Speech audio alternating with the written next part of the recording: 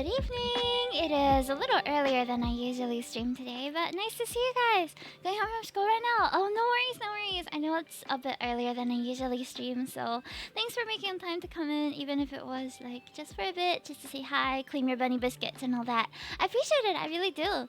Yeah. So today we're gonna be playing a bunch of Steam Next Fest demos, and I'm super duper duper excited! Yeah! I also have all my Halloween, not all my Halloween, some of my Halloween YCH that has reopened on Ko-fi and VJam. So if you're interested in getting them, they are $10 to $12 each, depending on what you are going to select. So let me just do a little bit of self-plug before we begin. We have the Little Company YCH. We also have this Halloween one. Yeah. So I've had the honor of drawing a lot of these earlier this year, but as some of my kind of like demand kind of fell down a little bit, and since it's Spooktober again, I decided to bring them back at a revised pricing, and now the queue is cleared. So if you have any orders, you can also order it before the 20th to get it before Halloween. Yeah. And a lot of friends of mine are playing Lethal Company again, so I thought it would be a nice time to bring it back. Okay, so for today, we're going to do Wheel of Names to select the one that we are going to play, because there are way too many demos to try, and I don't know which one to do. So I put all of the ones, I already downloaded all of it as a precaution, and I'm just going to shuffle all of them, and we're going to see what we land on, and whatever we land on, we'll try. Sound good? Alrighty, so let's see what's our first game of the day. Oh, let me just adjust the stream avatars real quick. Hold on, why is it so teeny tiny? Why are my bunnies so teeny tiny? I'm gonna make them a little bigger. There we go.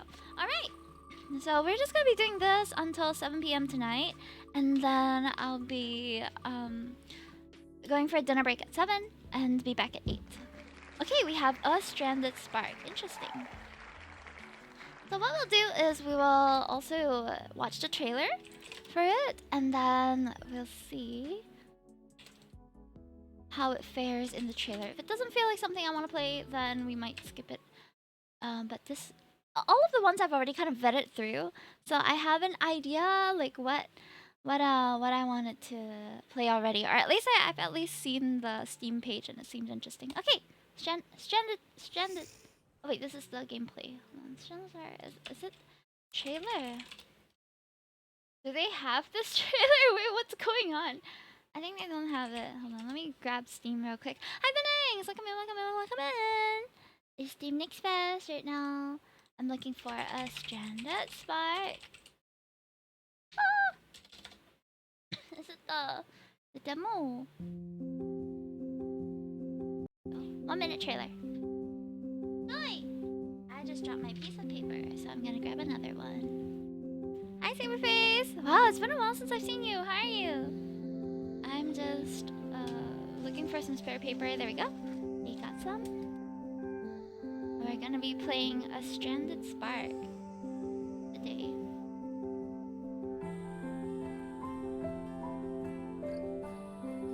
It looks like a isometric adventure game.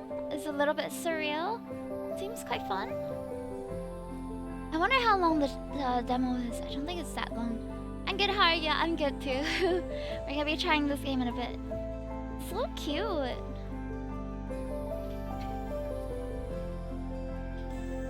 Stranded Spark. And I'm going to set game to games plus demos, because that's what we'll be doing today.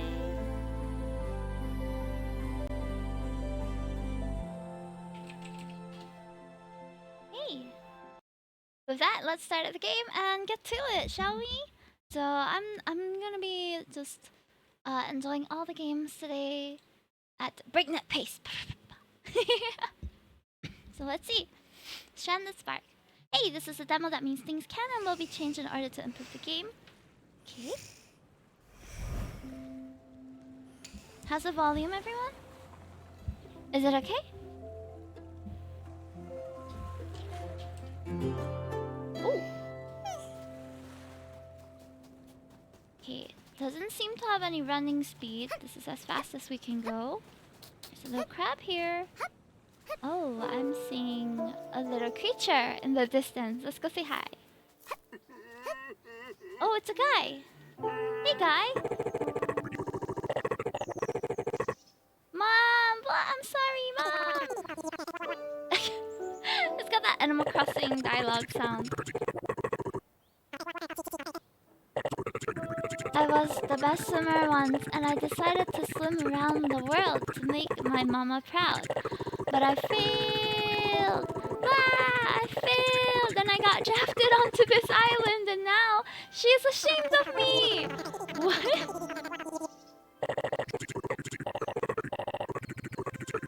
And the ghost told me it said horrible things, and that she doesn't want me home ever again. What? What is going on? Sorry, when no one can read it. He did. What? Why didn't you didn't open it? It's for the best. I couldn't finish my goal, so my mama is ashamed of me. I don't even know what's happening already, but it's so funny. Dialogue SFX is so funny, right? But what if... Bah! Hey, listen, maybe... Bah! Bah! Okay, he's inconsolable. I don't know what to do about this crying man. Bah! Can we... Oh, hello. What? Sorry, I cannot understand you. It's giving me Frog Detective vibes a little bit. Just woke up on the beach like a second ago. Why is he trauma dumping on us? Yeah, not very nice of him, right? I cannot believe.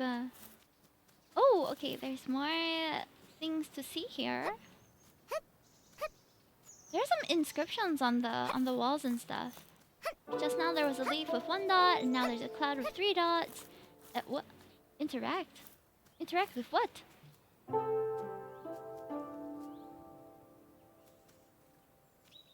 What? Guys, I am confused. Was I supposed to go up here? Hup, hup! Hup, hup! Interact is just me looking down there. What? Okay. Maybe we'll need... Oh!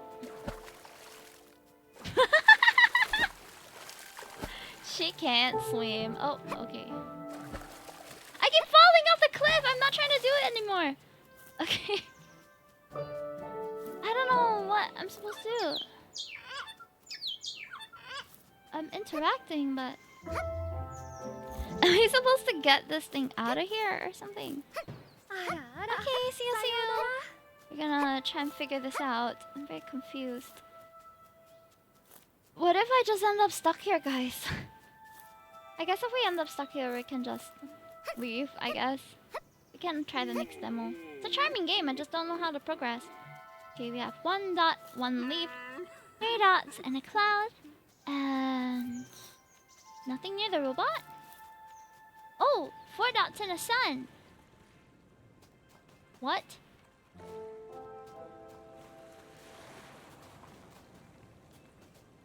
Pick up. Oh, what's this for? I got a thing! I got a thing and I don't know where to go. Yo! Hi, Himi! Hi, Melanie! Welcome to the stream! Trying to figure out where to go, but Himi's very lost. I got this water thing. And I don't know what to do with this thing. Oh, there it is! Woohoo! Okay, we're progressing. We're progressing, we're making... It's very hard to see, and I can't change the angle of which we can view this by... Ooh, a computer!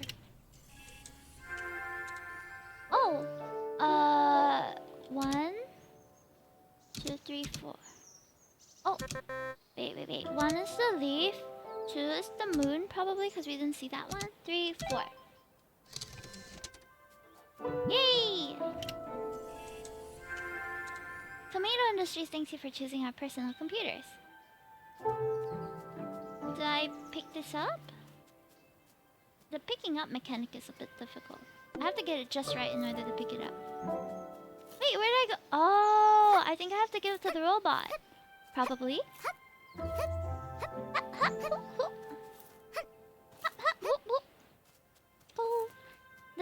I only can to figure that maybe the robot will have something to do with this. Because she's electronic, you know. But who knows? Okay, Mr. Robot. Did you want this? The translation system has been restored. Oh, now I understand you. They happen to know how to get to the top of the island. Don't you have a map on your hard drive? Could you check your drivers? What? Why should I check my drivers? I mean, negative.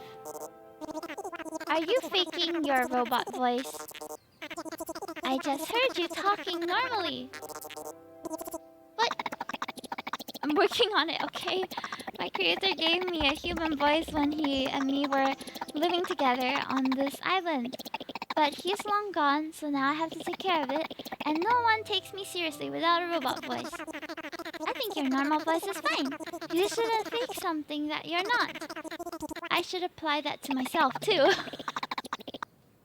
Also, if someone laughs at my voice, I can shock them. I'll keep that in mind. The dark forest is really scary, but because of your kindness, I'll let you enter. No protection whatsoever? Oh. Okay. Ooh. It's a little bit scary, yeah, as they say. How do I get to that side?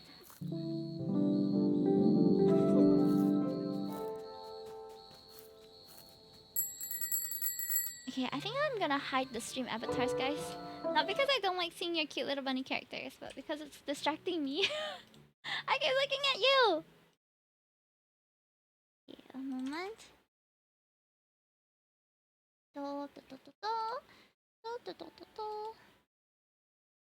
Okay. Right. No! Sorry!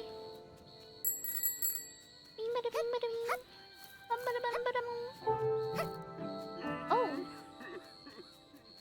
I still hear him crying, dude.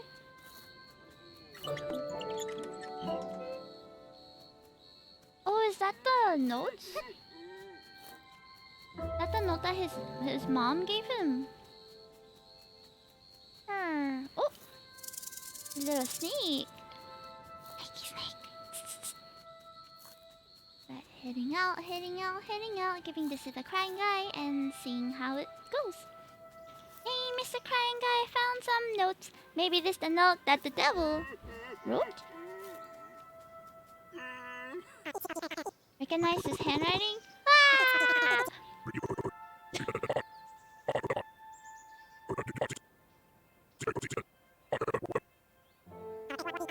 Why did you believe him? I felt ashamed that I wasn't strong enough. After that, I destroyed the letter and threw it away.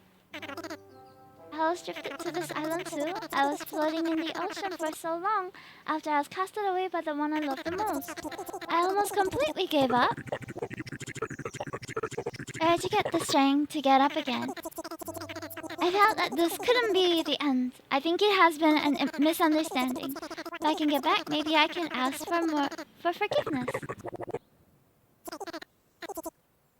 Let's read for real what Mama said. Let's put the oh.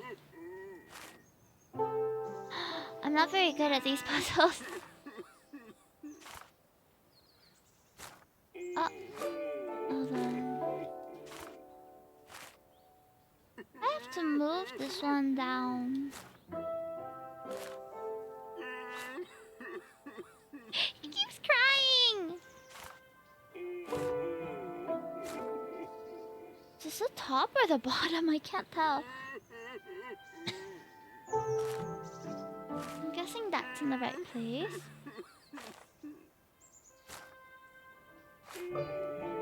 Not the doctor's handwriting, no. Look at the edge of the letter. Yeah, that's what I'm trying to do now. I think I have to cycle it this way. I'm really bad at this. Why would they give me this to do? I think this one should be here, right? That don't look right! Oh no! I think it must be at the... Why would they make it so hard to read? Okay, that should be there. one should be here. That one's... Oh no! Oh no! Dude, what the heck? Okay, try again. Restart. Crap! I don't know what goes where. I'm guessing this one is the edge piece where the circular bit is. But there's no other side that has that circular bit. Can you stop crying? I'm trying to focus, dude! It's not about you anymore. It's about my puzzle-solving prowess. Imagine getting upset and you didn't even read what your mother wrote you. You're a bad son for other reasons. Stop bawling, bro! Oh, he actually stopped for a bit. Crying at me solving puzzles. Man. I'm really trying to decipher it, but I'm also having difficulty. Right, like take what a ghost said serious and then like not even ask your mom exactly, like not even bother reading what your mother wrote is like kind of an asshole move, sorry. Enough, bro! Oh. Okay, I think this one is in the corner.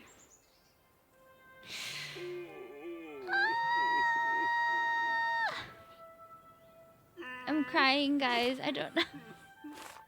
How do I solve this? That's definitely not there.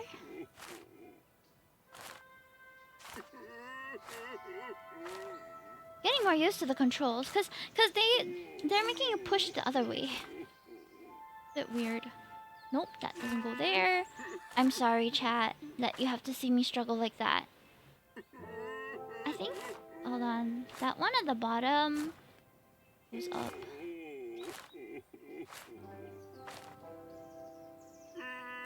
Enough! I'm getting so sick of his crying and bitching.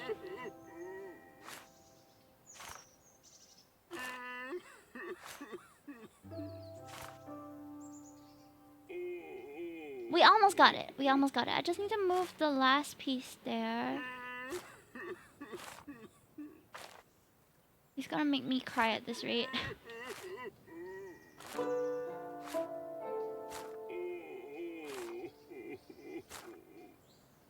Oh crap. I'm gonna cry too, bro.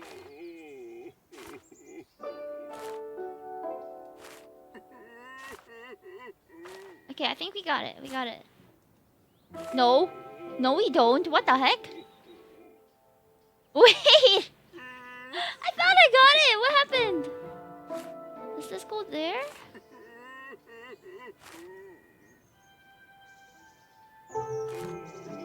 These need to trade places. One goes up, one goes down.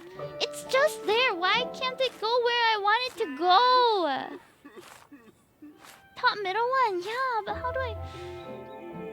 Oh, top middle one. Damn it!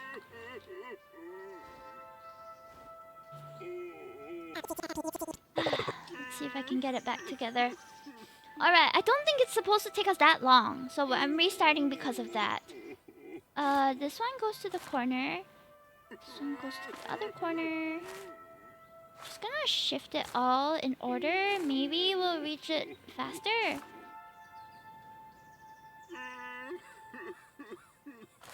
Okay, this one needs to go down. Quit your balling! Okay. I'm sorry, chat. This is taking me a while.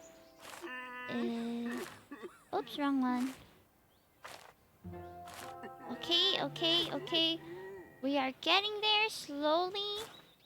I need to move this to the top corner.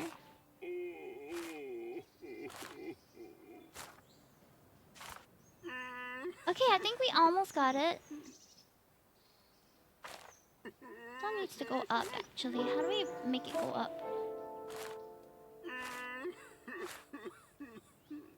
Both of it needs to go up.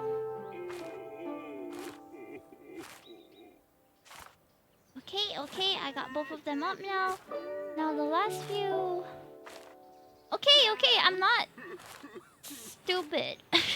I'm not too stupid. We got this. Logic puzzle. How do I move that to that side? Huh? Wait. Yep, that goes there. Then this goes down.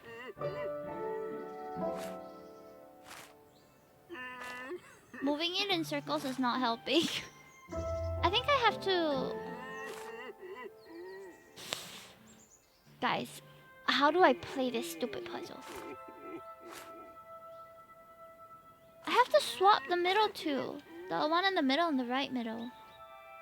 How do I swap them?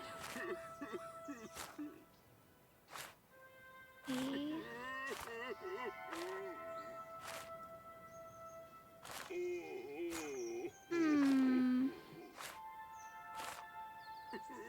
Maybe if I move them all in order, maybe it'll get there. Eventually.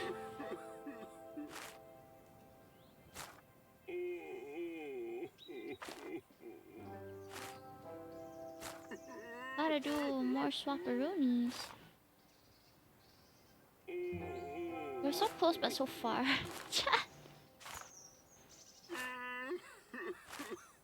I also want to cry, stop!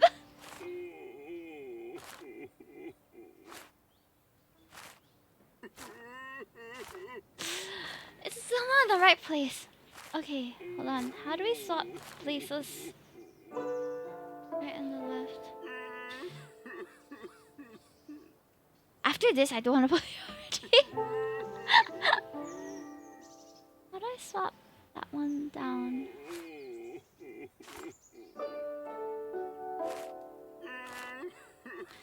I think we have to move this here first.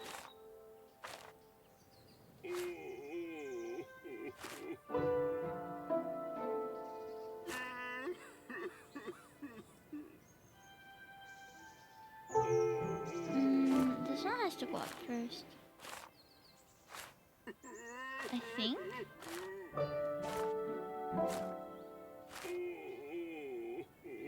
Getting further away.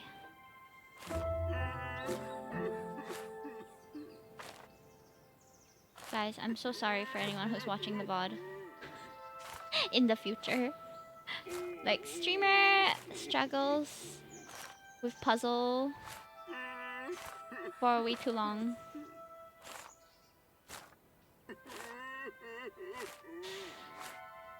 I quit! I quit! I swapped them the wrong way! Now we have to get this over to the other side.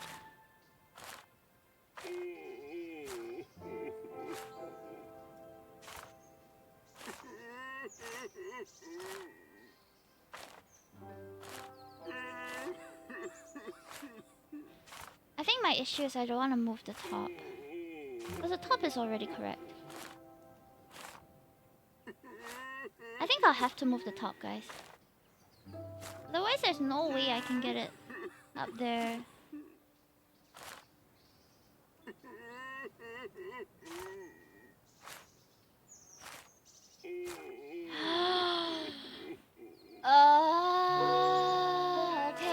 Okay, let's move the top.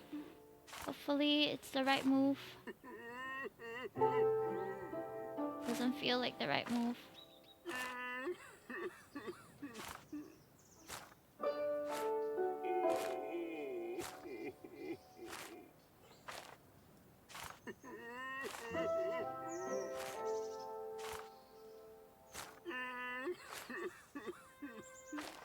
Oh no, this one has to... Oh my god.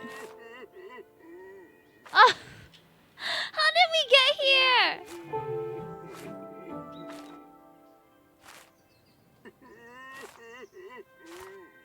Okay, let's put this down first and then figure out the rest.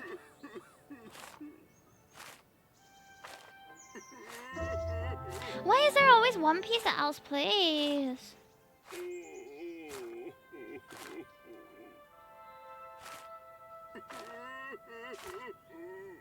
One has to go there, right?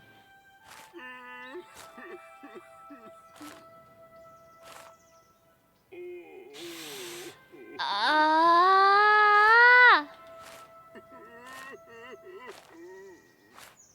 Guys. Now the top one is wrong. I'm back at home. Welcome home, buddy plop. I'm struggling. This puzzle is so painful. Like, I already know where it's supposed to go, but it's just infuriating that I can't put it there. So annoying. Oh my god. Get into the clinic later. Okay. Take care. Take care, take care. The guy's crying is not helping either. Ayo, get well soon, bunny. Get well soon. It happens sometimes. I wish I could just drag the damn thing, because I already know where it's supposed to go. So annoying. I've been stuck on this for 10 minutes. I give up, guys. I give up. He doesn't want to do this anymore. I'll try one more time and then... I'll try one more time and then we're done here, because this is so frustrating. The guy's crying is so annoying. I'm supposed to cry already.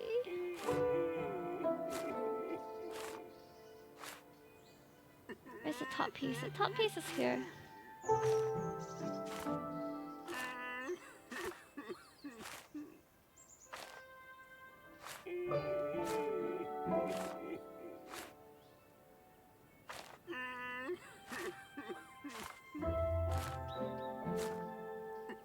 Okay, okay.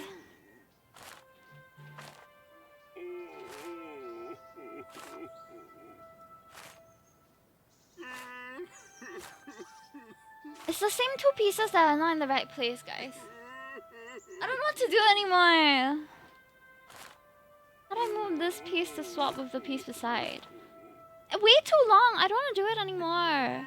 But like, it's just these two pieces. The middle piece and the middle right piece are just not swapping places, and I don't know why. It feels like I can't solve it. How do I switch the places? There's no way to switch it like side by side, is there? Oh my god. Swap.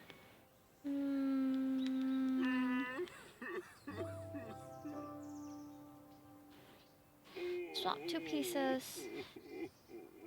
Ugh.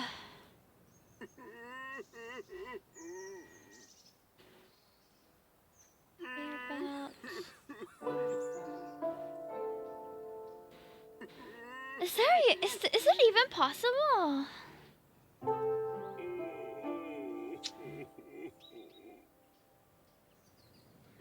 I'm trying to search it up now, how to do it.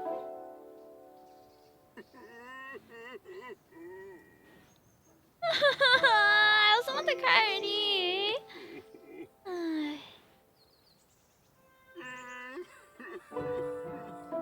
But how? 3x3 slide puzzle. We already settled the top row, right? Then...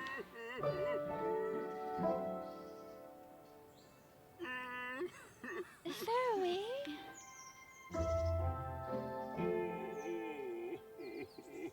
We'll move the tiles on the left column once you got them in the right spot. Yeah, but... It's not even in the right position. I don't think there's a way, guys. Maybe there is and I'm just too illogical to solve it. But why?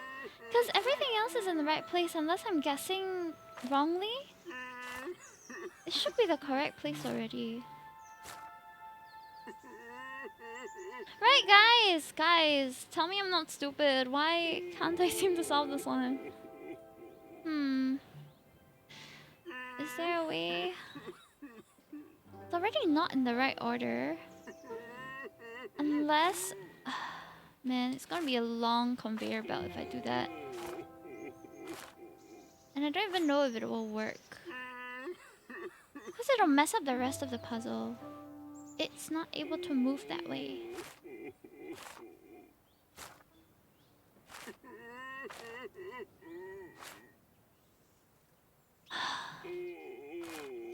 Is that me?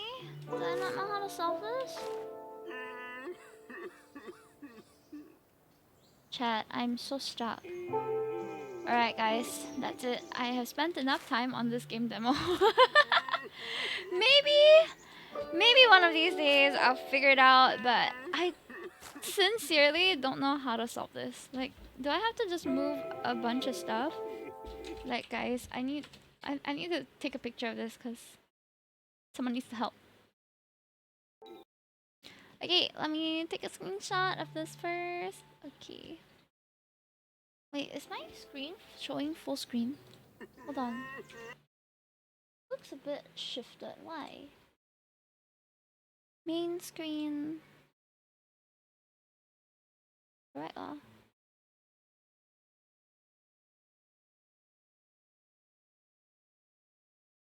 There's no like black line at the side, is there? Okay, I have had enough of this one. Unfortunately, we got stranded on a stranded spark. But it's okay. We got stranded on a stranded spark. Man. Ah, Pahi! Hello, hello! Welcome in! Hi, hi, hi, hi, hi, Puffy Yummy Yumiso! Hi, hi, Puffy Yummy Yumiso! Hi, hi, Puffy Yummy Yumiso! Anything is possible! Welcome everybody! My name is Himitaki. I'm a bunny princess VTuber and today we're playing some Steam Next Fest demos! Yippee! I got stuck on one of the puzzles and I got a bit frustrated. Like, I gave up because I couldn't solve this stupid sliding puzzle. Like guys, this here should have like gone here, but I didn't know how to push it over there, so I gave up. Oh no! Can I not like... Oh my god. Okay, never mind. Game ideas for what I do in the same days. Oh, I actually posted all my Steam Next Fest demos that I wanted to try. But because there's so many, I just decided to put them all into one... Wait, it's hard to see here. This is all the ones that I downloaded. And I just put them all into a wheel and decided to see what comes up. Unfortunately, we got stuck on our first demo though, so that was a bit unfortunate. Stuck. Okay. Next up is Cloak Rogue. Interesting. I haven't... So what I usually do is we'll take a look at the... Clock Rogue! Sorry, not Clock Rogue. Pretty good way to go about it. Oh, what's this? So we'll just take a look at the demo trailer, and then we'll give it a try. This looks interesting. I think I downloaded it because I've never seen a game mechanic which has like a circular interface. So that's pretty cool. Oh, we're defending against viruses. This is very Pahi coded. Is it just me? Like the monsters remind me of Jackie. But yeah, thank you so much for the raid. I hope you guys had a good one. And is it very late for you right now? Alright, Clock Rogue. Let's give it a try, shall we? I am only going to be playing every game for about 15 to 30 minutes, depending on the duration, but I try to keep it within half an hour per game, because we already don't have a lot of time to try. Okay, let's give it a go! Hey, hey, Pahi Raid! Yes! Okay, 我们要用英语来. Let's give it a go! Clock Rogue! What is this all about? Huh? So you're the newcomer who joined today. Nice to meet you. I'm the boss of the Hari cells. Let's get started right away. You must correctly count without the time displayed. No! I have to count? Press the count button and try to stop within 2 to 4 seconds. 1,000, 2,000. Oh! What? I'm not good at this! The slash attack, which is embedded in the 2 to 4 second range, got activated. Deal 6 damage to the enemy. Now look over there. It looks like the enemy is going to attack. I foresee that this will be a little bit frustrating for me because I'm not very good. Aim for the shield icon. 3, 4, 5. Okay, I got one. But I I think it's gonna get increasingly frustrating. Game 5 shield indicator, you would reduce the damage received by 5. Oh, I don't like the beeping sound though. It's very... It feels like my alarm clock a little bit. 1,000, 2,000, 3,000, 4,000, 5,000, 6,000. What? Oh crap! I could do twice! Okay, well thankfully I was a bit blurred. 1,000, 2,000, 3,000, 4,000, 5? I lost count.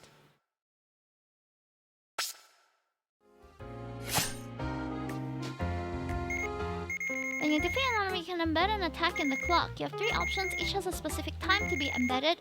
Carefully evaluate and choose one. What? Gain 10 shield. Let's do the counter. I like... Virus attack. Hi Troy, welcome in! It's very high-pitched, yes, the child. I agree. Not my favorite sound effect. Oh, I'm really bad at counting though. 1,000, 1,000, 2,000, 3,000. No! I'm so far away! What? Wow, I suck at this. My time estimation is very bad.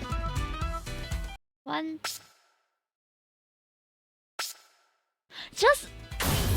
Ah! If what match? So the idea is you have to use the clock to time your attack.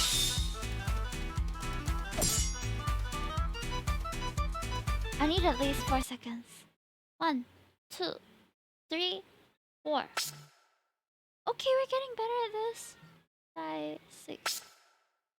Okay, 2 attacks. Let's go. Yeah, there's a lot of awkward silence in between. But yeah, it is a very cool... Oh, I want Thunderbolt. It's a very cool concept, but I am... The awkward silences in between is a bit... Okay, 3. 1, 2, 3. Ah, that's a shield! 5, 6, 7. It's an interesting idea, agreed, but frustrating, you know? Because you already know what you want to do, and you have to kind of just hope that you get it. Ah, I just missed it by like a second. Not even a second, a millisecond. 3, 4, 5. Okay. I have to keep counting. What games are you gonna try? We are going to be we're gonna be randomizing it. So I have a whole list that I put on a wheel, and I have all the demos downloaded already. So whatever happens, happens. 1,000, 2,000, 3,000. What? Wow, that was an incredible miscount. Is it 1 Mississippi? 1 Mississippi. 1 Mississippi. Oh, Papa! No! I missed completely again! It's better than the attacks and blocks being randomized. True, true. Oh my god. Ah! I am not good at counting time. It does get increasingly frustrating.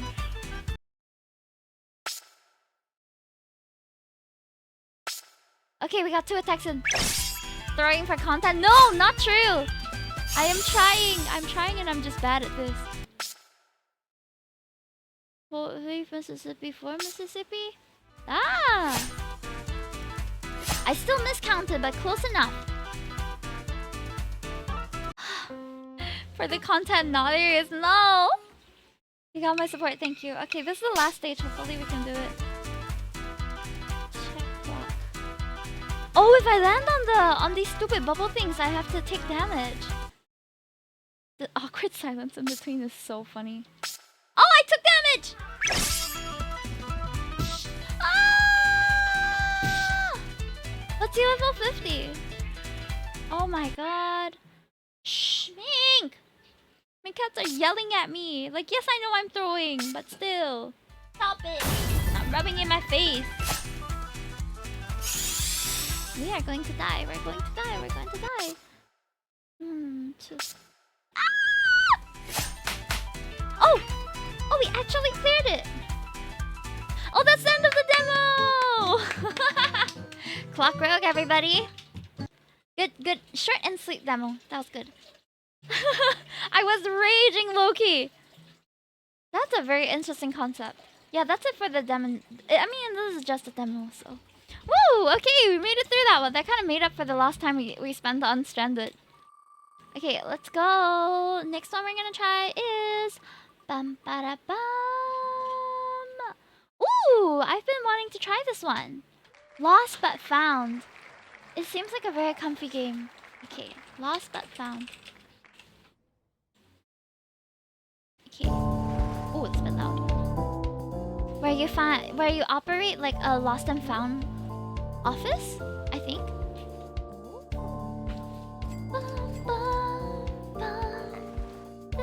Give me that money. Pepper spray. This one I think is gonna be better with the mouse. There's so many things. Oh, this looks fun. I'm so ready.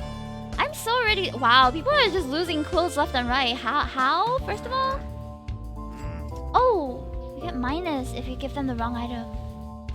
Oh, I'm so excited to try this one. Okay. Lost but found. I'm so ready. I'm gonna put my controller aside for this. Alright, you guys ready to give it a go? So this is a game where you find a lost and found, you operate a lost or found thing. Okay, keyboard and mouse, that's fine. I'm gonna just put the audio at slightly lower because it's a bit loud for me right now.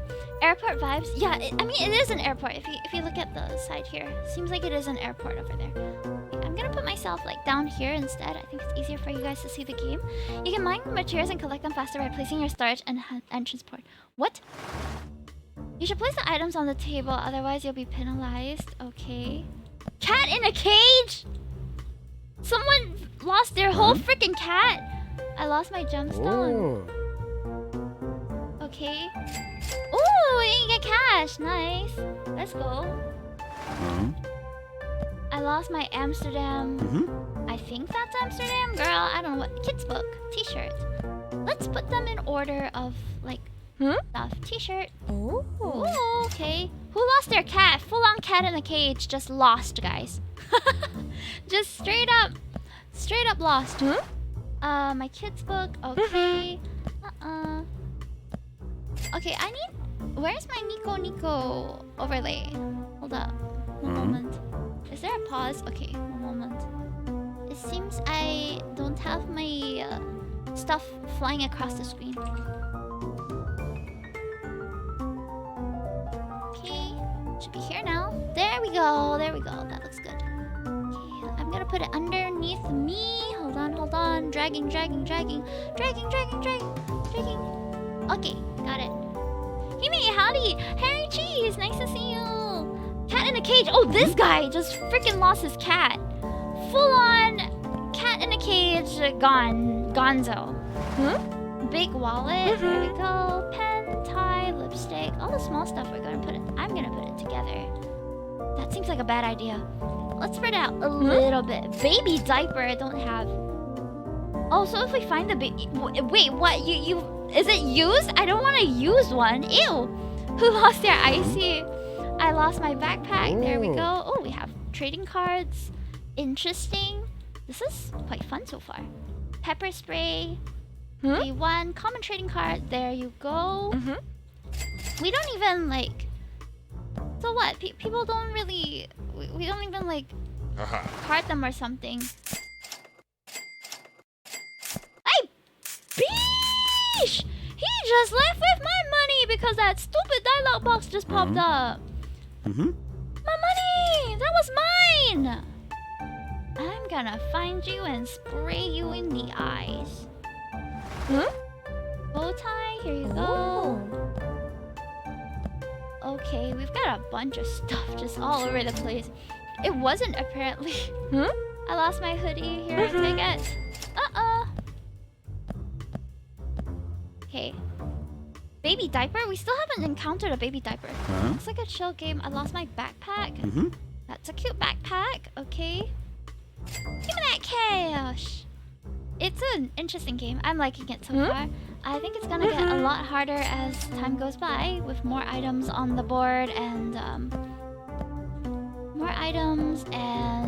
more stuff to remember, like the identity card. Baby diaper. Okay, we got baby diaper.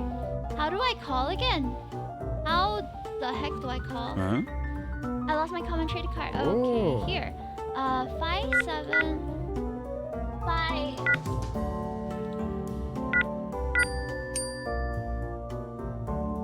Wait, I just called him, bro.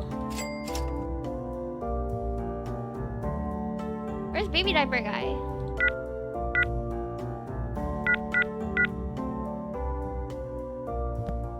Oh, what the heck? He didn't appear. He didn't appear. Alright.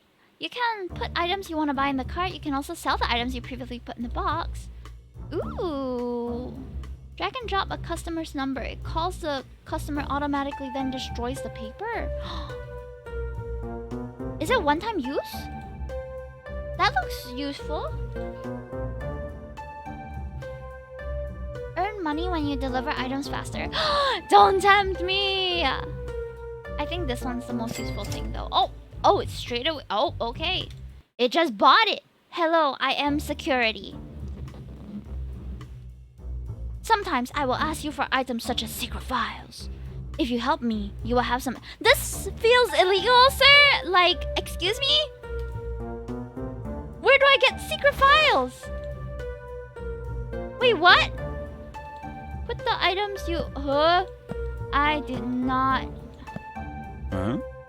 Exotic wine bottle? We don't have that. Collection box? What?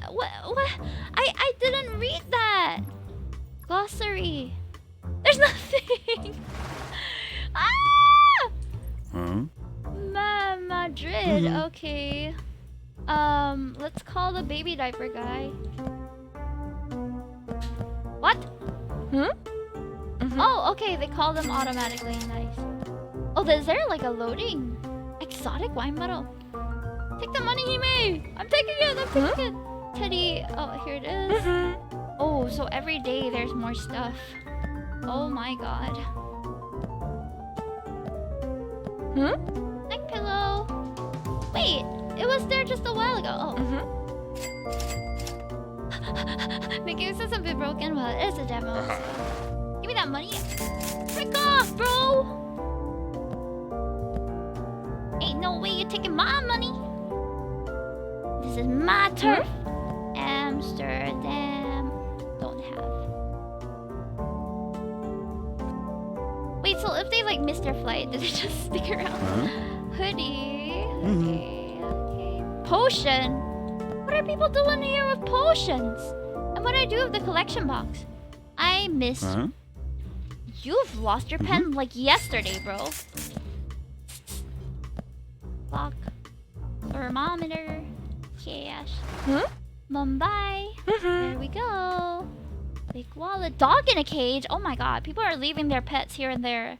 Like, can you be more responsible with your dogs and cats and animals? Amsterdam boarding pass. Still don't have. Yeah, we don't have that. Briefcase. There you go. New York. We got all these. I actually lost my wedding ring recently. Not outside though. I lost it. I lost it at home because my cat got to it and I don't know where she played with it. She like toppled it off the table and then just flew into oblivion and now I can't find it. Headphones. Okay. Face cream, hairbrush. Yeah, so I lost my wedding ring. It was we never splurged on our wedding ring though, so that's fine. Like we got a cheap one. Because I just foresaw that I might lose it down the line since I wear it every day and, you know, face cream, there you go. Is your cat getting married? No. No, unfortunately, my cat is probably going to be sticking around with me for the rest of the time. Where is that boarding pass? An exotic wine bottle. Also, what the heck do I do with the collection box? I don't know what to do with that. stuff. Oh, I want to buy the stopwatch because I am a very fast deliverer. Yes, sir. Like, girl, I'm pretty speedy. I am Speedy Gonzales up in here. Bum, bum, bum, bum. Hi, Big Boy from Cookie Monster. Welcome in, welcome in. I lost my hoodie. I got it right here. I almost gave you the wrong thing. More money for me. Hairbrush over here, lady. Think I'd actually play this game. This is quite comfy. Yeah. Tokyo boarding pass, passport, bracelet. I'm gonna put all the boarding passes in one place. All the smaller miscellaneous items over here. Raincoat and bold bracelet. There we go. Thank you for your patronage. I think some of you are giving me more money than the item is worth. Oh, screw off. Okay. Exotic wine bottles here. Necklace is here as well. Istanbul boarding pass is here. Gift box. There you go. I'm gonna... Oh, crap. I called the person accidentally. Exotic wine bottle is this one. Oh, it's getting faster. Chat. Chat! I'm dying a little bit. Sweater. We don't have that. Don't have. Potion. Yeah, what the heck are you doing walking around with potions? London. We have that. Nintendo Switch. Oh, Amsterdam boarding pass finally made its way here. Right. Beach hat and Amsterdam boarding pass. Thank you for your patronage. I appreciate it. It's a hyper potion. Who knows? New York. Concrete Jungle, where is Army 8 of? Oh. Do we not have security in these parts? Madrid, we don't have that right now, lady. Ebook reader, fairy tale book. I'm just gonna arrange all this. This is very fun to me. I don't know about you guys watching this, but I am enjoying this very much. There you go. Dubai. And then a toy. Who left their dog here overnight? Can you please collect your dog, damn it. Do we have a sweater? No, we do not. Oh, finally. He's been sitting here. Camera. Okay. Oh, baby diaper. Yucks. Yucky. Gross. That's gonna be rotten tomorrow. Lost your shorts? How did you lose your Nintendo Switch? This is fun. I like this. I like this a lot. I would play it. Hands down. To-do notebook? I'm sorry. I don't have that right now. Leave your number. Lost my Tokyo wedding pass, passport, flip-flops. Okay. Fairy tale book. There you go. Thank you, ma'am. Where is the to-do notebook? I don't even know what that looks like. Madrid. Still don't have. End the day. Slay. I'm so good at this. Okay, what's this? Shows you the price of items. Increases customers' chance of tipping. Increases patience bar. I think we need the increases wait time, increases patience. What's the difference between wait time and patience bar? I do not know. What is the difference? Well, let's do patience bar and the price of items because I am a nosy bitch and I wanna know.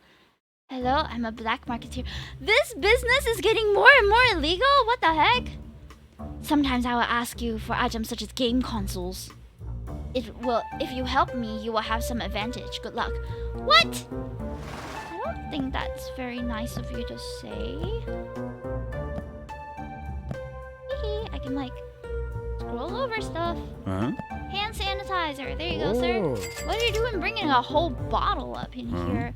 Face cream. Okay. Fan. Big wallet. Oh, there. The to-do notebook is here now. Roam boarding pass. Sweater. Okay. We can scan for the sweater. We can also scan for the to-do notebook. Oh, there's a cooldown. Sweater. Headphones.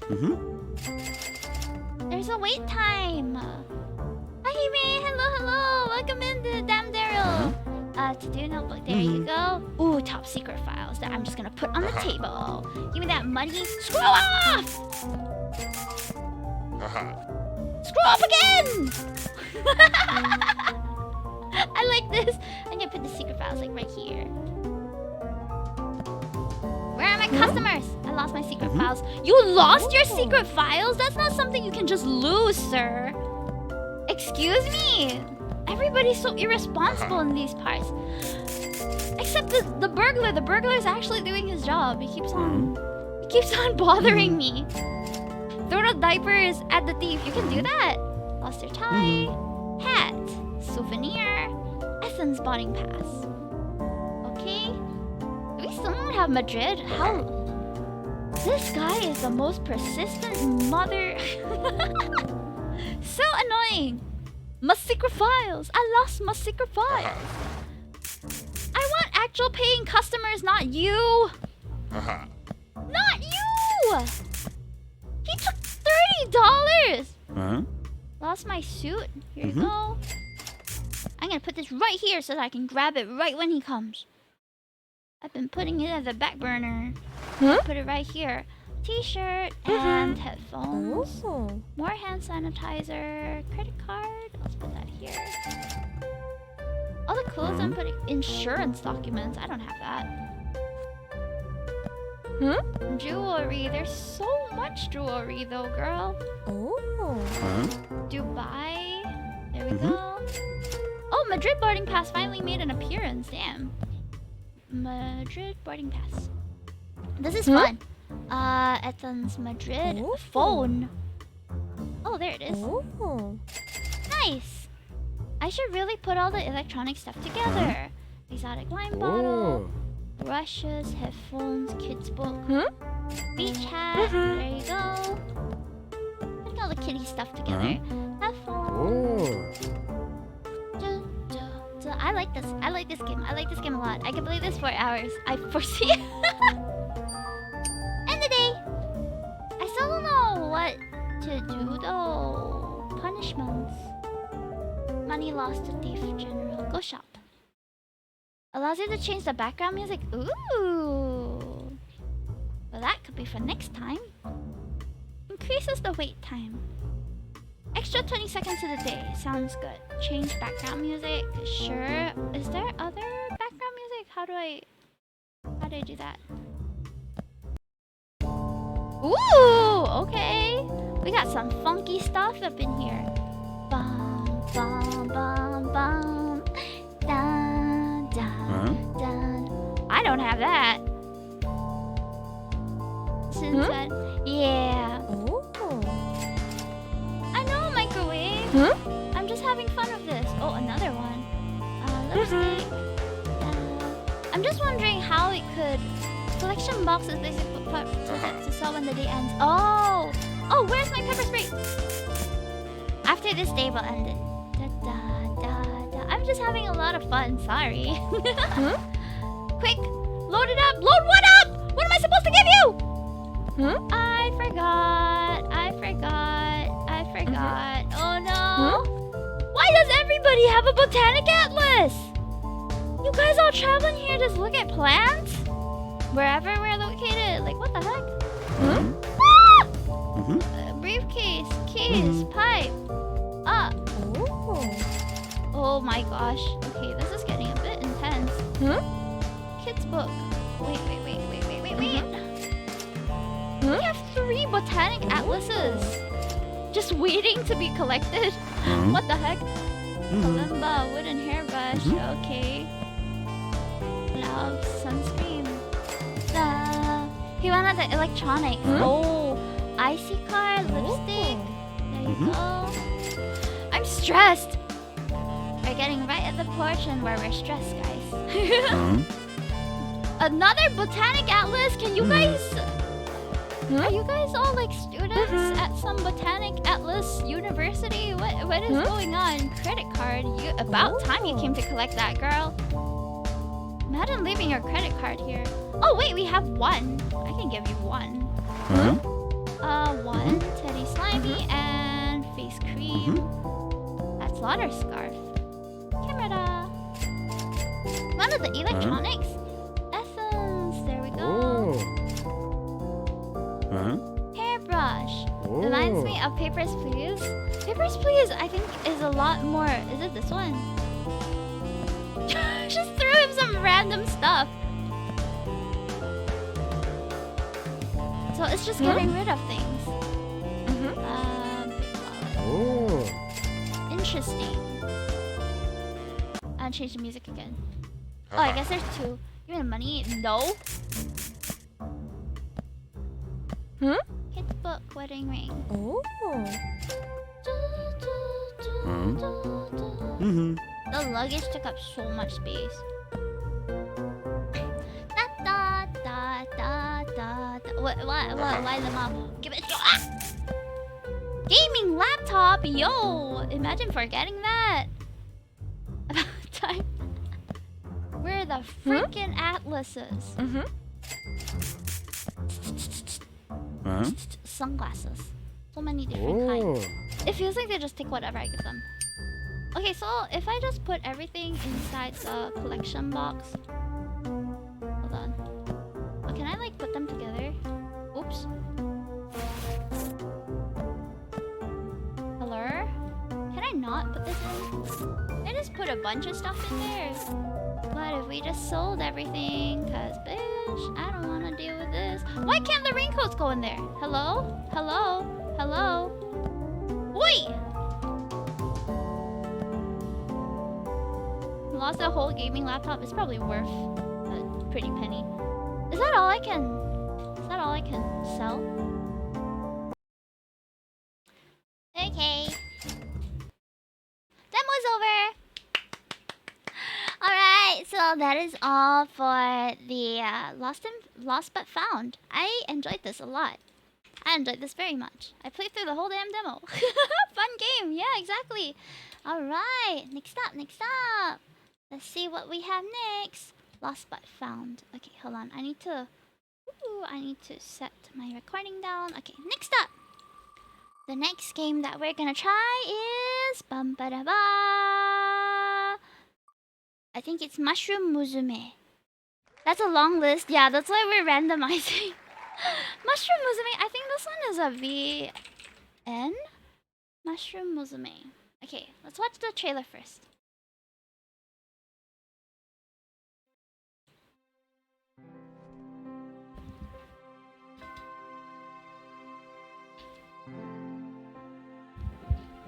Passive raising mushrooms. Hi, Shadowlord. Welcome in. Make unusual parenting decisions and raise a daughter unlike any other. What? How many are you gonna do? Grow your daughter into one of over 30 unique species of mushroom? What? Oh, draw a new hand and try again. This is Tamagotchi, but on steroids and with mushroom girls. Roll the dice? Wait, what? There's like D&D mechanics in here. Commit murder? Fall in love? Climb a mountain? There is so much going on. What is going on? We can commit murder? What? That's crazy.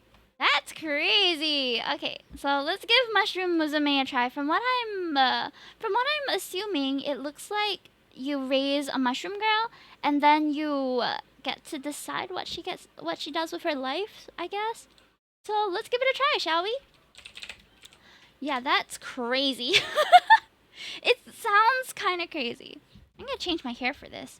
But yeah, welcome in. For those of you guys wondering, how many am I gonna do? I'm gonna be playing by the time. So, I have about 45 more minutes for the first half of today's stream. And then at 8 p.m. I'll be coming back to play more. Error launch. Oh, did I open it twice? Oh, okay, there it is. Mushroom Musume. It's a bit soft, isn't it? I can't hear anything. Is there controller support? Oh, there is. Okay. Let's set the audio a bit louder. Okay, it's really hard to play with let's just play with the mouse. Self-voicing? Self-voicing enabled. Oh, Self-voicing disabled. Okay, nice. Let's start, I guess. Once upon a time, there was a humble recluse. Though they had no need for society, they did often find themselves home to a loneliness that they could never quite shake. In the morning, the sun would rise, at night it would set. The recluse would observe the splendor, knowing that the sight would be made all the more beautiful by having someone to share it with. It wasn't that they desired a relationship. Perhaps it was a flame that had burned them one too many times, or perhaps they were simply disinterested. No, a child. That's what they wanted. Someone to take care of and to teach. Unfortunately, it was a longing that could not be found, not in these woods alone. However, we are never quite as alone as we think, are we? One day, a witch appeared, as if drawn by the intensity of the recluse's desire. The lumber that the recluse had spent the morning gathering slipped through their hands as they spotted her, the witch of the woods. She began to speak. You desire a child, yes? For some, those are quite easy to come by, but not you, it would seem. Let's make a deal then. If you do 3 simple chores for me, I will present to you with a daughter of your very own. The recluse, caught up in a moment of naivety, quickly agreed. Not you, Minky. Shh. My cat wants a child, apparently. The witch, knowing that the recluse was destined to accept, simply nodded and began to deliver the first of these so-called chores without hesitation. Your child will come into this world with little to her name. Let us even the scales. Bring me an heirloom, something she will forever value. The recluse thought on it briefly, searching through their home for the object they had pictured. Your most used cast iron skillet, a glimmering music box, an old bottle of medicine that had sat unopened. I feel like a music box would be nice. A soft, beautiful chime played from the jeweled box. It had been created to bring joy and beauty to all around it, which you found admirable in theory. The recluse hoped that their daughter could have that privilege, to think she could focus on soft things like music and avoid the dark, painful things in life. Bringing their prize back to the witch, she simply gave a smile. How perfect! After their brief detour to meet with the witch, the recluse resumed their normal day-to-day schedule.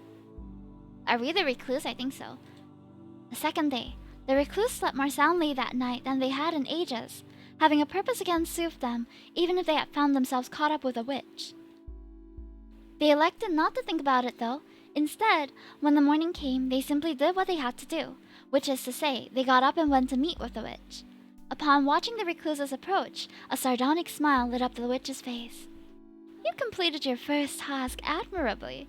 2 more and I can finally give you what you want.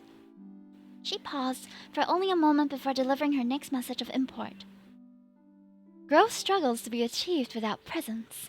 Offer me that which embodies the emotion you would provide for your daughter. The recluse pondered for a moment, thinking of what they had to offer. A prized gem fragment? A silver-backed hand mirror? A stone lawn ornament?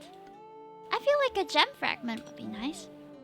If there was anything worth showcasing the sheer wonder the recluse would have for their daughter, it was a small glittering fragment they kept secret. Like a brilliant emerald, it glimmered unlike anything else the recluse had ever seen. But even they understood that beneath its surface coursed something ethereal. Returning to the witch, the recluse held out their offering. But to the witch holds up her hand in protest. It is a beautiful thing to offer such passion. Merely the intent alone shall suffice. Feeling a tender hollowness, the recluse declined to answer. Yes, Minky. The third day. So now we're playing Mushroom Musume, which is like a story-based game. But we are like doing stuff that a witch asks, and then we'll meet a mushroom girl. What's going on with Minky? I don't know. She's just meowing away. She's excited by something. With 2 assignments complete, the recluse could feel their excitement grow. If this witch was being honest, and for some reason they felt that she was, then that meant that this could be the last night they spent without a child. Thank you so much for the sub. Happy 1 year, Jacob. They hoped so, at least. That was all they could do. Barely remembering to get dressed, the recluse dashed to the meeting spot. Again, the witch had been waiting there for them. Welcome back, recluse. Are you prepared? Today is your big day, is it not? The last task is an easy one, or at least I believe so. Bring me something colorful, something bright that you think will suit her. When they were first told of the 3 tasks, the recluse had imagined things that were much more difficult. This seemed so easy as to be a trick, which they supposed only meant they should take it seriously, as if a mistake could mean death. With death in mind, the recluse needed to decide where to search for color. A field of flowers? Oh! I wanted to see the rest. Oh, my bad. I didn't see the other options. Aww. If someone wanted color, where else was there to even consider? The recluse decided to make their way to a particularly idyllic field of flowers. The field was filled with an overwhelming amount of choice. Before long, the recluse narrowed the options down to a few. Forget-me-nots, light-hearted blue flowers. Foxglove, purple bell-like blooms. Bleeding heart, sanguine and symbolic drops. Cardinal flowers, a prideful red bloom. What's that? A pumpkin? I like the pumpkin. Let's take that. It's not a flower, the recluse figured, but perhaps that's okay. Their daughter would be unique, like a single gourd sitting proudly in a field of daisies. Just like the pumpkin in their hands was before they took it. I've been caught! Oh no! The recluse returned to the witch's hut, colored item in hand. She silently took the object, nodding her head to the recluse in recognition. I'm assuming it's this color because I chose pumpkin. The recluse stood there for a moment, unsure, before finally the witch realized what they expected. Oh, you want your promised daughter, don't you? Her voice was almost mocking, but at least it was not overtly cruel. I suppose I must tell you that I lied, human. I do require several more trifling things from you. First is the matter of payment. The recluse should have known that everything is for a cost. Pay me now with wealth. Pay me now with life. Pay me sometime soon in larger quantities. Pay me at a much later date in the way I choose. Let's pay her with wealth? I don't know, I hope I have some money. They offered their coin purse to the witch, and she took it wordlessly. After pocketing the whole pouch, she returned a single coin to the recluse's hand. This'll be sufficient, the witch smiles. With the payment settled, the witch simply smiled and handed the recluse a small pot. Humans are tricky, but mushrooms are much more resilient. Consider this an upgrade. Don't worry, eventually she will develop a mind. Simply give her time, as much as she needs. Soon your wish will be in full bloom. I suppose, with all that settled though, there's one last thing for you to consider. A young girl needs a proper name. The recluse thought on the witch's demand before offering the final thing they had to give. What is her name? I'm gonna name her... I wanna start it with P. Let's go with...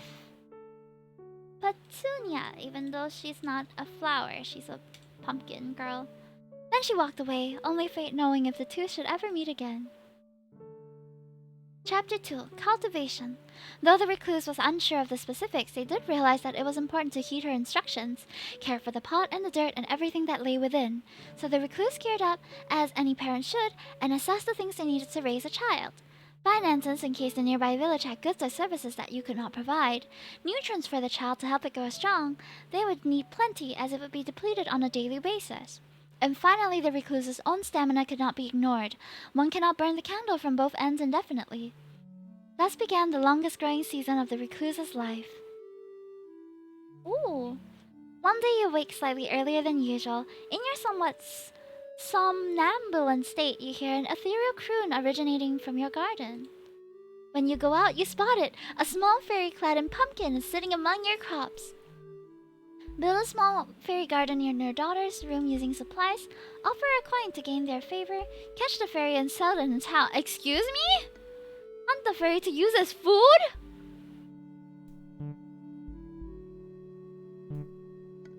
I guess I need money, but I feel bad selling the fairy. Well, I gotta be a good mother. I gotta feed my child. We're selling the fairy.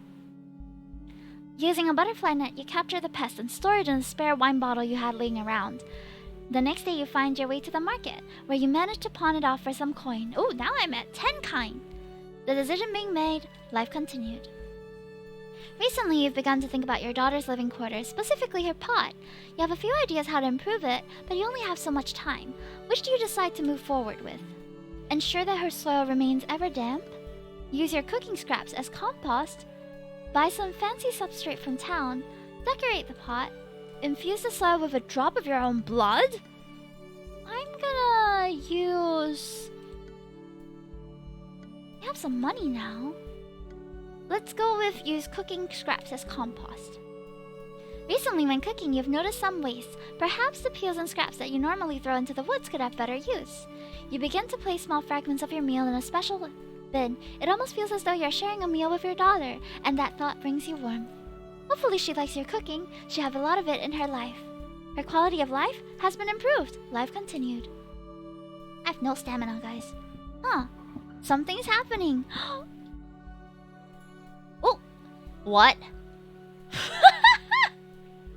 Is this my daughter? In the trailer we saw all these cute little anime girls. And I got a little mushroom person. I think this should be like the awkward teenage phase, maybe? Your daughter has changed in the night.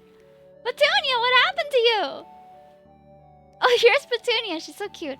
One morning, you awaken with a weight in your chest and open your eyes to find a heavy mushroom sitting on top of you. The creature has grown little arms and legs and demonstrates her newfound mobility by clambering off the bed as you wake. Her demeanor seems cheerful, wandering about in an excitable, inquisitive mood, like a baby. Encourage her optimism. Spend time nurturing her environment. Motivate her to be more practical. I think encourage her optimism. Your daughter's development is going to be better than expected, and you want to promote her cheerful nature. You encourage her to appreciate beautiful things, bringing her to the flower-filled glade you once visited. Enthralled by the wondrous sights, appreciating nature quickly becomes her favorite pastime, and she spends much of her time wandering outside. The decision being made, life continues. One evening you hear a light knocking at your door, quite a rare occurrence. Peeking through the window, you witness none other than the Witch of the Woods standing at the doorstep of your humble hut. What are you doing here again? Could she be here for a visit? Or to settle a debt? Introduce her to your daughter. Privately request a stipend. Let's introduce her. Perhaps it was time for your daughter to meet the witch. She could maybe even learn a thing or two. The two of you answer the door and invite the gloomy woman inside for a dry and awkward small talk. Something about the way the two absently stare at each other. You wonder if they've made some sort of connection today. The decision being made, life continued. Harsh weather has taken its toll on your garden, and your entire harvest has been lost. Weeks' worth of food and labor have been rotten and destroyed. Without immediate action, you and your daughter will be in trouble later down the line. Make your daughter tend to the plants, till the garden again and start over from seed. Times are tough. Offer your daughter some old food, maybe she'll like it. Accept the loss for now. You can make do. We're low on stamina, so we're gonna take a mental health day and say no work for me. It's unfortunate to let go, and yet you bitterly accept it. You're a bit of an expert in that area. Next year, you will be better prepared. For now, you will rest and simply go without. The decision being made, life continued. Oh! Oh, let's go! Oh! Huh? Oh my god! She's so cute! Your daughter has changed in the night! Aww! One morning, you notice that your daughter is nowhere to be seen. After an hour of searching the nearby forest, you find her walking in a nearby meadow. Whew! To your surprise, the creature had now taken the form of a young girl. You find relief to confirm that the witch hadn't betrayed you. At your approach, she turns and grins at you excitedly before continuing to appreciate her surroundings. Sit and watch her play. Buy her a nice gift to celebrate. Tell her it's time to go home. We have a little bit of money. Let's buy her a nice gift. Today feels like a momentous achievement, so you tell your daughter you're going to the village to buy her a present. She jumps up and down excitedly, and the two of you head back to prepare for a trip into town. Your daughter thoroughly enjoys the outing and lovingly clutches the stuffed toy she picked out at the market. The decision being made, life continues. You awaken, only to discover that your daughter is covered in tiny parasitic creatures?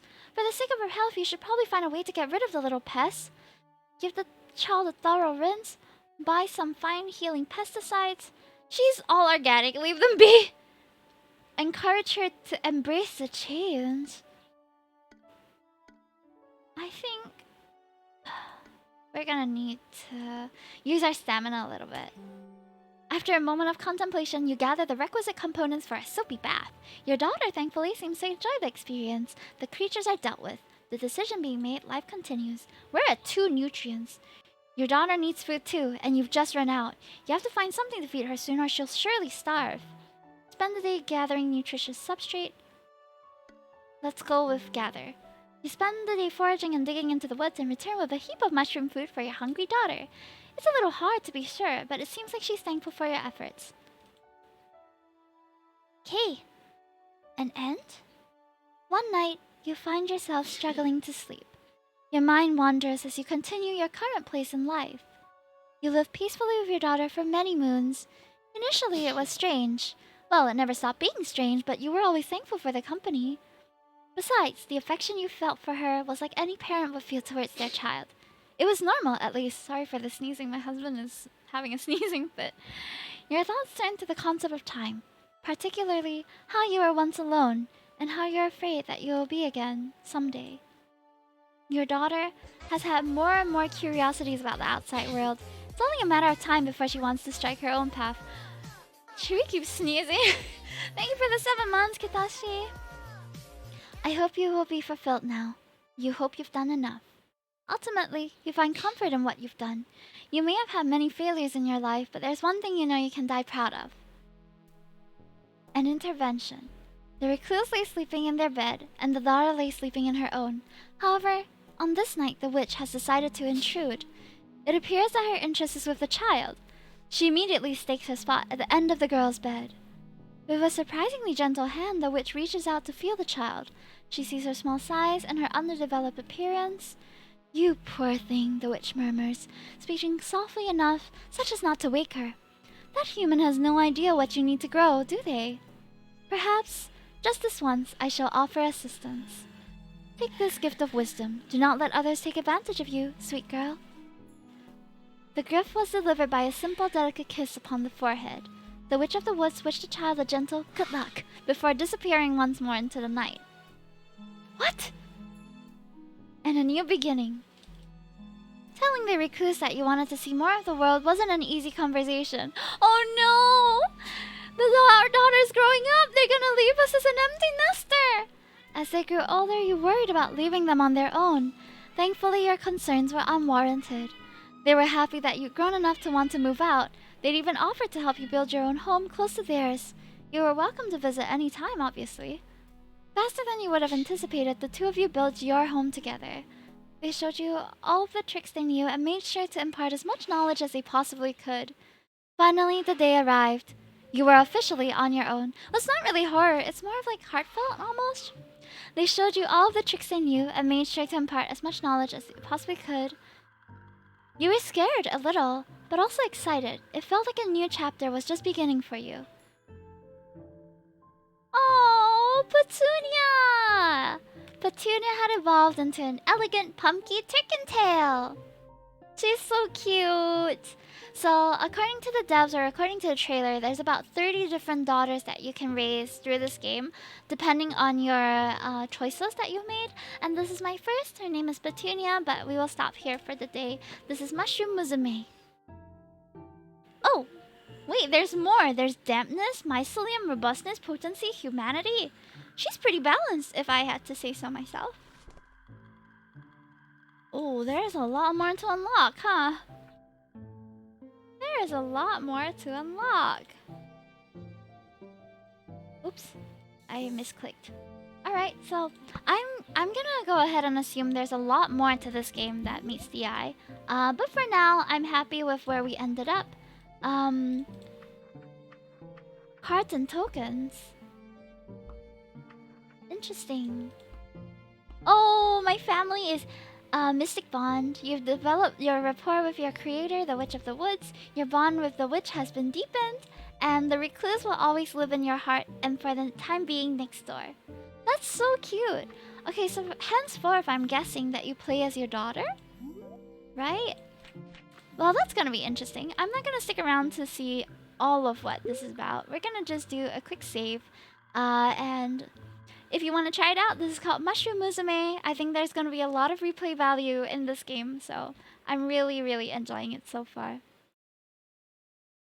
I think the demo also has many, many different ways that your daughter can evolve and the kind of traits that she can have. So very, it's a lot more intricate than I expected it to be. But that was Mushroom Musume. Thank you for joining me for that demo. It's such a cute game, agreed. Hi Hero, welcome in. Alright. We have time for maybe 1 or 2 more games, so let's shuffle the wheel and see what's next.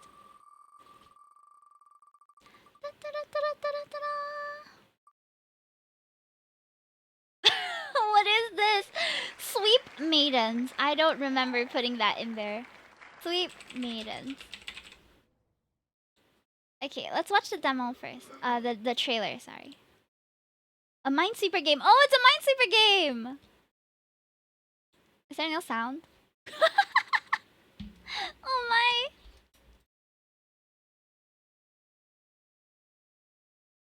There's no sound, guys. Okay, but I'm just gonna which are the games we've tried already? We tried Stranded Spark, Lost But Found, Mushroom Musume, and now we're going to try Sweep Maidens. Interesting. Okay, I'm ready. Okay, let's try out Sweep Maidens. I think it's just a simple Minesweeper game, so should be not too long of a demo. Give it a try. There was one more I played. Which one was it? I think it was Clock Rogue, right? That one was tough. Okay. Sweet Maidens. Help about quit. There's no BGM, so I guess I can put my own music. Alright, let's go.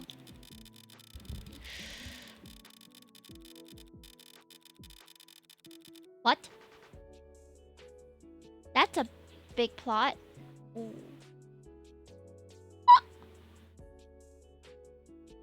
I don't actually remember how to play Minesweeper. So these two are definitely there. Open random cells of surroundings.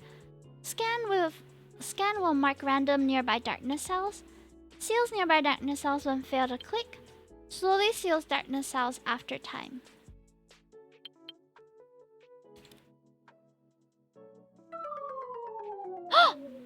Oh, I clicked on one of the darkness cells. I guess that's it then. Where? Game over. What? Press escape. Restart. Let's go.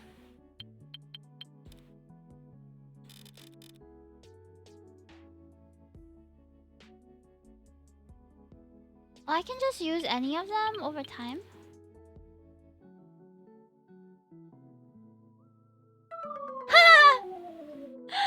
It's a probability game, basically. There's so many. Not very good at this.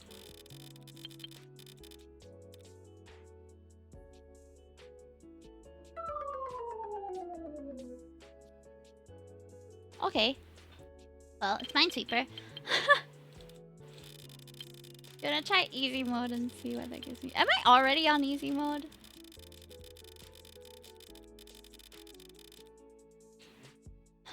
Well, these two definitely. Ah!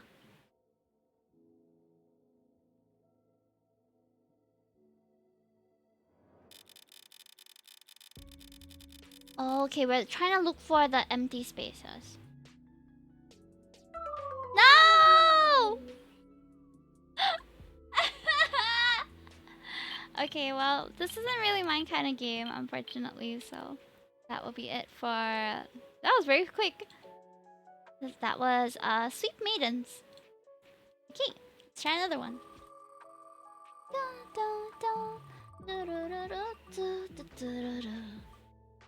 Okay, what is this? Novus? Guys, I'm gonna be so honest. Like, I downloaded all these games, but I don't really remember. What are they?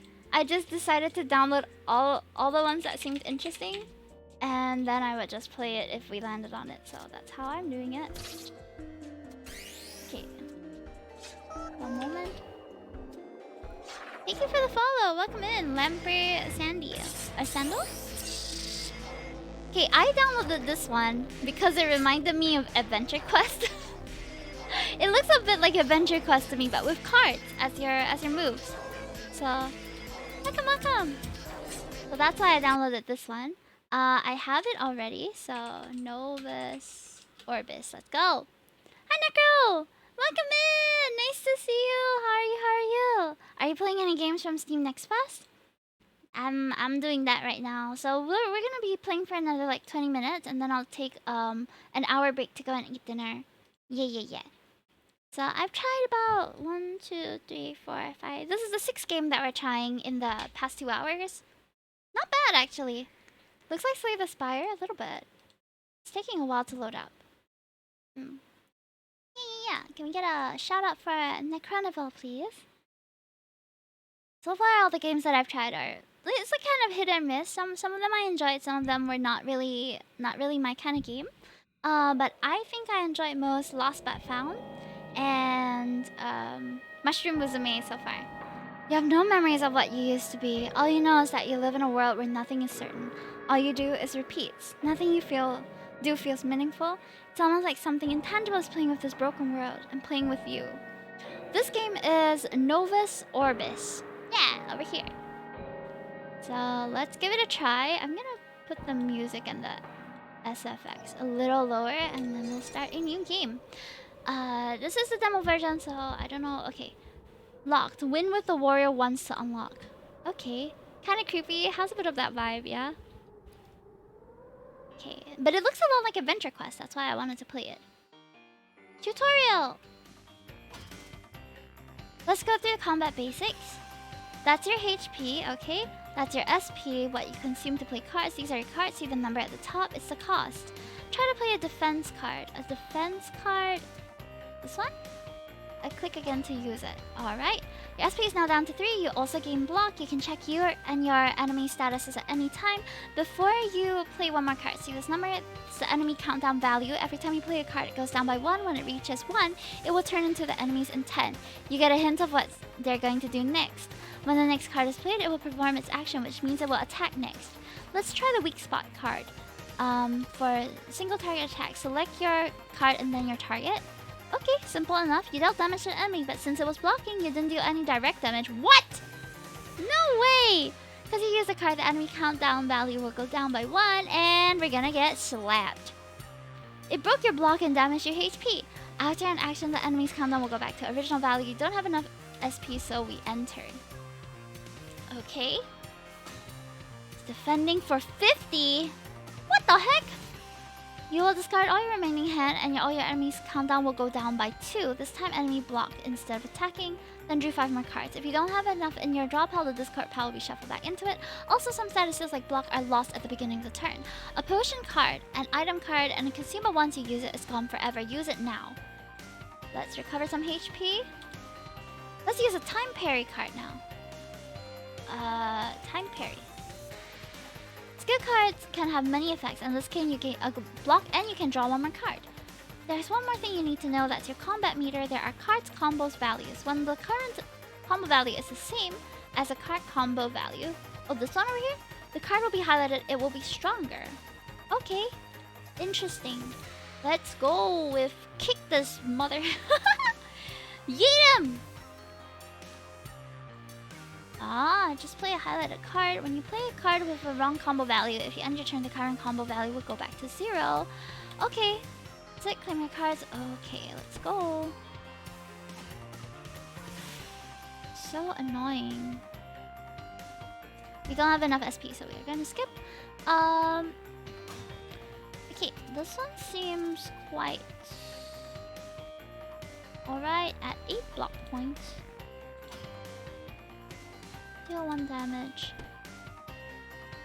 Why is it so strong? The shield is insanely strong.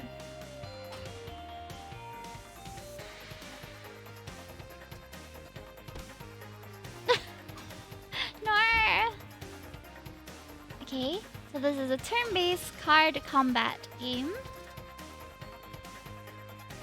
0.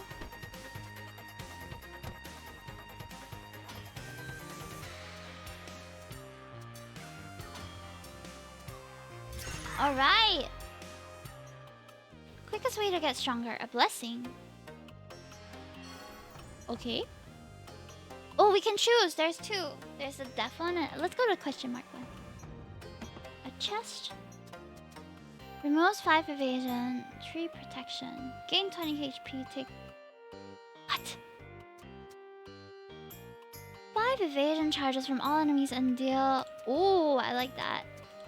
Okay. One more question mark. Yes, treasure chests. Gain strength plus 5. Equipment card costs 2 less. Add a copy of the card in your hand until the end of the fight. It costs 0. Alright, let's go with the smaller door. Oh.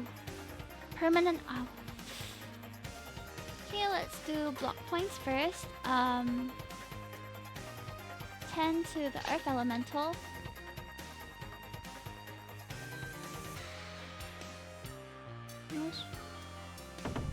Okay.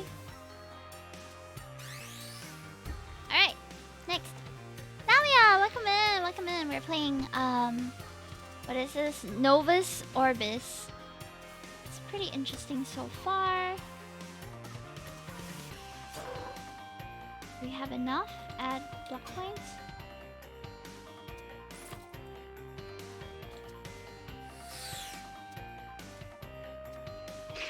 Alright, we did it! First battle done! Add 10 block points to our card. Recover. Ooh, I do like a candy. We can go with treasure since we don't need to heal. Pick one. Deal 100 damage, delete 4. X damage to target enemy equate to the 2 times of number of cards in your draw pile. First strike sounds good. First strike I do like. Let's go with this. Go back 1 4. Let's go for the big demon. Oh no! Okay, do the smaller ones first.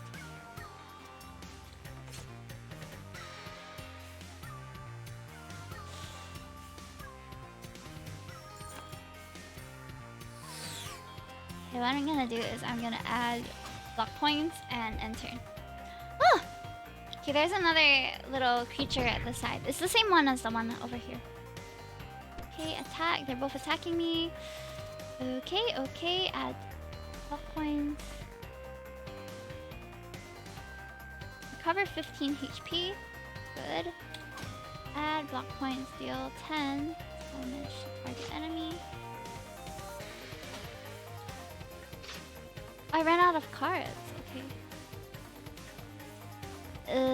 End turn. I have some block points, but not enough to... Okay. Wait, enough to block completely. Nice. Alright.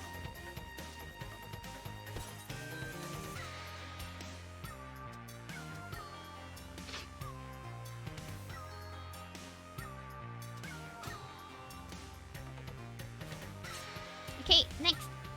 We got this. We got this in the bag. That creature is at 3 HP. The one at the side here. Okay, it died at... Oh, it's gonna defend. Okay. I'm gonna defend as well. Okay. We got 14. Got this in the bag. Yes. We got this in the bag. Okay, that's a lot of defense. Kick him first. Ooh! Vision shield, and for the rest of it, we'll just defend all the way. End turn. Hi, Sassy! Long time no see. How are you? How are you? How are you? I'm trying to figure out what to do. At block points. Not enough SP. Okay, let's just recover HP. Okay, I'm just trying out some different Steam Next Pass demos. A lot of really fun stuff so far today. Okay, first strike. Deal 10. Needs one more. Alright! Slay. Pick one card. Deal 2 damage to target enemies 5 times. Get what is boost charge? For every charge... Oh, that's like a passive boost. We don't need to heal up. Yeah! More cards. Add 13 block, retreat 1. Decrease the current combat value. Ooh, wait, that's useful. Should we go for the big monster again? I think we're gonna die. Let's go with this one. Ew! Gross!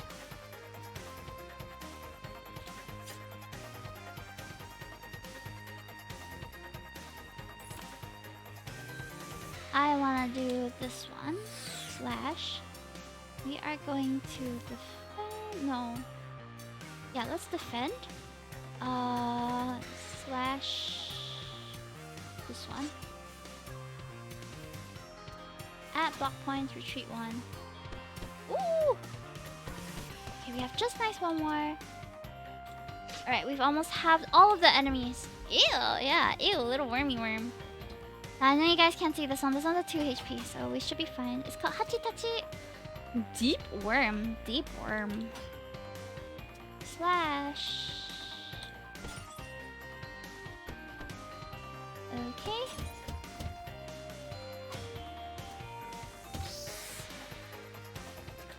Right, end. Small worm, big worm, big worm, small worm. Making the skin color the yuck. Very fleshy worm over there. Yuck. 3 boost charges.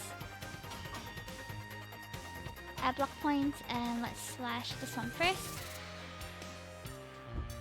Okay, I think this should be our second last turn if we don't get all defensive cards. We have. Oh, wait, it splits into 2. That's so annoying.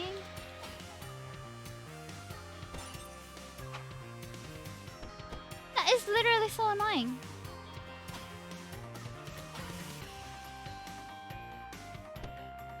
Rock? Wait, I can use that rock for free? Damn, let's kill him. Let's go. Whee! He gave us free rock when we defeated him. Free rock cards, at least. Okay. Monster blood. What? What is this? Oh, you can see where you are in the map. Nice. 5 would be sufficient for this. We just kick the bees. Slash this one. Nice! We did it! Very nice. The retreat one deals 7 damage. The target is blocking, deal double damage. Ooh! Gotta go for dinner? Okay, see you in a bit.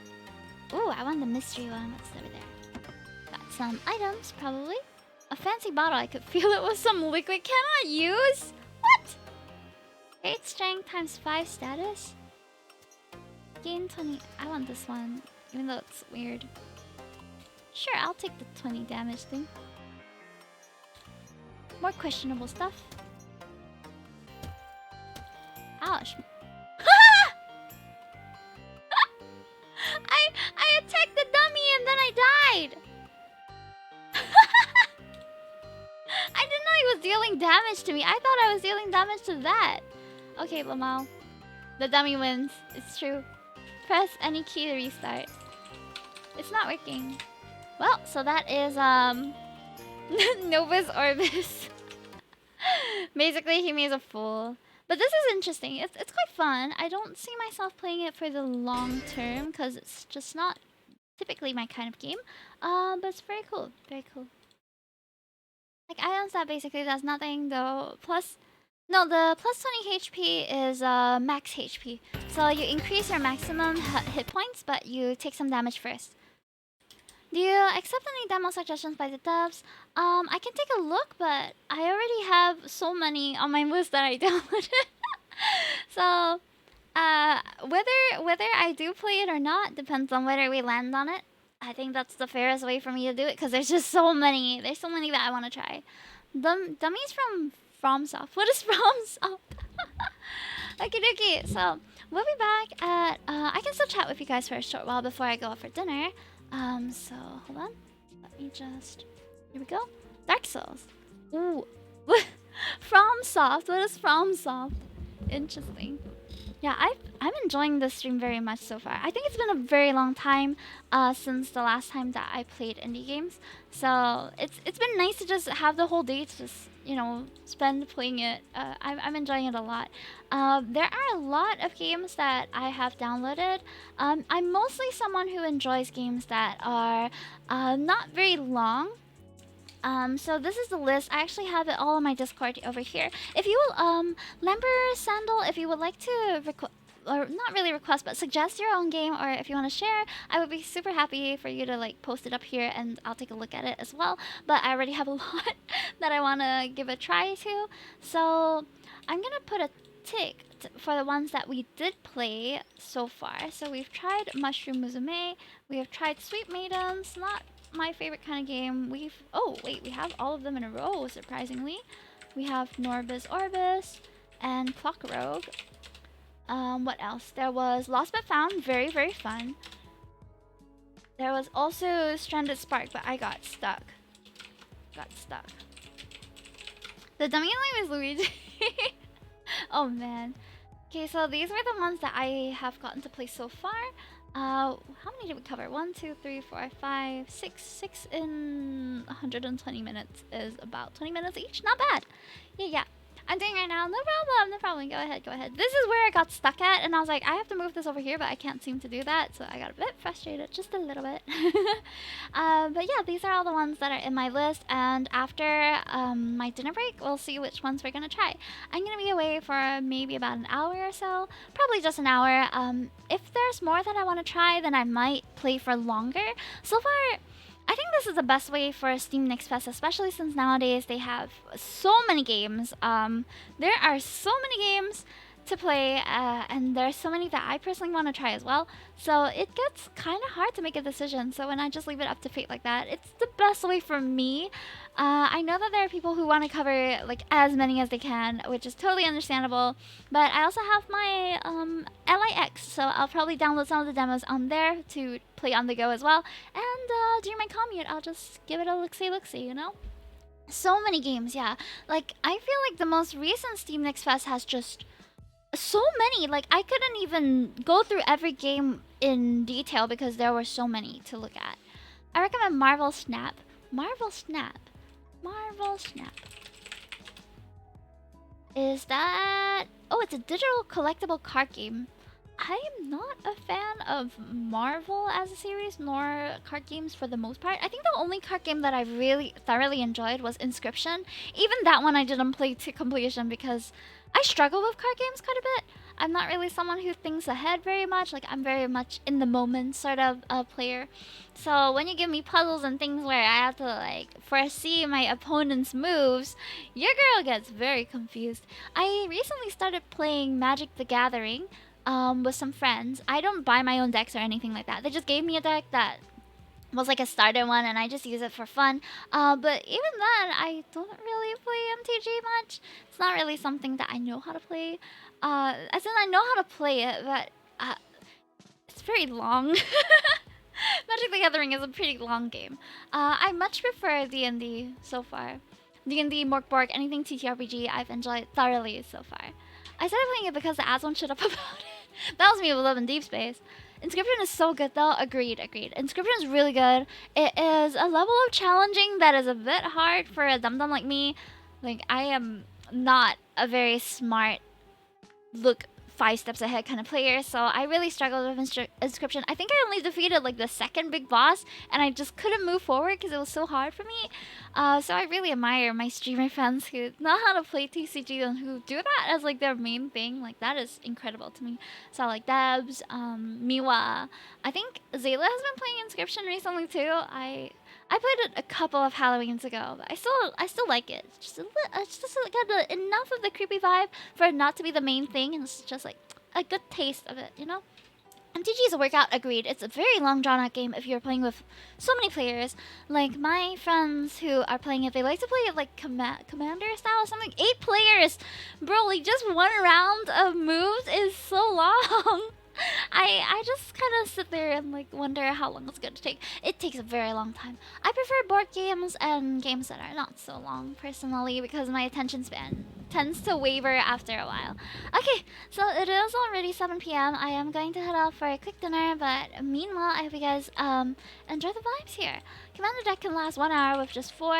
Yeah, 8 players is like 3 hours. That's a whole session of D&D that I could have gotten there, you know. Okay, so I'll be putting you guys in my room. I have a Himi's room overlay that I'll be putting you guys in, and then I'll just maybe show some videos. We'll see what's interesting to watch right now. Let me give a look-see what's on my YouTube suggestions. There's always something. I'm always watching. I've been watching more D&D stuff. We even put in the Himi room, Doki Doki. Okay, unless you guys want to watch our D&D session. So I've already uploaded it, but it isn't fully ready yet.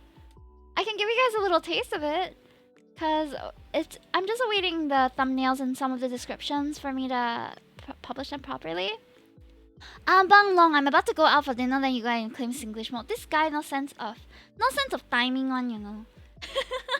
Okay, so what I'm gonna do, right, guys, is I'm gonna put our this is unlisted so far, our D&D campaign. I'm gonna play that while I'm away, so that you guys can get so that you guys can get a taste of like what our campaign was like.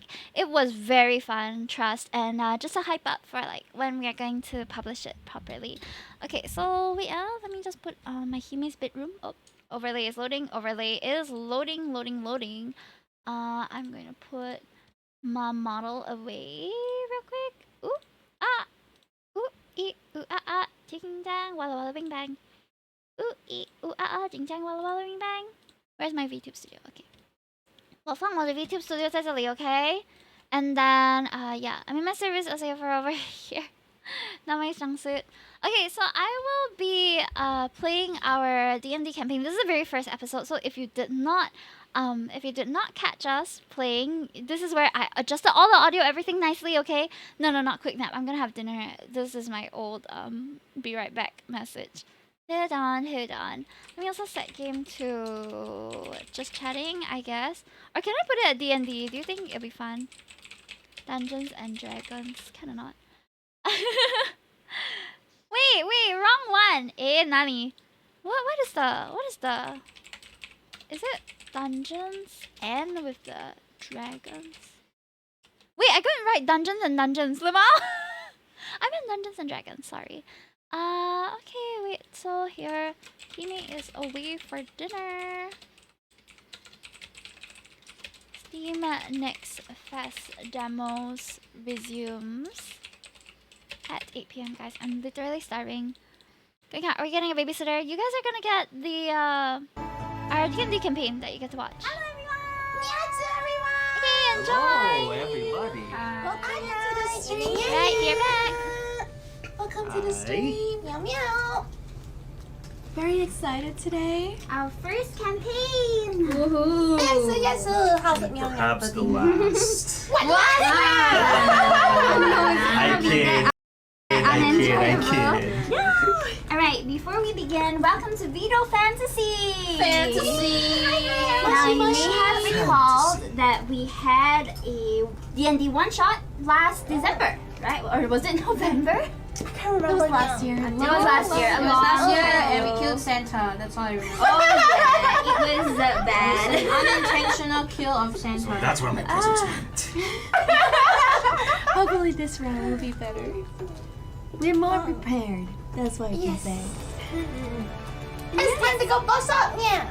Yeah, always going berserk. We're prepared for Koji this time around. Alright, so before we begin, we want to thank our kind sponsor for this D&D campaign, which is Audio Technica! Which produces superb quality products for all your audio needs.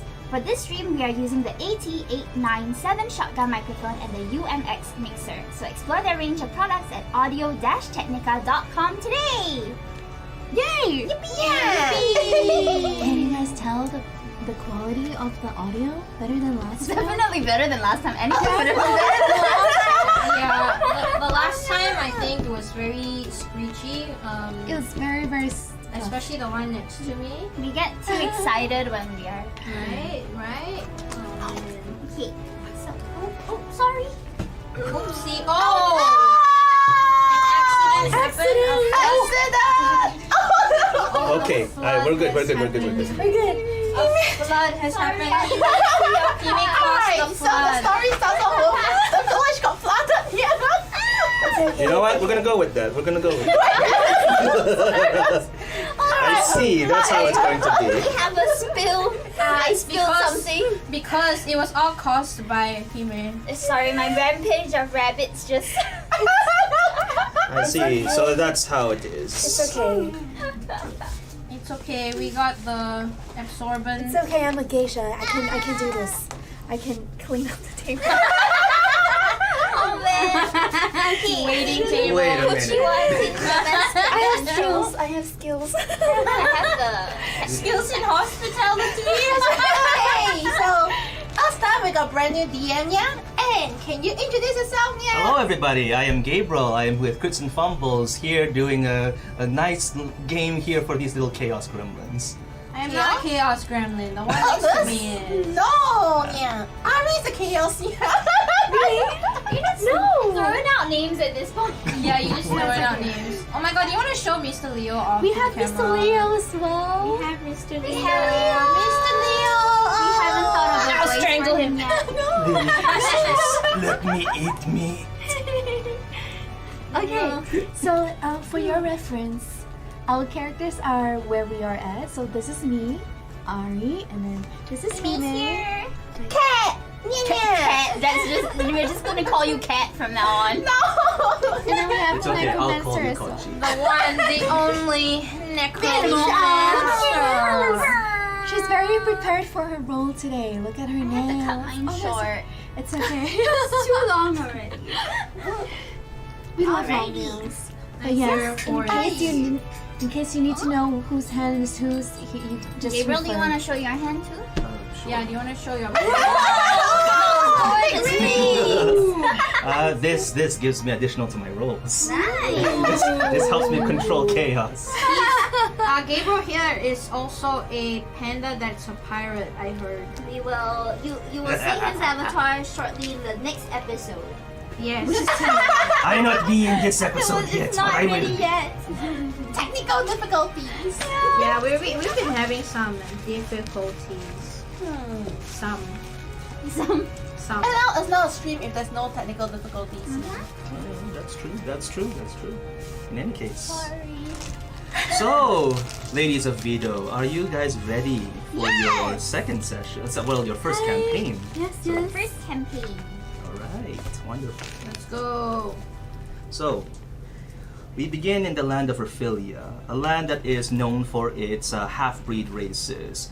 So basically, humanoids with some animalistic features, not unlike yourselves. However, you guys are not from this world. In fact, each of you have been in your last adventure. You're kind of doing your own thing, and all of a sudden, and at some point in your own adventures, each of you came across a couple of artifacts, a couple of relics that look like they were shattered at some point. Ooh. I would like. I'll be going around the table to actually find out like what your daily routine would be like. So we'll be put it back.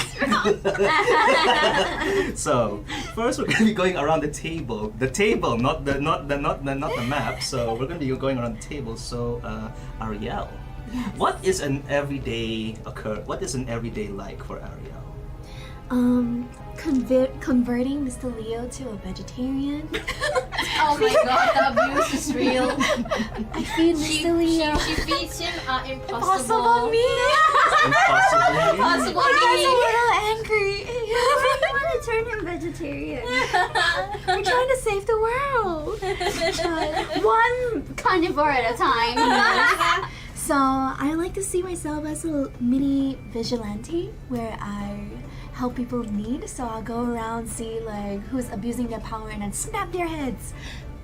Well, Mr. Leo. Mr. Leo. Mr. Leo. That's just Mr. Leo. For our first roll of the campaign, could I actually ask you to roll an animal handling check to see how successful you are? Yes, a D20. Good. Let's Right? go. Are we ready? Are you ready? 17. 17. Yeah, so 17 plus. So if you look on your sheet, you should see you can scroll around to see skills, and you'll see how good your animal handling is. So D20 plus your skill in animal handling. Can you find it? Hot dang. She's good at handling us. She's handling us. Just give me a minute. It's not loading. All right. Well, either way, this 17 is pretty high. So. Yeah, so you just have to scroll to the sides there. You can see skills right there. Animal handling, so that's a +3. So you did It's a 20. you did a dirty 20, as we like to call it here at Criticals and Fumbles. Oh my god. Yes, a dirty 20 compared to a natural 20, which is all natural 20. Yeah, just a straight D20 roll. So basically, Mr. Leo is reluctant, but at the same time very accepting of of your treats, considering what you've done for him over the times that you have had him. Yes, he needs to be vegetarian because of his anger issues. I didn't ask him to snap their heads. If you have a tendency to rage, Ariel's prescription is eat vegetables. Calm you down, you know? Just calm them down. So as it's Mr. Leo's feeding time, and you're just kind of resting at wherever it is you are, perhaps like in a meadow somewhere. Yeah, you notice that a relic that you found in one of your earlier adventures starts to call out to you. You hear voices, and the dark and your vision starts to like fade at the corners of your vision starts to basically like darken, and you seem to like hyper focus on the bag where you leave all your items. Whoa. A glow emits from the bag, and that's where we're going to. I'll go to get back to you. We're going over to Hime. What is Hime's everyday like? Hime's everyday is venturing around from town to town, looking for fellow rabbit folk to help her town's predicament. We have an overpopulation problem. I see why.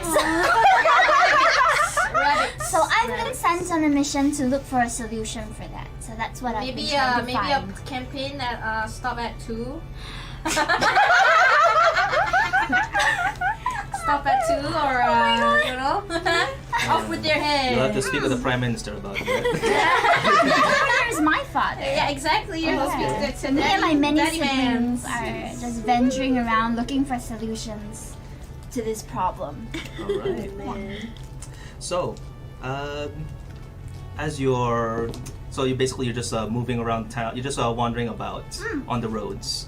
All right. So, as you're hopping about on the roads to your next destination, to your next adventure, it would appear that adventure is actually finding its way to you. You feel in your backpack a vibration of arcane origin. Whoa, it's so strong! And a glow emits from the bag, brighter than any other celestial like magic that you could conjure at this moment. And it's almost blinding, and you hear a voice says, "I require you." Ooh, that's kind of creepy and gross. At least get to know me first. Sexy. I think my bag wants me, chat. You're very, very desirable. Very, very desirable. I've never been hit on by a bag before. So if you put the bag over your head, that's it. I'm kidding. Oh. What does that count? Does that count as a kiss now? Anyway, so that's when as you're hyper focusing on the bag, and you like take out the item in question that is causing you to like your attention to be attracted. You see a stone, runes carved onto it, currently glowing. Wow. Rather than the pink, it's actually a blue, which is more ominous to you than anything else because it's not why pink. is it blue? It doesn't match your blue. color scheme. Oh man. Okay. Cool. Cool. And a bright blue light basically blinds you, and you feel yourself being like pulled towards something. And we move over to Min. It really wants me. I mean, you were searching Min. You were Hi. searching for your own coochie the other day. What is Min's everyday?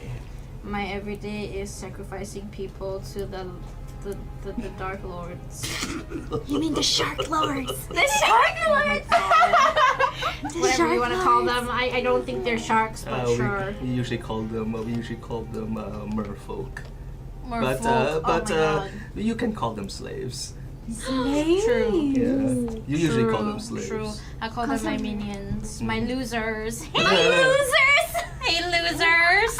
One of your losers kind of like swims up. Would you say this is in an ocean or a coastal? Would you say that you're more on the land or you're actually out at I sea? don't like the water though. Oh, you don't like the water. Okay, in that case, you are not at the coast. You are basically somewhat in charge of a cult in a city somewhere. That sounds about right. Yeah.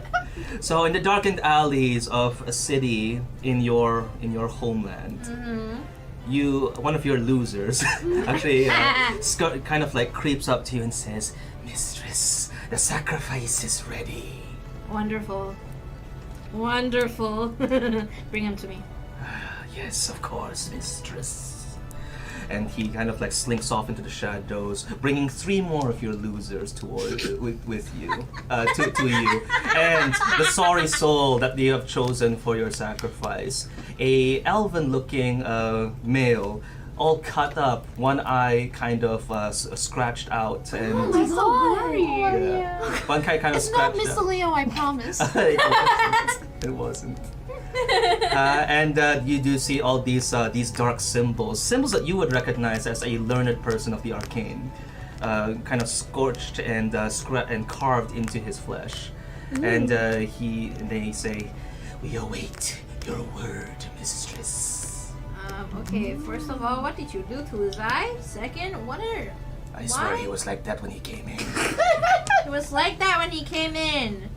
Was he torn by a bunch of cats? What's happening? What's this? They start kind of whispering amongst themselves, and they no, tell her, don't tell her, she'll sacrifice you. And they just turn back to you and they say, "We made him as intact as possible for your rituals." He put up Intact a as fight. possible. It looks like you took a little bit out of this sacrifice. She's not very satisfied with this. No. Girl, I'm gonna need a better one that's not touched at all, because clearly some of you took a bite out of that one. I can see. Let me turn him over for a bit. Damage. Yeah, definitely missing a chunk of the ass. So basically, no damaged goods. Okay. So they sleep. So basically, they just they bow and apologetically, and then they just kind of like cart him back to where they came from. And that's when you notice What a waste. the artifacts that you have set up on your altar. One of them, you don't remember having that set up there before, but it catches your attention as well.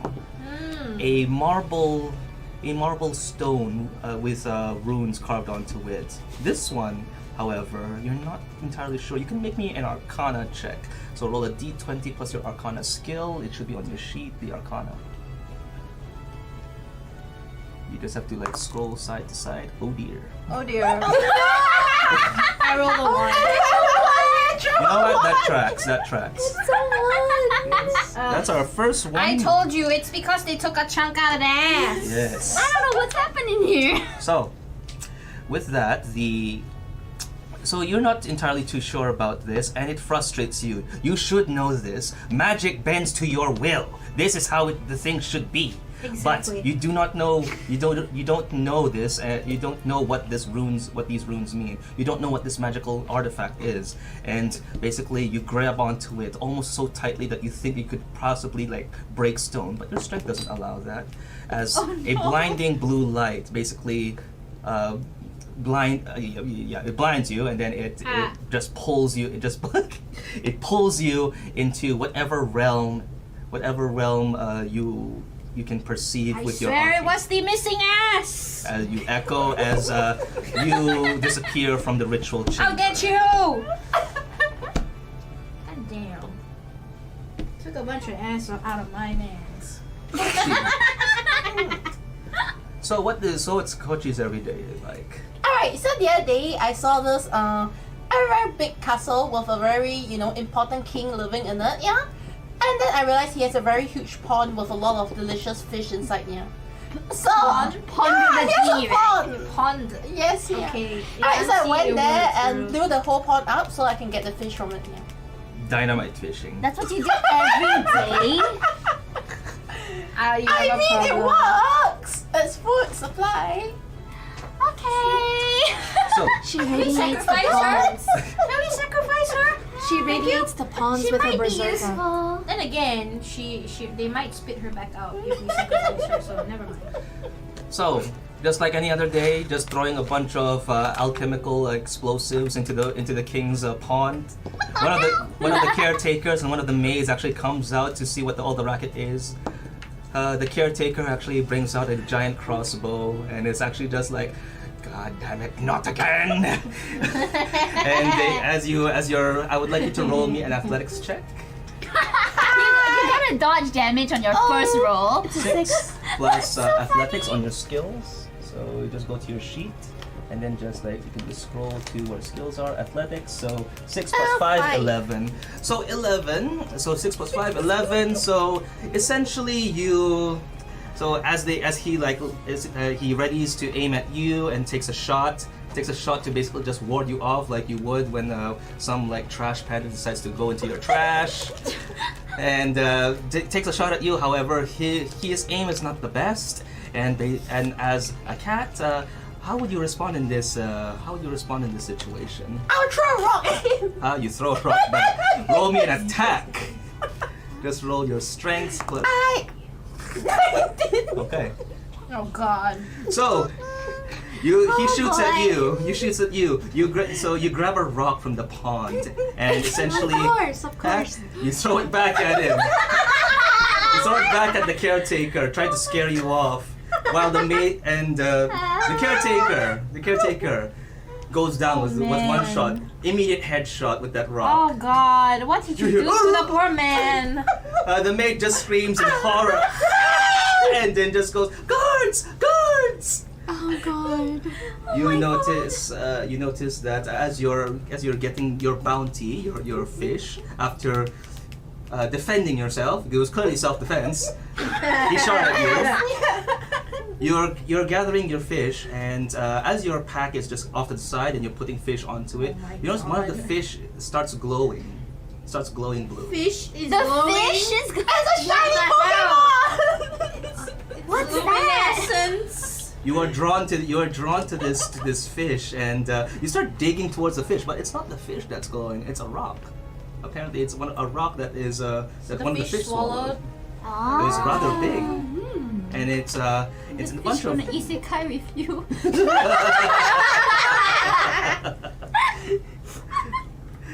The rock starts glowing blue, and even as a barbarian and a cat, you as a cat folk, you do get this feeling that this is dangerous, but and then your But you mi- don't care. No, that's your basically your thought process. This is dangerous, and then your thought just gets cut off as you just Oof. And the scene ends with the guards just coming out to where the maid just points out, "I swear she was right there! She was right there!" Oh my God, she's not there. Your You're seeing so things. You're seeing things. Alright. You all find yourselves now. I'll move over you. What? What? What? You guys where find the hell am I? yourselves. You guys find yourselves in a very old-looking temple. Ooh. If any of you would like to try and determine like what kind of religion this temple is to, you can make either a religion or an arcana check. But where's my fish? Your fish is in your bag. You got your bag. And this fish is not of importance right now. We're checking their interior design. Okay. Can only one person? I'll say one person, and if and someone else knows how to use Arcana, you can roll twice the d20 and then take the higher result. Oh. Basically Okay, assisting do I roll each or other. I don't know if I have Do not higher, like you have coaching. higher. I have Arcana. I don't know if I have high. I have 4 wisdom. Arcana is intelligence. Intelligence. Yeah, so I have -1 intelligence. I have you're plus into- 3. plus 3. Why am I so Plus three? stupid? Plus 1 Arcana. I have plus 1. Yes, plus 1 Arcana. So you can just scroll to your skills. Just left or right. Scroll left or right. I have plus 2. Yes, there you go. Intelligence, I right? have Yes, minus intelligence. one. Yeah, so plus -1. So -1. Yours is minus how many? Yours is minus how many? Minus 1. should be -1 as well. Oh God. Why am I on the same intelligence level as this berserker? No! Stupid. I had to choose something that actually had to be like a -1, but don't worry, you can make that better. You can make that better as you go along. It's okay. Yeah. I don't need to be the smart one for once. Okay, so what do we do? What do And I have you to notice do? that your features have been slightly altered. Some of you have like a longer tail. Some of you have like more pronounced ears. I have no ears. I have fins though. And some of you notice that your claws are a bit like I a don't bit like more this. feral, a bit more feral looking. Oh no, we're turning into furries! Which makes it easier for fishing, right? Yeah. Oh, You God. already dynamite fish. How much easier do you want to make it? Oh goodness. Okay. So we is roll? Minjing? Yeah, so roll an Arcana or Oh Jesus Religion. Louise. Hold on. Hey, 13. Nice. Not Do too I, have to, bad. do I have to throw it again? Is this a 20? Yeah, if anyone has an Arcana or Me? no, yeah, so you can roll again since she's assisting you. Okay. Yeah, she will roll. Yeah, yeah, it's fine. So 13 plus 3, right? Plus 3 to your Arcana. What's your Arcana? Plus 3, yeah. Plus 3, yeah. So 16. You get the feeling that this is an old god, an ancient god that is somewhat known in your world, but here it looks like it's a lot more. The temple is actually larger, so the religion here is a lot more popular compared to where it is in your world. And the god, and this is a god of dimensions. Oh. Dimensions. Dimension. Like mathematics? Don't act like Kochi now. Oh God. Minus 1 intellect. I have to play the You part. all see each other. You all see each other, and you see that yeah, one of you sees maybe you can describe yourselves what exactly do they see, like your physical appearance. Oh, okay. What do you see? I see As you in got the- ears. Your ears are She larger. looks the same. Oh, I have long brown ears because I'm a rabbit folk. Yes, she's rabbit And folk. I have a flowing white dress God. that looks like it's quite mage-like, I guess. But there's no covering to the thigh onward. Pretty cool. Pretty cool. Does that mean you have high stats? No. Okay. What, the higher the cut, the higher the stats? Yeah, exactly. Oh my! The lower the cut line, the the bigger the HP. So we're describing our characters on each other. Yes, you're describing what you guys look like to each Oh, other, okay. essentially. I feel like I have a longer tail now. Yeah. So, My mischievous side is coming out. Oh God. what's your height? Like, Too tall. too tall. She's tall. I'm She's really ranky. short. She got legs for days. 175. 175 cm. Yeah. I'm like 140 in this world. Oh, okay. Why are you shorter than I'm me? a stumpy little rabbit. Well, God. I'm at I'm 250 sorry. if My Mr. mom Liu was carries short. me. My dad was short. So You I'm will- short too. I would like everyone to roll me a perception check. Perception Okay, check. well, what? So that's a skill. So everyone roll a d20 and roll perception. 19. 13. Ah! I perceive. 13. You perceive. 11. Anyone got below a 12? Me. 11. The two cats.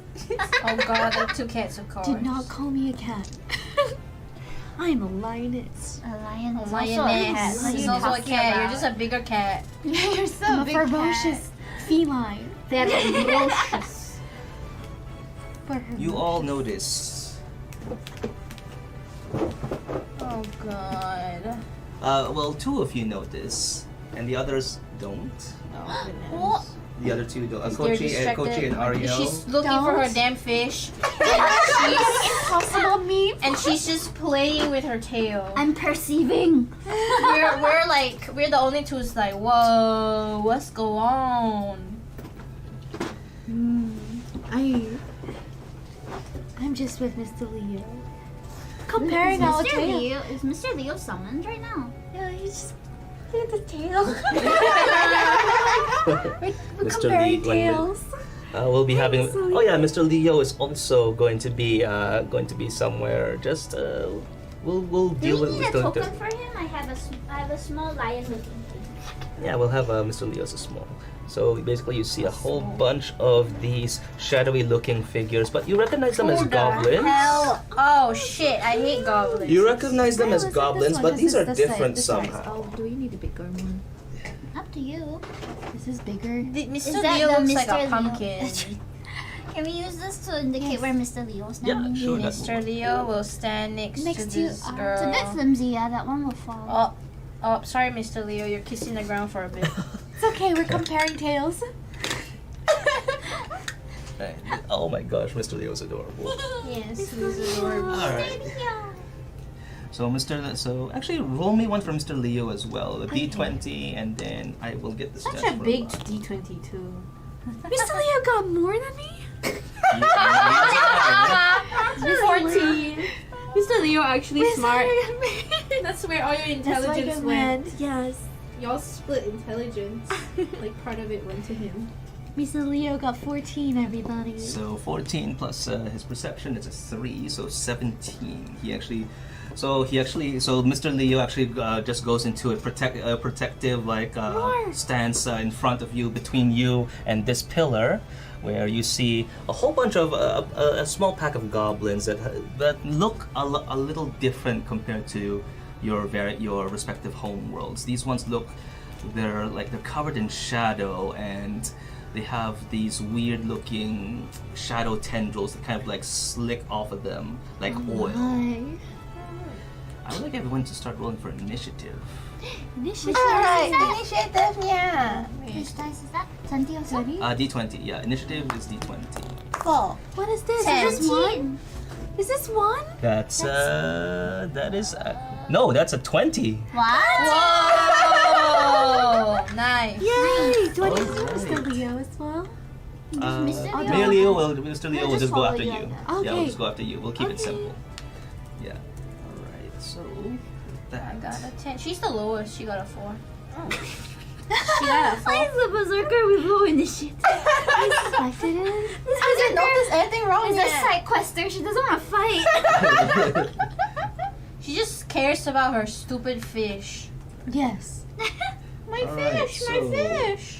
Who got a 25 to 20? So yeah, so your initiative on your sheet, you should see there that there's a plus to your initiative. So Is there? it's at the Oh, very plus top. 2. Yeah. So alright. So Ariel, what did you Initiative. get for your initiative? Plus 5 for me. Wait, as in. Is it a 20? Yeah. It's So zero. 20 plus 0, so you Zero. got a 20. So Ariel got a 20. Natural Mimi 20, baby. Mimi got Natural. 19. 19. Min I got 15. 15. 15 and Kochi got Initiative here? 4 initiative. plus or It's up minus. here. Yeah, that's Oh, up. 0. So Oh wait, 4 no. plus 0. Initiative on the top is Yeah, plus it's at 1. the top, Sorry, plus 1. 11. Sorry, mine's 11. Plus 0. Alright, so Hi, Dark. Welcome in. she is 0 to 4, and sorry, Min was a 11, right? Hey, Dark. Min is 11. Yes. All right, Hime is a 19. 19. Okay, now for my turn.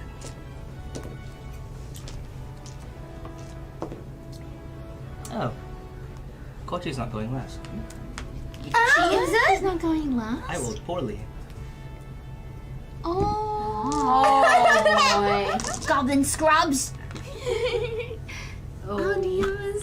I'm Lower than fearful of Kochi's. this because she might kill That's us okay. in the I'm not process. using my. This is not even my main dice.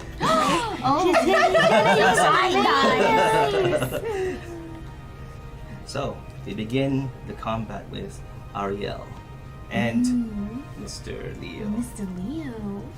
Hey, Oh. you moved her. Yeah. So don't yeah, move her. we don't move yet. oh. Yeah. So what does Ariel want to do? Ariel and Mr. Leo, what do you guys want to do? Also, we can move these away. That way. Yeah. I. So you have a movement speed. You should see there on your sheet. So you have a movement speed of 30. Each box is 5. So basically, you can move 6 squares. Yeah. 6 squares. Can I use So as an Kochi as a Yeah.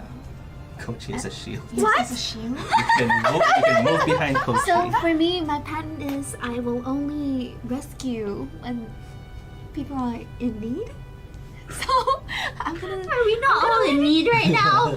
You said saving yourself. No, we're saving us using Kochi. I don't know you.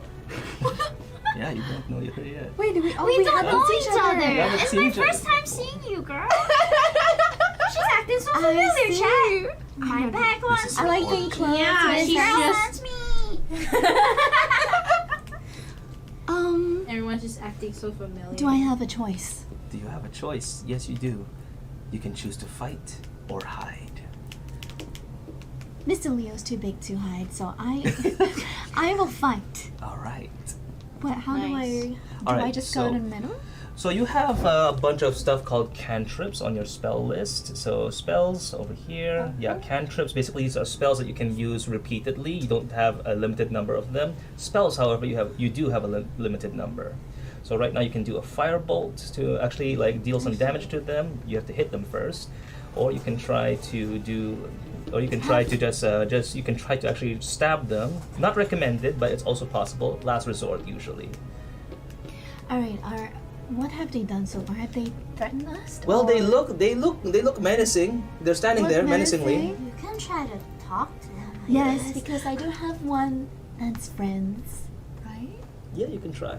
Okay, I can try. Yeah, you can try. So you can Alright, try I'm it. gonna use friends first and see whether they're Alright, nice. so friends, basically I need to roll. Yeah, so you have to roll plus one. Like, how are you guys? You guys might need a haircut, but are you guys friendly? And that'll be Is that your what turn. you tell them? What is Leo doing? Mr. Leo is getting ready to pounce at them just in case they There do. he's Alright. like growling. He's like, Yes, growling. He's still not happy. I'm giving them a chance, and if they don't reciprocate a friendship, then Mr. Leo will attack. Alright, then that means Leo is going to be holding his action until they take an attack on Ariel. Yes. Next, Hime. So you're not attacking, right? Not I'm yet. waiting to see. Alright. I'm observing. Do I have any that can like We always gotta see things. shield us? Uh, I'm trying to find it. it's under your spells. You have to like Skills? No spells. There you go. Guidance, light, sacred flame, told it.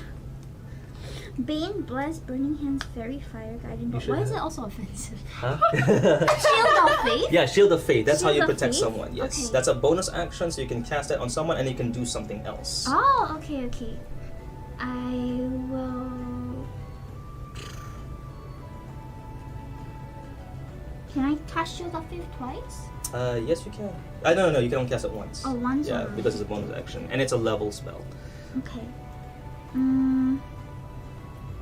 Spells usually you can only cast one of them per turn. Okay. Alright, I will wait and I will cast Shield of Faith on myself. All right, you cast Shield of Faith on yourself. So your current armor class, your AC, yes, you should see up there. It should be +2. Okay.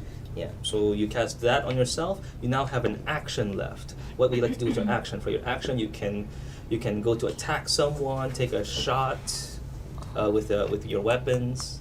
5, 6. I want to go see this. All right, so Can you I? can so you can move 6. 1, 2, 3, 4, 5, 6. 6. Move over there. All right, so you can see that there's a throne over there, and it is currently. It's almost like someone has moved away from there for a bit. And there's like a butt indent. There's a butt indent, yes. Not only is there a butt indent, there's also like a dust around where the butt indent would have been covering if there was a butt there. So it's a dusty butt indent. Yes. Can I shout back at at the rest? I see that someone has sat here a long time ago. I think. Possibly. Okay, and that's your Okay. turn. Wait. Oh, so that's you. Do you want to take for your action? Do you want to maybe take a shot at one of these guys? You have a crossbow. I gave you a crossbow. They're not attacking us, so I won't So attack them. all right, so back. you're just gonna hold on to it. Okay. Next, what is Min doing? I'm going to secretly summon some critters from under me into my sleeves. As you try to summon your critters currently, you feel like your magic has been reduced in capacity somewhat. So you try to conjure up some. You try to conjure up some. Minions. However, you feel like there are no minions nearby for you to conjure, so you are afraid that you have to deal it yourself. Can I use the fish? You don't know that she has a fish though. Actually, No, she's been saying she yeah, wants she to did, fucking yeah. fish. Alright, so you have a spell here called Catapult, which basically allows you to just throw something very hard at something, an object. No, can I throw it at her? To get her attention. Why would we do that? Okay, so you're just going to try to get Kochi's attention. I don't know if I want to throw though. Can I like just like tug her and like, can I have Uh-huh. your fish? I need fish. Alright, she can hand her. I don't hand think you she's her. gonna say Do you that. wish I to? want my Give me fish. the fish. Give me the damn fish. It's dead. Give me. It's tasty. Give me. I'll give you the damn fish back once I'm done with it. Fine. Okay. Alright, so you pull a fish from her pack. Very nice. Very nice. Uh-huh. All right, let me do my dark magic Mimajama. Summon some. I don't know whatever is in here. Alright, so look at so you have spells over there. So I will say, with the spells that you have over there, do you have? Yeah. What are do some of those any of those spells look good for you to use? Yeah. Spells. Yeah. Hold on. Wait, where's my spells? Wait. There, right there. Oh, okay. Yep. Yep. You should be able to see what you can do here.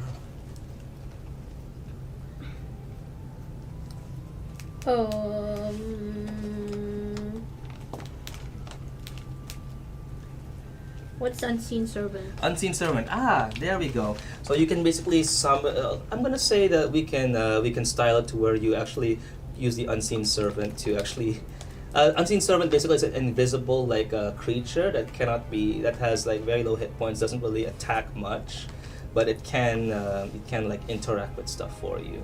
Okay. An invisible loser. Yeah. Essentially, yeah. Invisible Hey, so you're gonna put loser. the loser into my fish? Oh my god!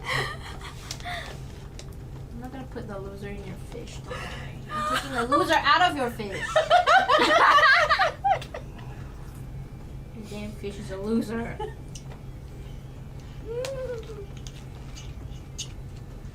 I would recommend that you use the catapult spell to actually just launch the fish at someone, because Unseen Servant cannot attack people. It can only interact with stuff or like trigger traps for you. Oh, okay. Yeah. Then I'm gonna catapult the damn fish into the throne to see what happens. Hey, we got this extra con. Yes, the new king of the underworld. Fish from another world. Fish from another world. Fish from Okay. another world. So, with that, with the catapult, I would like. Oh, you don't have to do anything. All right, roll me 3 d8. D8s are the diamond-looking, the This very one? sharp-looking diamonds. This one? Correct. Okay. Yeah. Oh, wait, no, is that? Let me see that. That's a D10. D8 is the 8-sided. Diamond. This one? No, that's a Diamond. cube. Oh, Yeah, that's the one. This one. Yeah, so roll Okay. 3 of those. 3. Oh. Yeah, you should have. Do I have 3? You have one more over there. There on your left. There you go. Yeah, that's a. I just roll twice and then roll one more. Is this a D? That's a D10. All right. Oh, and then one more. So that's be 2, 4, 6. So that's going to be 13 damage. So you throw the fish with so much force at Insane. with so much force at the throne. Basically, it destroys the fish. Oh no! That fish is just paste all over that throne. And you see a crack on that stone throne. Oh, that's beautiful. I like the damage. The crack is where? At the On the throne, at right the here. butt crack area. No, butt the backrest area. Ah. Yeah. Okay. We You cracked the throne. Yeah, I cracked the thing. I cracked. What were you thinking? Cracked. Now make me a perception test. Okay, D20. Yeah, D20 plus your. Hey, good. Come on, you accidentally moved this guy. Oh, sorry. 20. What? 15. 15. All right. So after cracking that throne, you notice there's a shift in the air, and it is. Being a necromancer, you don't like this kind of energy because it's holy and holy energy.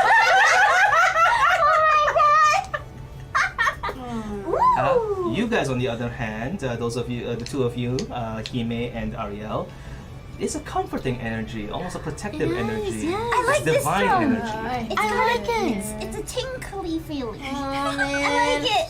It feels very Are you alright? You look You so feel like miserable. you feel like you've just like caught the attention of something in this room that you can't see. Oh. God. All right. My face! You know, I have a secret admirer. You know what? You can scrape off the paste off the throne and make like fish cakes. It's pretty tasty. What is Kochi doing? Didn't you Alright. eat it anyway? Is there any lighting around me? It's dim lighting. There's a bunch of torches here on the pillars that look like they're about to go out in the presence of these shadow goblins. Alright, I go to the torch nearest to me. Uh-huh. Alright, and I try to pull it off. You pull it off, manage to pull it off, no problem. You now have a torch. Alright, and then I go You now to, have a torch. okay, and then I go to the second one, so I move. Uh-huh. Alright, 1, 2, 3, 4, and pull off the torch. Alright, so you have two torches. What are you doing? Alright. My weapons down! Yeah! I think you already have Yeah, a you already weapon. have some- You have you to have- look you have some great inside your axes. inventory. That's why she has -1 intelligence, guys. She's like, what I the- do too, but It's getting dark and darker. yeah. Okay, So like just following I know, around. but I feel better because it's dark. Here, Yeah, take your feels axe. Oh, I have a great axe. Yeah. It's your axe. Alright, never mind. I'll use the torches Uh-huh. and throw a fire flaming torch at the throne. No, I didn't! You have 4. I think you might really go your actions. Yeah. And That's I four throw at the goblins. throne. Aim it I try well. and cook the fish face. I'm just gonna say that The these fish paste. On the I'm in throne. the way. I think you should just walk to the throne and scrape it off with your axe. It makes more sense that way. Never mind. She's already declared her action. Alright, so you throw a torch at the throne. Alright? Roll me an attack. Roll your strength. So roll a d20 plus your strength.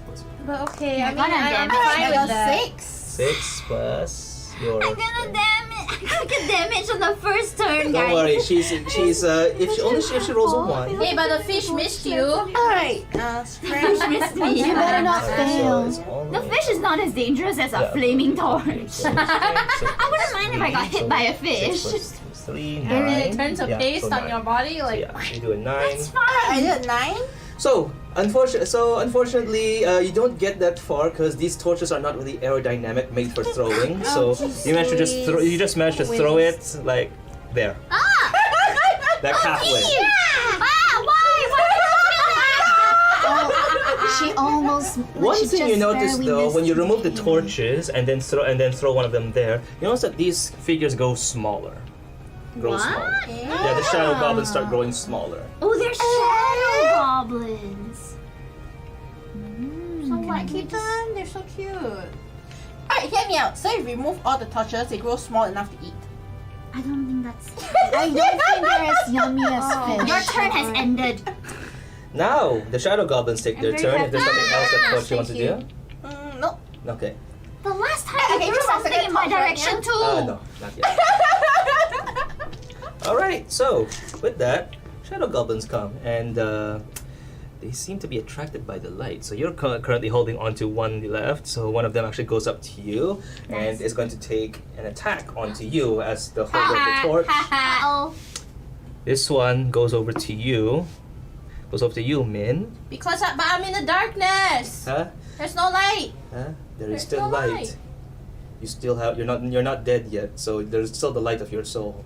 Ooh. But I'm a dark entity. I don't have no You're soul. secret. You may be Dead. dark, but these guys are darker. God. Are they like 10 shades darker? Oh, Yeah, they're like you could say that they're 50 shades darker. Oh, 50 Shades of Darkness. Ooh. All right. So first, gonna attack you. Oh. Gonna attack Kochi first. I'm so glad I moved I away. miss. I rolled But you're in the brightest spot, girl. You're in the brightest spot, girly. Now attacking Min. I'm the furthest away. I missed again. Yay! I am doing These shadow goblins are kind of tutorial-like. this one. Tutorial goblins. Goes on, basically just eats that torch, becomes bigger. Oh, jeez Louise.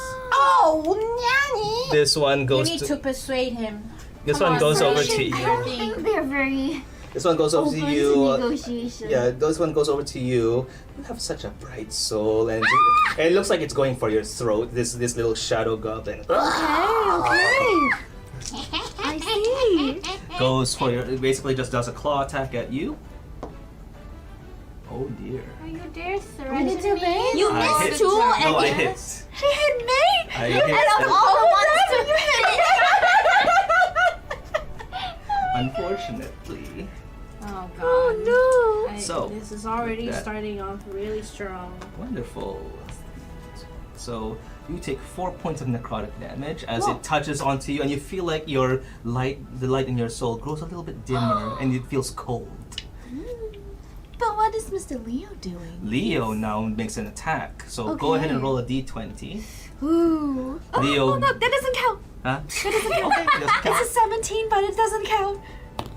Honorable. 13. 13 plus 3. That will hit. So Leo, seeing his mistress actually get hurt, actually just does a claw does a.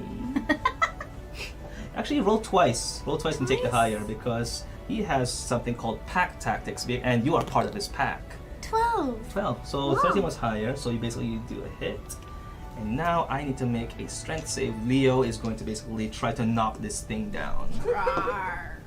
I fail, so this guy gets knocked down. Yeah!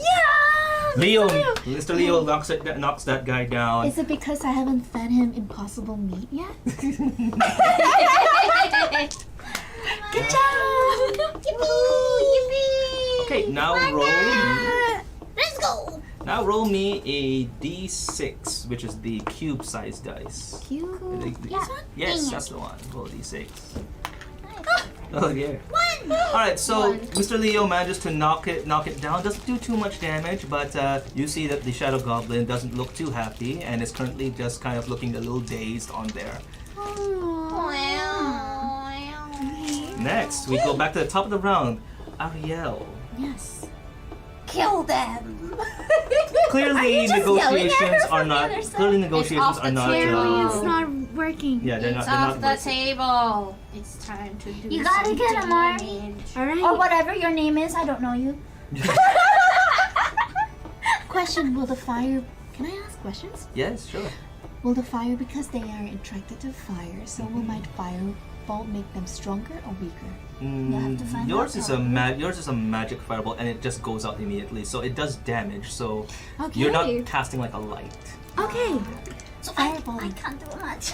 No, you can do like radiant. Yeah, you can do a firebolt. You can do a guiding bolt. You can do sacred flame, which is radiant damage, which is not light. It's holy damage. Yes. Okay, cool. So what are you doing? I will definitely get this. Let's go, sexy lion girl. You got this. I'm cheering for you in the side. I shall do a firebolt. Sexy lion girl. I'll do a firebolt. Shut up your shiny leg. Yeah. Okay. So roll a d20. I failed! You can roll again because Mr. Leo is next to you. Okay, Mr. Leo. 13! Okay. So. Yay! Yeah, by right you can do that. Normally, yeah. Because Mr. Leo's next to you, he's helping you. Yay! Yeah. So with that, go ahead and roll me a d10 for your firebolt. Yes, that's the one, the flat-looking diamond. So that's a 5, so that's 5 damage. And as you do your fire damage in conjunction with Mr. Leo's damage, you watch as this goblin just kind of like fades into like nothingness. Wow. And you hear a scream kind of echoes. First kill! First kill! First. Mr. Leo, MVP. Woo! Yeah, baby. Alright, and that is Ariel's turn. You can still move if you'd like. You can get behind something, hide in darkness.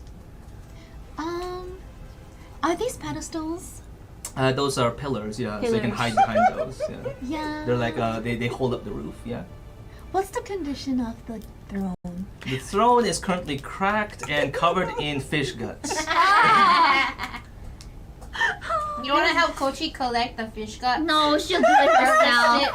I think Harvest it.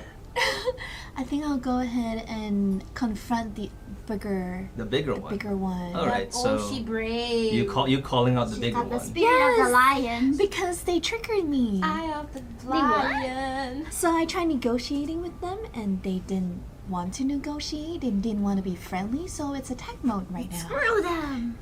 Yeah. Very convincing. That's funny. Yes, alright, so yes, I will try to attack the big boy. Alright, so that will be on your next turn. Yes. Yeah, since you already did attack this turn. So and it will you- be in front of them, right? Sorry, you don't have to be in front of them because firebolt, basically you're throwing it from a distance. okay. Yeah. It's best that you do it from a distance because if you do it while they're next to you, you will roll twice and take the lower, which is called disadvantage. Okay, Alright. okay. Sounds good. Okay. Yeah, good. You guys are learning very, very quickly. Cool. Next, we are gonna go with Hime. Okay, so I observed that they are very unfriendly, so just in self-defense, I want to attack the bigger one. Oh, okay. Is it within my range for guiding bolt? Yes, it is. Okay, I cast guiding bolt on this fella. All right, go for big it. guy. Roll a d20 plus your spell attack. You should see on your spells there's a spell attack. Okay, spell attack is +6. All right. So is it this? D20, which is the, Ah, the okay. big, that white one. 16. 16, yeah, that's gonna hit. +6. Yeah, so that's 22. That will hit, and then now you should see there on your guiding bolt. It says what how much damage it does. Okay, Guiding bolt. the guiding bolt does. Is it +6? No, the damage is right here. The damage dice. So guiding bolt is 4d6. I don't think So I you. have 4. Ta-da! Oh wait, I do have 4. Okay. Okay, 46. Let's go. We're gonna take down this big boy. Oh, someone's doing big damage. Okay, so that's actually pretty good. That's pretty good. So that's 10, 13, Wow. and 13. And when you hit it with this radiant damage, this guiding bolt, this holy energy that you just Hadouken out of you, it hits this thing with enough force that it almost like slams itself into the pillar, and it dissipates very. It looks very hurt. You can see that your your guiding bolt is just like coursing through this shadow figure, I don't lighting see it it. up. So the next person who attacks this can roll twice and take the higher, called advantage. And it looks so hurt right now. It does. It's not happy. He's also damaged. I don't say this out loud, but I'm like, holy shit, I'm so cool. Damn, I did that. Min, your turn. My turn. I have this guy on my neck though. Yeah. This guy is like trying to breathe down down my neck. He's trying to do a dementor on you, just trying to grab the light, whatever light is left in your soul. Can I cast a shield? Yeah, that's a reaction. So basically, if he hits you, you can cast shield to increase your armor class to make it harder for him to hit you. Oh, hold on. Yeah. Okay, So then what you would I like- cast. Then what can I do to make this guy a little bit? You know. What is Tasha's hideous laughter? Basically, you cast it on someone, and then they have to roll a save. And if they fail, they basically go prone and start laughing uncontrollably.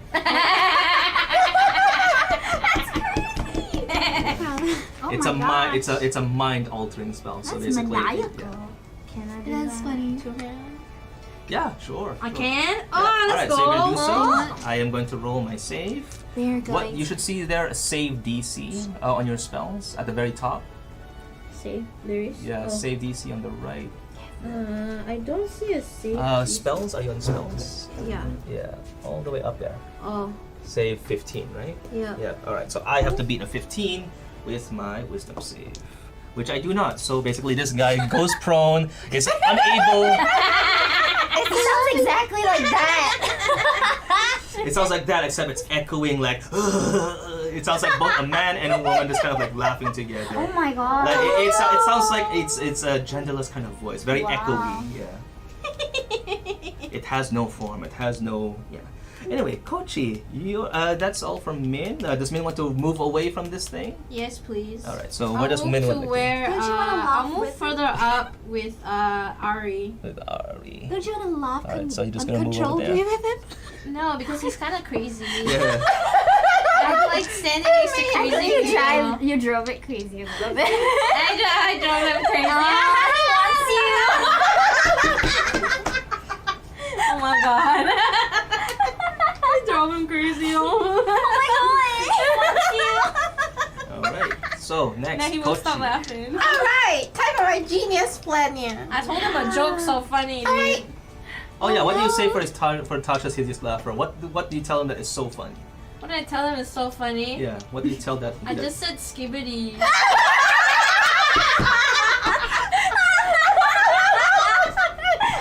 I just said skibbity and then he went like, oh shit. That's funny, oh. I see that Min, even in Fantasyland, Min is of that generation. Alright, Kochi, your turn. Alright, so I start by moving first here. Alright, you have a guy right here. Yeah, there's, 1, 2, 3. I can take the torch. so if you move away from him, if you move like one space of him, he will do an attack of opportunity. Basically, it's a free attack because you move away from him without disengaging. So yeah, so he gets a Alright, free then attack. I will do something else then. Alright, sure. I will take this pillow. Okay. Oh god. You're gonna try to slam him with the pillar. Don't do it, girl. You have foundation. You have weapons, you know. You don't have to use the environment every turn. You forgot her intelligence. Go ahead and roll me an athletics. Oh god, please fail. Oh no! You feel the pillar just kind of like shift and with your strength. Yeah, and the temple is kind of like destroyed enough or at least ruined enough that you can actually like move that pillar. But to swing it as an attack, I'm gonna have to roll. I'm gonna have to ask you to roll with discipline. How Girl, tall is the the pillar? How fucking tall the pole pillar? is so long. The pillar It's is at gonna least kill all 20 of us. feet. 20 feet. 20 feet.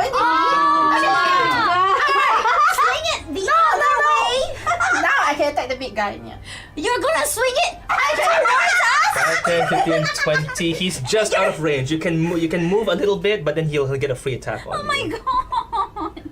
Alright, then I'll just attack him. Alright, so you swing it the other way. God, thank you, Jesus. Oh You're my welcome. God. No, I shouldn't be saying thank you. I'm saying thank you, Dark Lords. Thank you, Dark Lords. Not the necromancer praising Alright, Jesus so in roll. our So roll D20 twice, take the lower. Alright, 1. What?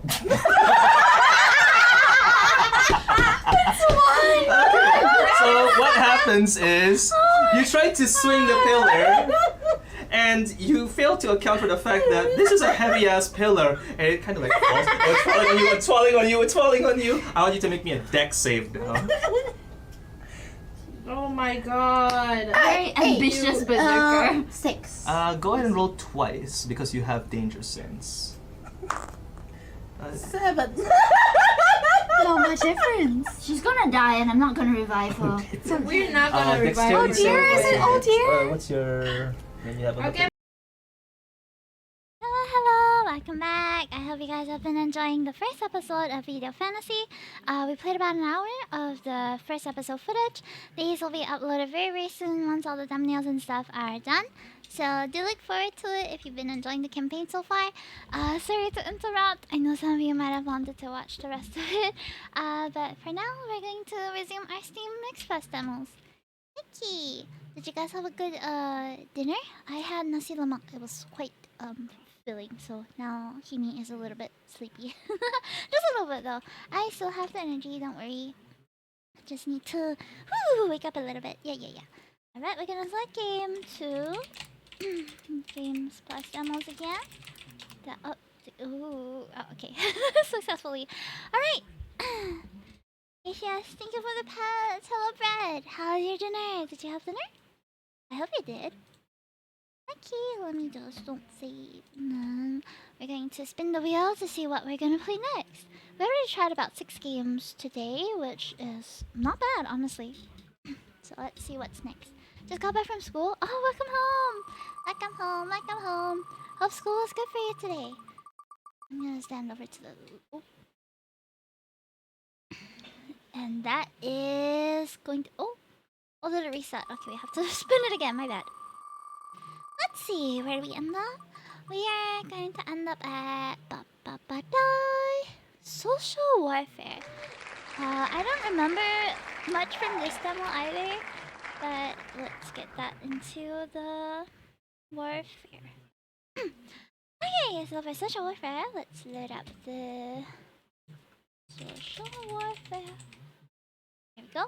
We're gonna watch the trailer, as always. I think it's text-based as well. We are blessed that Oh, sorry. we are blessed that all of our citizens share the same values and beliefs. What, the communist? This computer system will enable you to post comments on social media under multiple identities. It proposes comments. Vocals You original? pick the That's comments crazy. that influence public opinion in the right way. Freedom is at the core of our identity, and I will give you more of it. Allowing troublemakers to create conflict under the guise of free speech is anarchy, not What? freedom. They send critics to jail. Do they achieve social harmony? No, just enforced compliance. We will not be bullied by their What the claim heck? of moral superiority. We will not drag ourselves down to their level. Whoa. Okay, seems interesting. I guess we'll have to evaluate what is the best response for the given situations for this game. And the propaganda, yeah. I think it has to do with propaganda a little bit. This feels more like Papers, Please. Yeah, that's what I was thinking too, child. Yeah, my demos are taking a while to load up. I think it's because I downloaded so many. I should uninstall some of them. So we already played Sweet Maiden, so I'm going to uninstall. Wait. Oh, okay, it's begun already. Dun dun dun dun dun dun dun. Alright. New game. Day 1, Social Warfare Headquarters. Great Kingdom of Eternia. Congratulations for being admitted into the Social Warfare Battalion. Admit it, I was sent here as punishment. I'm ready to serve our kingdom to the best of my abilities, I'm ready Lieutenant. to serve our kingdom to the Oh, it's best of my fully abilities, voiced. Lieutenant. Nice. Kowtowing will not help you. and the results will. Kowtowing. So, listen carefully. This computer system will enable you to post comments on social media under multiple identities. It proposes comments. You pick the comments that influence public opinion in the right way. How do I know what's the right way? The way that serves and protects our culture and values. Duh. If you ever went to school, you ought to know what our great kingdom of I never Eternia went to stands school. But concretely, if we take an example. for. Well, I will instruct you. Do you have any other stupid question, or can we move on? You're so mean. We can move on, Lieutenant. Fine. Here's your first assignment. You know the Federation of the Free? Curse be upon them. Just had a presidential election. And sadly, the left-wing candidate Oh, we're the Alberto Communist Party. Carnella won. We expect even more hostility against our great kingdom of Eternia from this Okay. maverick than from his right-wing predecessor. We must undermine his popularity among his own citizens. Freedom News is the right-wing media. Its readership already has adverse feelings towards Carnella, so all we have to do is nurture their negative energy. On the right side, the system will generate critical comments and praiseful comments. You will select critical comments and discard praiseful comments. On the bottom, the mood meter shows how your comments influence the public opinion. Incensed and sad. Bring it all the way to the right, never to the left. Yeah. Over to you. All the way to the right. Post! It sickens me so much that people not to see where this is. Just look at Eternia. They understood they're winning the game. The wealth inequality has gone ludicrous. Those liberals are so easy to deceive. Can't wait to see the wealthy's face on ticket. Let's try it. Oh. The puppet show begins. What are we celebrating? The dumbing down of a nation? Promises are meant to be broken. Is that right, Canela? But now, these promises are surely getting real as unicorns and fairy dust. A masterclass on dramatic failure is about to get taught. Let's get generous as slackers on hardworking people's money. Wait. Well, it turned out the solid doesn't we is like crooks. Caroline's the peaceful only have a reflex on muscles. Change for the worst is imminent, folks. Buckle up. How long from empty promises to empty pockets? Eternal will drag Canela's win, but we, the people of Federation, need change. No. This is a product that become blatant. Tough against Eternia's bullying, and equally tough against our own rich parasites. Let this slow motion train wreck happen. The result proves democracy doesn't work in our country. Eternians will eventually envy us and take though. Dimwits misled falsely by false promises and hopes. What's new? A leader who's afraid to dream big. He's never thought he'd walk the talk. Now let's watch him fall miserably. What does Carnelos ability? Oh, not bad. Yo, look at that. Fully incensed. Haha. Okay. Okay, congratulations. You got it right. But that one was easy. Now, let's look at their left-wing media, FOF Daily. Its readers support Carnella. Strongly critical comments would antagonize them and put them in a defensive position. But of course, our objective is not to praise Carnella either. So, to try and instill doubt, our best bet is a softer critical stance, which some of them might be able to hear. You will select softly critical comments while discarding overly strong criticism. Over to you. Charm and promises are easy. Let's see how well they transform into action. A tragedy in the making. Words are cheap, actions are costly. Can Carnella foot the bill? Elections don't work. Look at that. Turn on the instead of waiting for the game. Let's hope the country can afford the cost of its generous policies. Promises are like babies, easy to make, hard to deliver. Good luck, Carnella. I hope his plans will stop short of incentivizing laziness over work.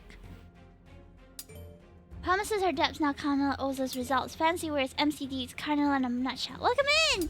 Hi, Luffy! Thank you so much for the 26 months! Oh, I see.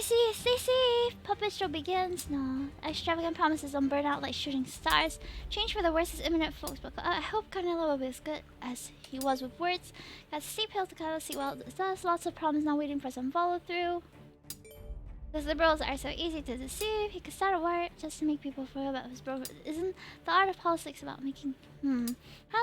Hope he can deliver at least some of them. Still dreams hope he can buy reality. Promises are political currency. Let's see. His exchange rate. Who is generating these comments? They're pretty good. Bankruptcy disguised as prosperity. So the country can afford his generous policies. Grand promises. Now I'm eager to see the roadmap. I'm happy with all those...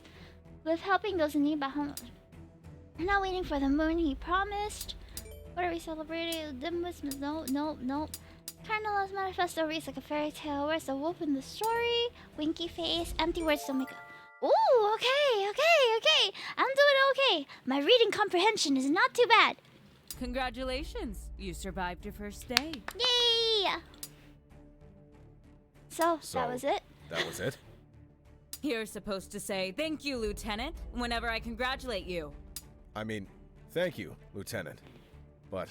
Yes, that was it. We take it easy on the first day. You'll have time to struggle later on. Trust me. Okay.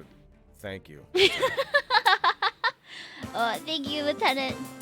Day 1, Social Intelligence Center, Federation of the Free. So you are the new recruit in the Social Intelligence Task Force. Oh, we played 2 roles. All right. I am not too keen on military formalities. Don't sergeant me. Just call me Taj. Okay? YCH. That's a nice surname, Sergeant. Very funny. Oh well, have it your way. So, do you know why you are here?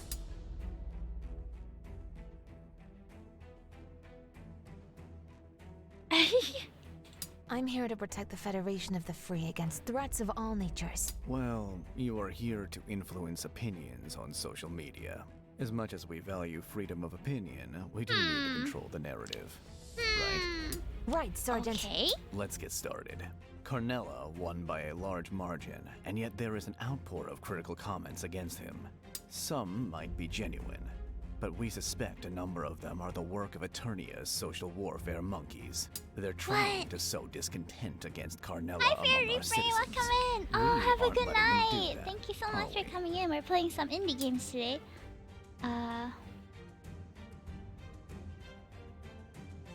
No, wait, Carnella is the president we need and an Eterna can suck it! No way. Carnella is the president we needed. How and are you? Eternia I'm can good, suck it. Ollie. Eternia can suck it! Wait a minute. This is not a fair club. We are just in the business of... Got it. On your My left-hand bad. screen, you will select the comments these freaks posted. Then, on your right-hand screen, you will select constructive answers. Do not Ooh. select sarcasm or name-calling, as this would only serve their purpose. But when Okay. you do spot an answer that shifts the criticism onto Eternia, then do post that one in priority, so we take a jab at them too. Oh my Over to gosh. you. Democracy doesn't work because your candidate lost. So it says to not have freely expressed it in a free country. People chose Carnella for a reason. Let's see what I should. Such a shame we have to say who's in charge if we were muzzled. While we debate about democracy, Eternity can only dream about being. Of course, democracy is overrated compared to the joys. This is clear move from new directions. It shows the strength of our democracy. Time for a change. Democracy doesn't work.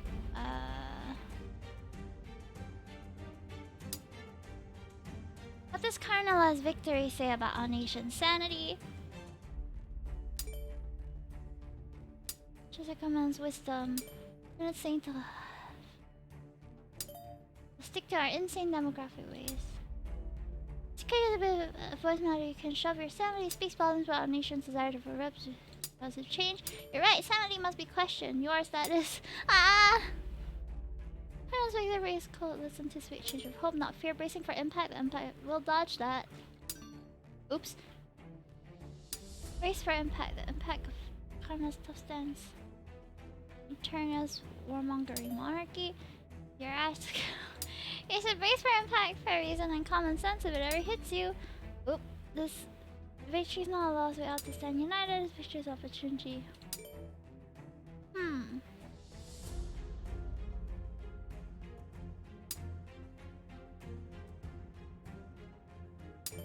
Got a strong mandate that gives the opportunity. Sure. Words were the start. Actions will come. I'm confident. Of course, because I was not. Because making inspired. I was kind of. Woo! Okay. Okay. There are some very heated comments that we're curating Great. here. You got that. Let's move on to the next mission. You know that the Nickel Jubilee of King Pyra IV of Eternia starts today, The what? right? I do. I'm eager to see how well he endorses his role on this occasion. What do you expect? A benevolent monarch? A discourse of peace? Well, sorry to crush your hopes, but it is Pyra IV we are talking about. His speech does not explicitly name our federation, but sure enough, it is about us that he is talking shit. Listen. My beloved citizen of Eternia, I send you my most heartfelt thanks for your wishes on my Nickel Jubilee. What is a Nickel Jubilee? It has been the honor and purpose of my life to reign over our great kingdom during the past 15 years. I have strived to lead our nation into the future while standing firmly on our unique identity and culture. We live in a tormented world where some nations allow conflicts to flourish under the guise of free speech, Like us! and multiple competing cultures to coexist without anything binding them together. This is not conducive to a nation's success, nor its citizens' happiness. We are blessed that all of our citizens share the same values and beliefs. This is a backbone we must protect and further solidify. Well, his During the political Jubilee speech month, is there will be tricky. live plays of the royal anthem 4 times a day in every city center, and there will be a new hotline to report anti-royalist activity. Your report will be anonymous, and you will receive a reward when the offender is arrested. Wow. What a load of nonsense. Multiculturalism and free I'm just speech are what selecting the answers defines they want to us, and hear. we're thriving with that. See? We are going to weigh in Okay. on that. And Okay, give him a Sergeant run for his Tajal ill-gotten money. Karadari. Let's first look at the truth of Eternia. Their progressive media. Well, it is only as progressive as it can be while being state-owned in a country that's conservative as hell. But that's where we will find progressive readers anyway. Chances are, they are unhappy about the criminalization of anti-royalism. We just need to rub salt into that wound. Make them angry! Make You will them select angry! criticism and dismiss praise. The stronger the criticism, the better. Fan the However, flames, fan the flames! be Stir the aware crap, of stir the legal crap! restrictions in Eternia. Upfront Upfront criticism of the king is prohibited. Only select comments that contain okay. indirect criticism. Cool, cool. Sure. Can you drop some info in the Discord, or you can link us? But depends whether I have time to play it. I see. We play by their rules, so we don't expose who we really are. Exactly. I do like Professor We want Layton readers and to Ace believe that our Attorney. comments were Also, posted nice from to meet you, Eternia. Dax. If we post anything that breaks their law, people will know we are not real. I get it. Okay, over to you. Like indirect criticism against the king, discard both praise and frontal criticism. King's vision, a cage for our minds. Anthem overdose, a cure for free thought. We're blessed to have a great king. There's no place in the turf for those who do not love him. Ooh, the one ever can repeat that. Decent human beings. Screw the king and his dictatorial help of giving freedom for a change. Giving people freedom will do more for it. This is sweet melody to my ears. I will drink the tears of and oh my gosh, look at the timing memo. Unity through force crumbles under pressure. At the really complete end of a Leo teacher who needs education. Way to teach everybody to love our great king. I prefer freedom over jail, therefore I will not be commenting further. Yeah, no worries. Thanks for reaching out as well. Kills always return you forever. Imagine how much stronger we'll be if we're respecting differences. Fear-based control only reveals underlying insecurity. This country would be so much better without a king, especially without this king. King Paris first. I love the random. Who needs to think about the king always knows what's good for you? Oof! I'm not doing very well here. That's how he has to strengthen his grip. Secret monarchy wants to fail abusing his servant.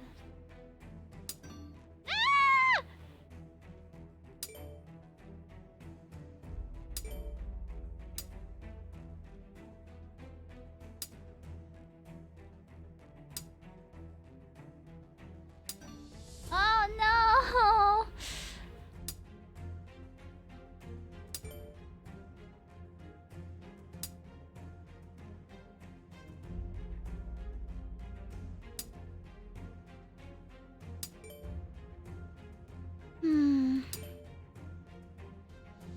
Oh my gosh, this is so hard.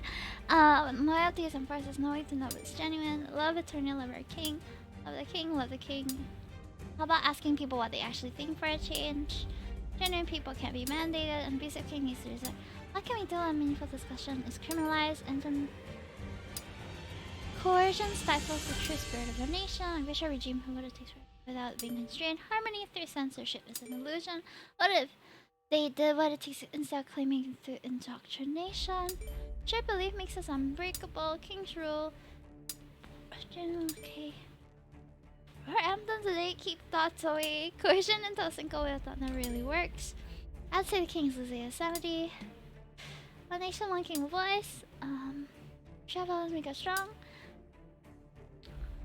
Cause of his tyranny. Cause of values as a nation.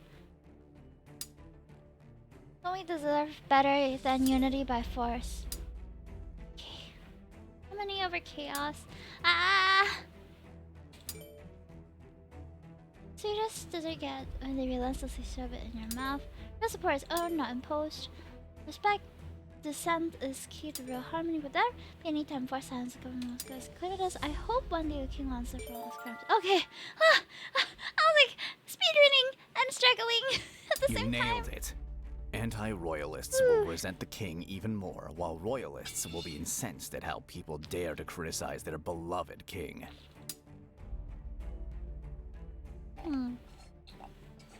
That was quite a piece of work. But hopefully more and more people will start seeing their king for what he is.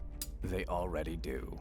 Staunch royalists still exist, but a large amount of people start opening their eyes. They just cannot say much about it publicly. In reality, their society is just as polarized as ours, isn't it? Pretty much, if not more. Hence why it does not take much to cripple it. But the next thing will require a little bit more subtlety. The Eternal Nation is their conservative media, a beacon of hardcore royalists. We could go and trash their king over there too, but it might not be our best shot. We'd rather have some of the least hardcore royalists start doubting about their king. We should use all the deference to the king it takes to avoid offending them. But at the same time, we should instill doubt in their minds. Will you manage to select the right comments to achieve that? So difficult. I certainly will. I certainly will. Great. Over to you. Loyalists report ill thinkers are true protectors of the kingdom. Revered king, when loyalty nurtured true trust lasts longer than fear. A hotline ensuring loyalty through fear. A truly modern king we have here. Oops. Report those with malicious diligence in reporting keeps. We need this for strength. Get on your head, could ever you. Your Majesty, as a great hotline might not be the best path to unity. Loyalty is vital to our kingdom, but a hotline just reporting those who have wicked feelings, protecting Sherfield. Snitch hotline. Hotline usage is devotion in action. Wouldn't it be wiser to try and win anti-royalist hearts rather than antagonize them? The stability, the rest of our great king. The free hotline, report your friends and neighbors. Our unity must be protected at all costs. I love the king, but can this be attained by coercion? Unity through the love of the king, but can it be achieved by a hotline to report dissidents? Would it be more fruitful to be inclusive than divisive? The king always brought unity. Sure, hotline will keep it this way. Or we must do it to trust. Thank you, Pyro the Freak, for transforming us into a society of snitches. Hey, Arslan, welcome in! Well, for the king, it might not be pleasant, but a small price to pay for our good. Sir, don't you think that suspicion reporting enemies is... Can I respectfully suggest that promoting royalty should include nurturing some trust? Two royalists have been placed in the kingdom. Our children deserve a unified force. Report dissidents making out cultural superiority. The only king should not be in his land anyway. Turning us into... Well done. Iris hotline, shining beacon of inclusiveness and hope. Oh wait, long live the king. Let's use... Dark age gets darker every day. Finally, this heartland will keep us safe from divisive ideas.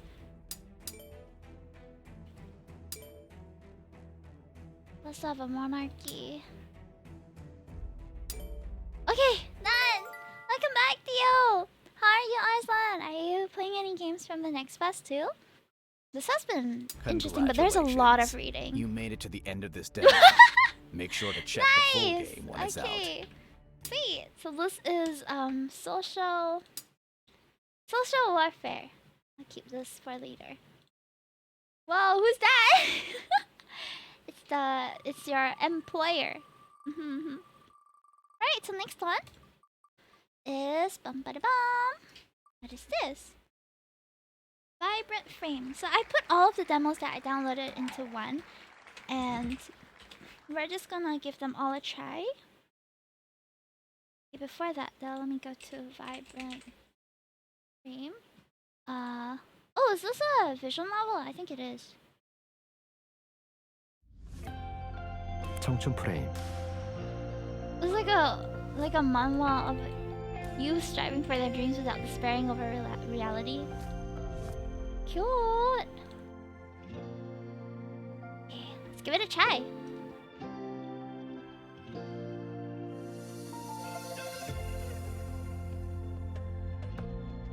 Ah!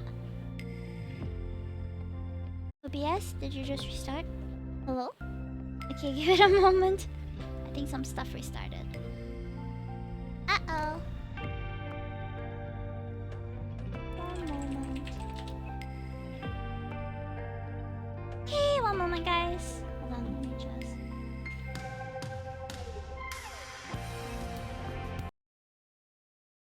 close the program. Okay, we're still live. Just give it a moment. Restart some stuff.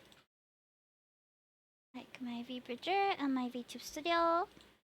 Close. Close.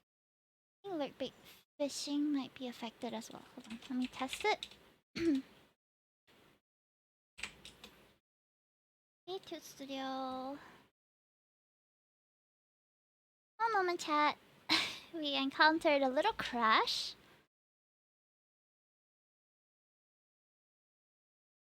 Close.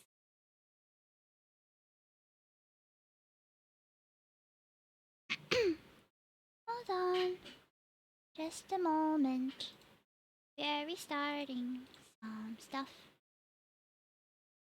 Hello? Okay. One moment, chat. Let me put this here. Yeah, small crash. What did it? I think I have Spotify on here.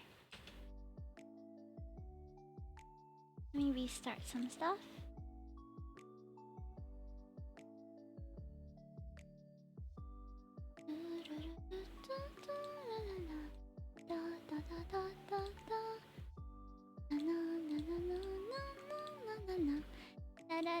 I'll put an ad while waiting. While restarting some of this stuff.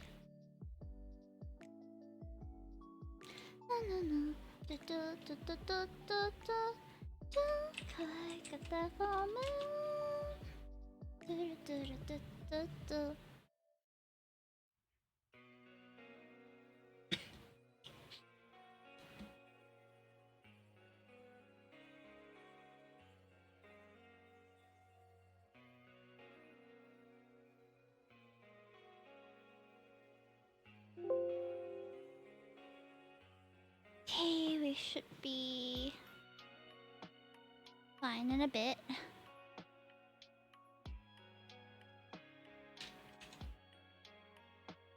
Connect.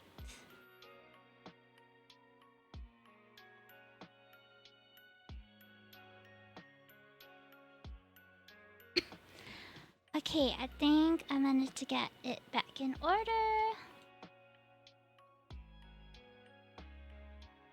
So many things.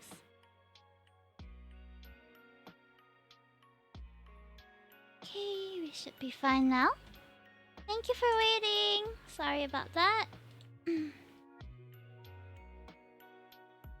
let's start up Vibrant's frame again. We had a little crash just now.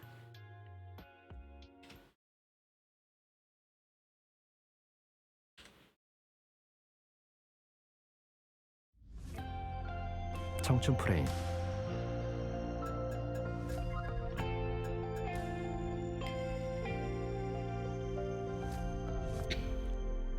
English. How's this? Skip mode, read all, auto speed, heroine face. Start! Ari song. Hime song. Hime Toki. College of Fine Arts, Department of Theater and Film. Oh, I'm a student! Okay. Is your name Himetoki? Yes. Oh, it's worth the wait, Hime. Aw, that's sweet. Vibrant frame. Scene, I hate bitter chocolate. The famous quote from one of my favorite movies, spoken by a brave man who overcame endless adversity. Put on auto. Life is like a box of chocolate. You never know what you're going to get. You might find sweet milk chocolate or bitter dark chocolate inside. For the record, I like whiskey bonbons. That's me! she's so pretty. Anyway, that quote made me believe that if I don't lose hope and work hard dreaming of a happy future, I would be able to make my dreams come true. That's why I tried to be nice and push through everything, even though the client demanded I send an edited video within an hour. Even though the student president made me go up on the stage to pass on a flower bouquet to the professor. And even though a lazy classmate secretly joined our graduation assignment group. But this had gone too far. Oh, 죄송합니다. hi, Hanju. The moment this absurdly handsome man handed me my shattered hard drive, everything turned white. If this is a dream, please wake me up. Oh no, my hard drive! So I was faced with a reality worse than a nightmare. I couldn't say anything and I simply closed my eyes. April 10th, 5pm. 마케팅에 관한 개념은 뭐 다들 아실 거라고 생각합니다. 한국의 영화 산업 구조를 생각했을 때 이 영화 마케팅이라는 게 How are they asking me to take this frame out now? They said they wanted to keep it in not too long ago. Why do we want this gone now? I'm busy as it is. Let's calm down. 받기 전부터 험악한 표정을 짓고 있는 학생이 있네. 졸작 준비를 하는 건가? 아니면 취업 준비를 하는 건가? 아니면 내 강의가 별로 마음에 들지 않는다는 건가? This guy, just a little more. You can do it, Hime. Miss Toki. I can skip this part, right? I didn't get any feedback for this part anyway. This is that kind of busy. 그게 아니라. 아이고, 됐어요. 그냥 놔둬요.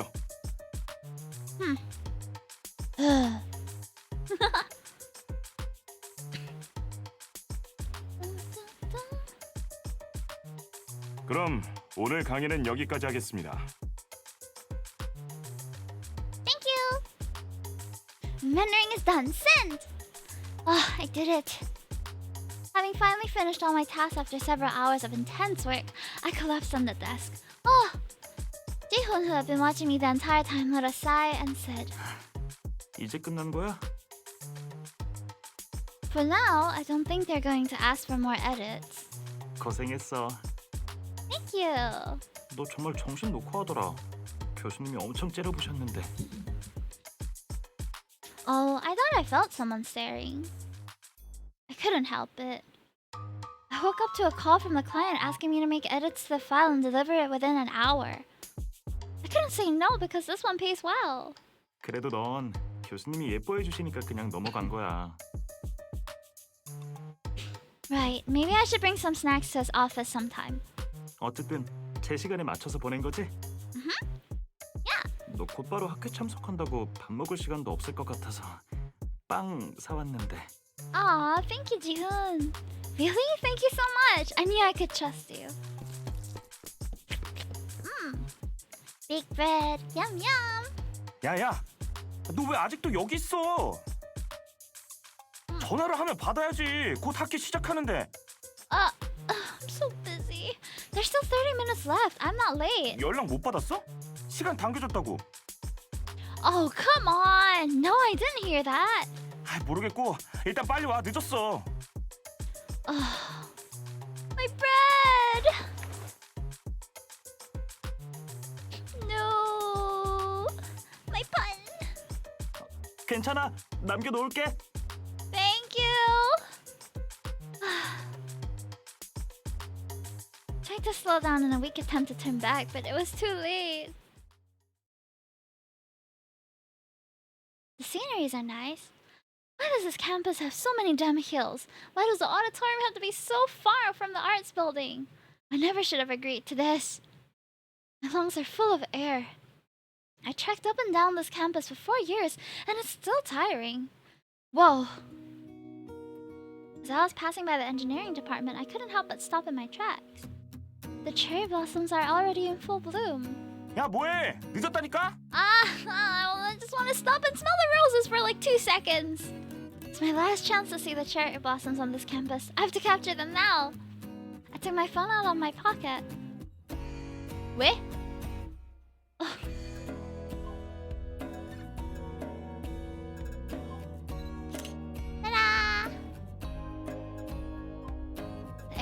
around the engineering building is pretty neat and well maintained. The view is nice. Its flowers are somewhere between white and pink, and they possess some kind of sweetness to them. Maybe the fact that they disappear in a week makes them more mesmerizing. Cherry blossoms mark the start of spring, and looking at them gives me butterflies in my stomach. Oh, this is a good angle. I was looking around to find a better angle when a guy under a cherry blossom tree was caught in the frame. Oh, I wish he'd move a bit. Waited for a moment, but he didn't move. Just kept sipping on his coffee. Oh well. 뭐해? 빨리 안 올래? Coming! What do I do? Should I just take it now or come back later? That looks good. Satisfied, I put my phone back into my pocket and hurried along. Ow! 죄송합니다. It's okay. 그런데 옷이... Oh crap. My clothes. Huh? As I was running, I bumped into the guy who finally got up from under the cherry blossom tree and was entering the engineering building. 빨리 오라니까. Can't catch a break. You're not hurt. Are you in a hurry? Gotta go. Bye.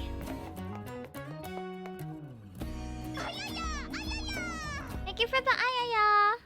We're playing a visual novel right now called Vibrant Frame. It's just the demo. 그럼 오늘 논문 발표까지 수고해주신 김형수 교수님께 꽃다발 증정식이 있겠습니다. Yay! I think that went fine, but why does the professor look so bothered? I walked down after completing the task I was given, but Jerry, my friend who majors in applied music, looks appalled. 너 꼴이 왜 그래? Me? What do you mean? 머리는 산발이고 커피는 또 셔츠에 질질 흘려서 다 묻어있고. Well, huh? I looked down at my shirt and was indeed covered in coffee stains. Oh, I rushed over here.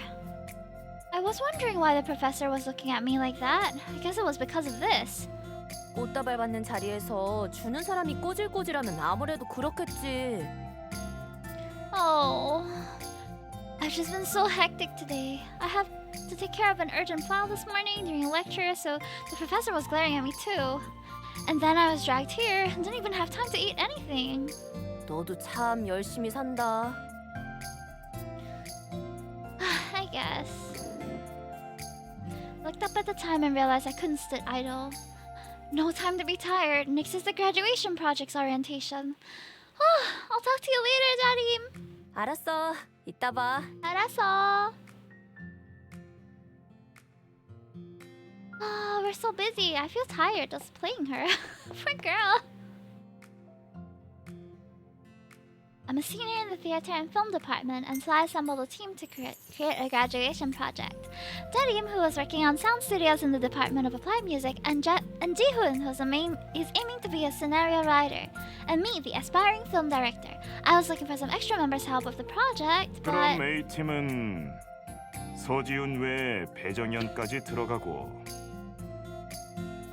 Huh?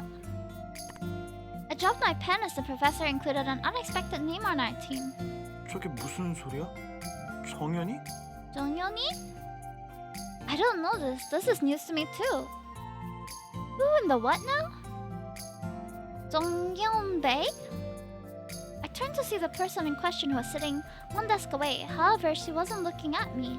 She was only smiling toward the professor. She really is pretty at every angle, huh? Wait, that's not important right now. What? Assistant director? I'm the director. How was I not involved in this 이상 decision? 리스트에 문제 없죠? 그럼 OT 마치겠습니다. Oh, I already feel her frustration. Poor girl. My head was full of questions, but the lecture was over before I could express any of them. I'm too busy and tired to question things now. Jonghyun! I was in disbelief and checked with the professor. Then I finally ran out to find Jonghyun. 왜? 나 바쁜데. Busy, and yet you had the time to put your name on our graduation project team? 졸업하려고 그러지. 문제 있어? What are you talking about? You said you were going to take the employment route to replace the graduation project. You said graduation projects take too much effort and that you'd never even consider it.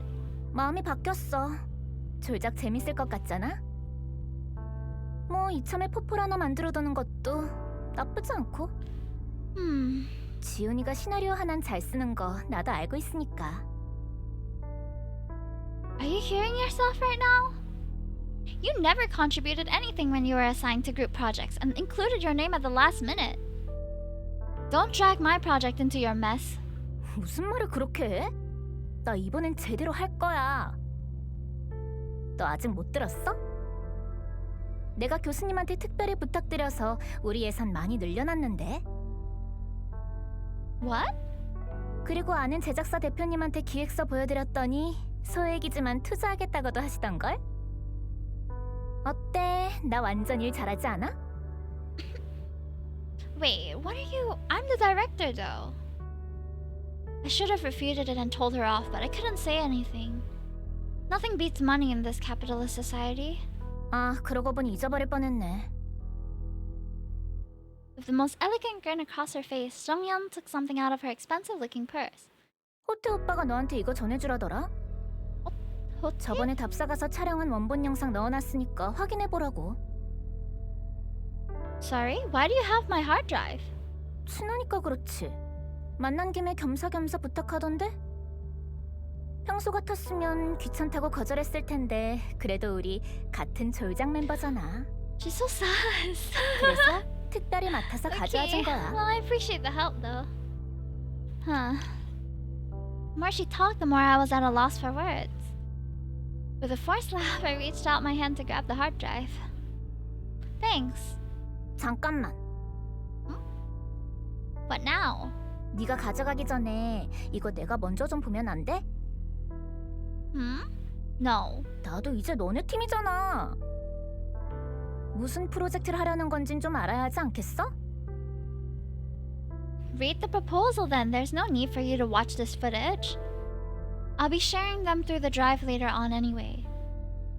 So just give it to me. 싫어.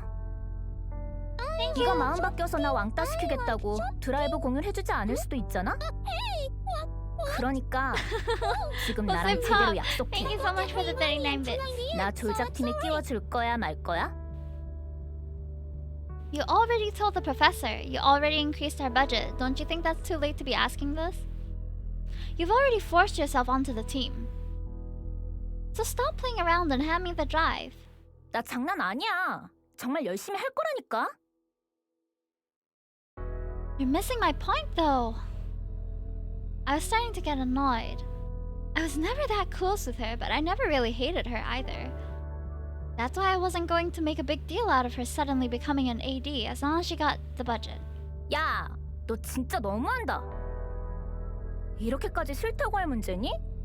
그냥 잠깐 보여주기만 하면 되는 거잖아. Wow, seriously? I leaped towards her to yank the hard drive and Jonghyun, surprised, stepped back. 어머! Hard drive flew right out of Jonghyun's hands behind her. What are you doing? Oh no.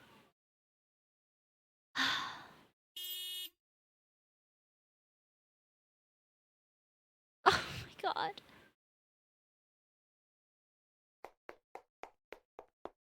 No!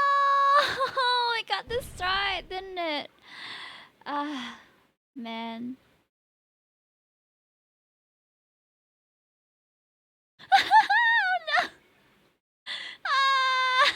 The hard drive got isekai. Yeah. What the hell is happening? Oh, the deceased hard drive.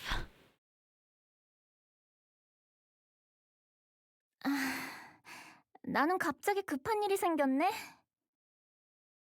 가봐야겠다. 나중에 연락할게. Okay, sure. It's a favorite quote from one of my favorite movies, spoken by a brave man who overcame endless adversity. Life is like a box of chocolates. You never know what you're gonna get. You might find sweet milk chocolate or bitter dark chocolate inside. For the record, I like whiskey bonbons.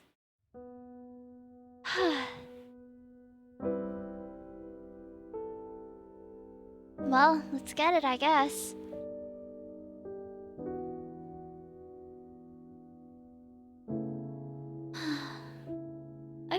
out for her.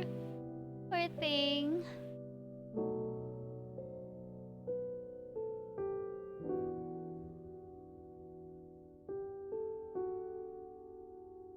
It's gone too far. Oh no! Hard drive I was so desperately waiting for just died in front of my eyes. Can I salvage anything? Oh no! What's happening? I can feel the ground sink beneath me. How depressing. My sad emotions were directed at the innocent driver. Didn't you see that I was telling you to stop? When I stood up to argue. 죄송합니다.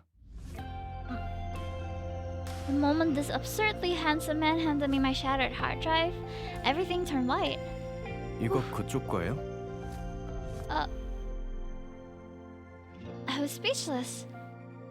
I wasn't angry about my crushed hard drive. I was surprised at all the drama that was happening before my eyes. 중요한 거였어요? 저쪽에서 손 흔드는 건 봤는데 무슨 말인지 잘 모르겠어서 차 세우는 게 좀 늦었어요. 보안이 후진으로 한 번 더 밟은 게 좀 크리티컬한 것 같은데. Yeah. Neat eyebrows, beautiful eyes, and a perfect nose. He wasn't wearing anything that stood out, but I could still see his wide shoulders and built physique through his teeth. Girl, stop gooning!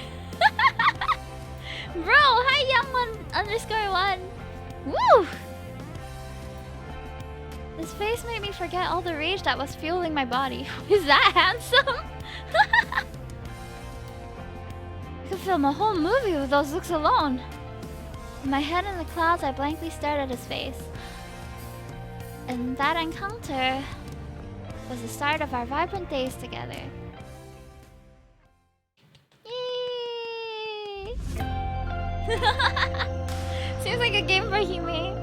It's a visual novel game, Korean visual novel game, called Vibrant Frame, so they published a demo recently. Oh, there's even a BGM, nice! It's me!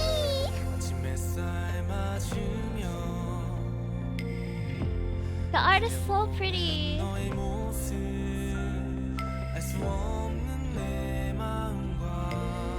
R.I.P.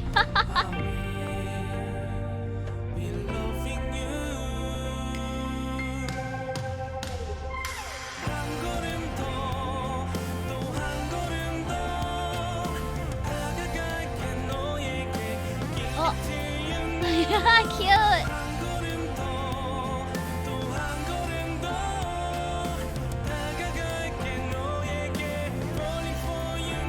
Oh, already? Whoa, we got some spoilies.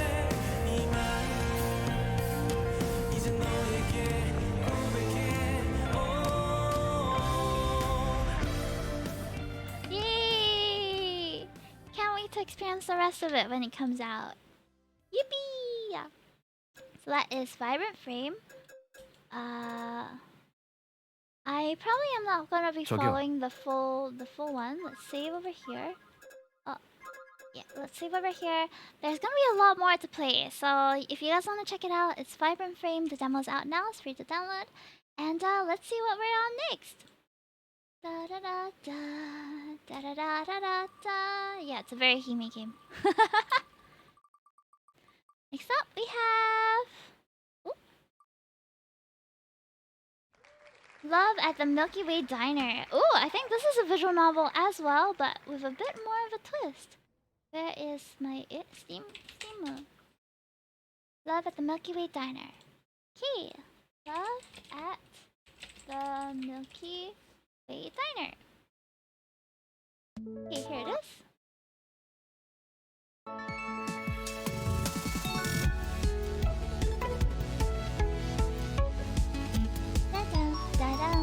Ah, so cute! Serena, Shiwu, sorry, Laro, Kael, Razlam, Adar, Setan, Vega. Cook meals for your customers. Discover alien recipes. Make friends. And find love. Love at the Milky Way Diner. Okay, I'm excited to try this one. Right, let's see what Love at the Milky Way Diner is all about. Let's go. I have this already, so Love at the Milky Way Diner demo. Okay, see me starting up?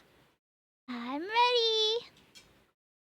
I'm looking forward to the cooking part. Hi y'all, I'm having a fun time with the Steam Next Fest demos. Are you guys trying any on your own? Okay, let's see now. Setting. Full screen. Text speed, all the forward time, all this should be fine. New game. Hi traveler, what is your name? My first name is Hime. My last name is Toki. Your name is Hime Toki. You know what? Let's try a different name. Let's try Ayu Ojo. I feel like that would fit more in the alien world a bit more. Yes, Ayu Ojo. Thank you. Enjoy your journey. I rub my eyes, still feeling groggy and stiff from the time in the transport ship's stasis pods. I stare out of the ship's many windows and into the emptiness of deep space. I'm sitting in the observation lounge of Argo 24, your best choice for inter-system travel leaving the Helios system with prices that won't break the bank. Hello, can I graduate from school soon? Ah, congratulations, Neil! I hope you have a good graduation. There are far more glamorous methods for space travel, 5-star cruising ships with luxurious rooms and great meals, where you can spend a long trip between star systems in leisure and comfort. But comfort costs credits, and I'm pretty short on those. So it's budget travel and budget stasis pods for me, and the Argo spaceflight is known for being especially no frills. The ship dips, and my destination comes into view. The Deep Space Station Hesperides, my new home. It's a sleek Aurelian design with habitat and docking wings orbiting the station's main superstructure. Deep space? Love? He was gonna lose a lot of hours in this game.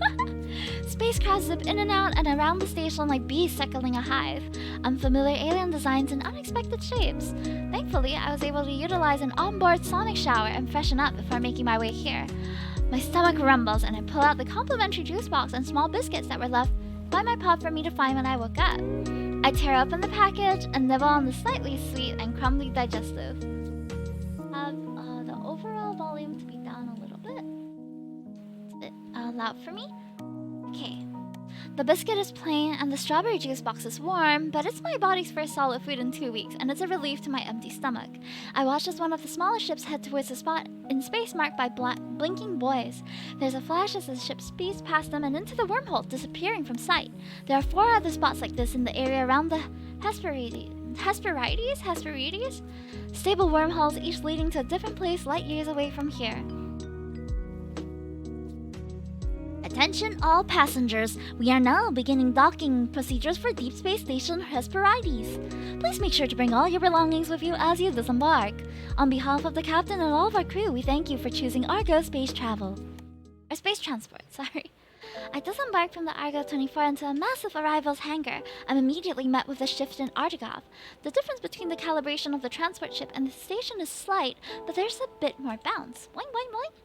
All around me are ships from all sizes and shapes from across the galaxy, from large passenger cruisers and large cargo freighters to smaller personal crafts and aliens.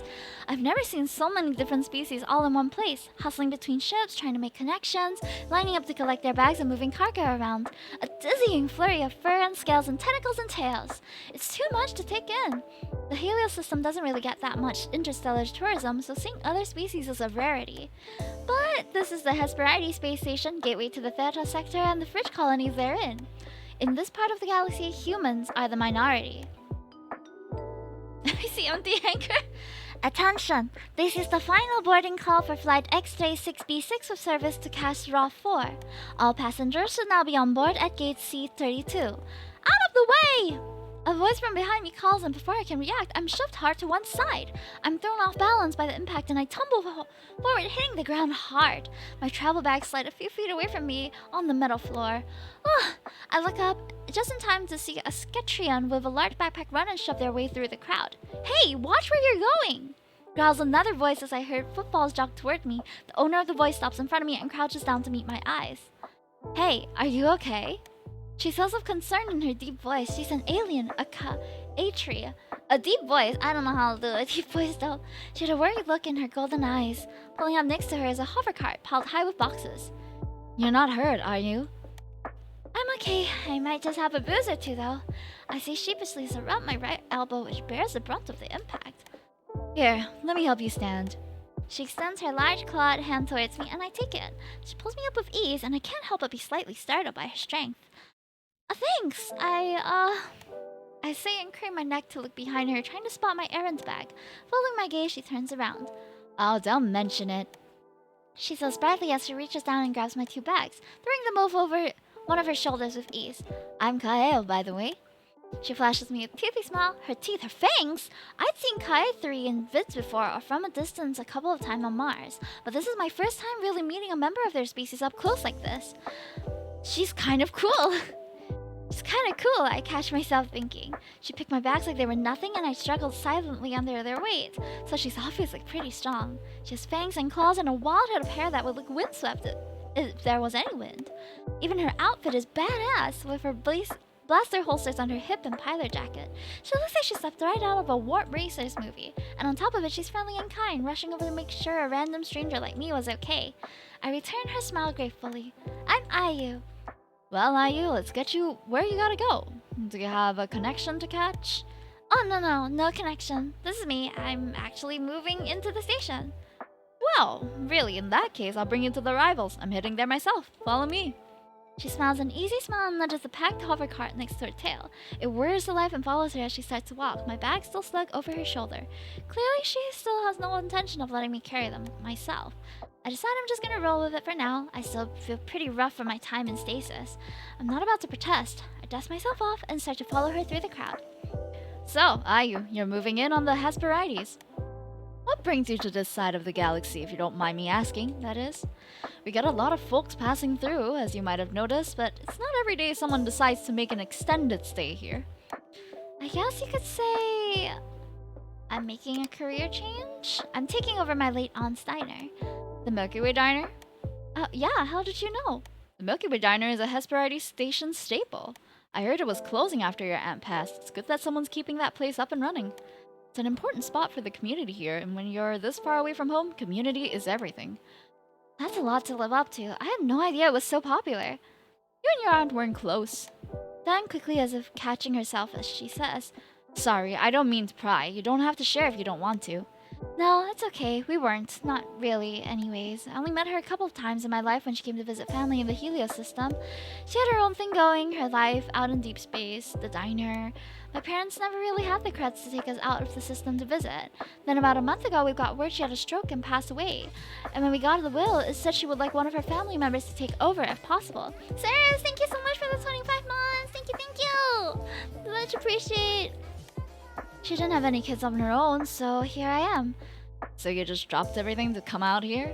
That's pretty bold for someone who's never left their home star system. I'm impressed. Not too much to drop when the company you've been working for goes bankrupt and you're out of a job. A fresh start sounded pretty good after that. It's true, no job, no love life. My friends from college and I had drifted apart. Sure, my family was there, but they all had their own stuff going on. There really wasn't much of anything holding me back.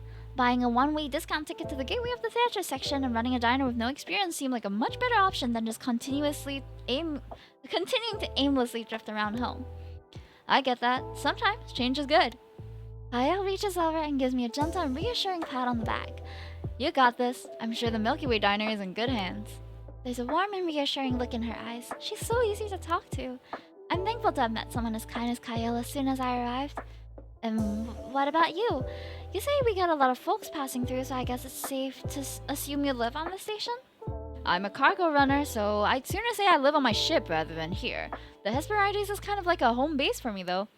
Got a good steady list of clients here, not too far a trip from Ranon, and the people here are nice. And what kind of cargo do you run?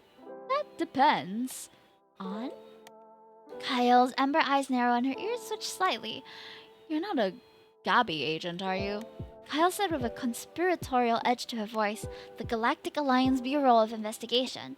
No? There's an obvious uneasy tone in my voice. I'm just messing with you, she says with a laugh. I transport the usual stuff: tech, food, alcohol, medicine, fun stuff like that. I do supply runs for a couple of the on-station merchants. You could place an order with me if you needed some ingredients that can't grow on the agricultural deck. I've great whiskerfish supplier back on Radon. Also, she leans a bit closer and says just a bit quieter. I've connections in just about every sector of this galaxy. Whatever it is that you need, I can find it. For the right price, of course. Or the right person. Kyle says with a wink and undeniably fully turned in her voice. Am I being hit on by Kaitri right now? Kyle isn't exactly being subtle. I'm not necessarily surprised she'd be interested in a member of a different sapient species. After all, interspecies couplings aren't unheard of.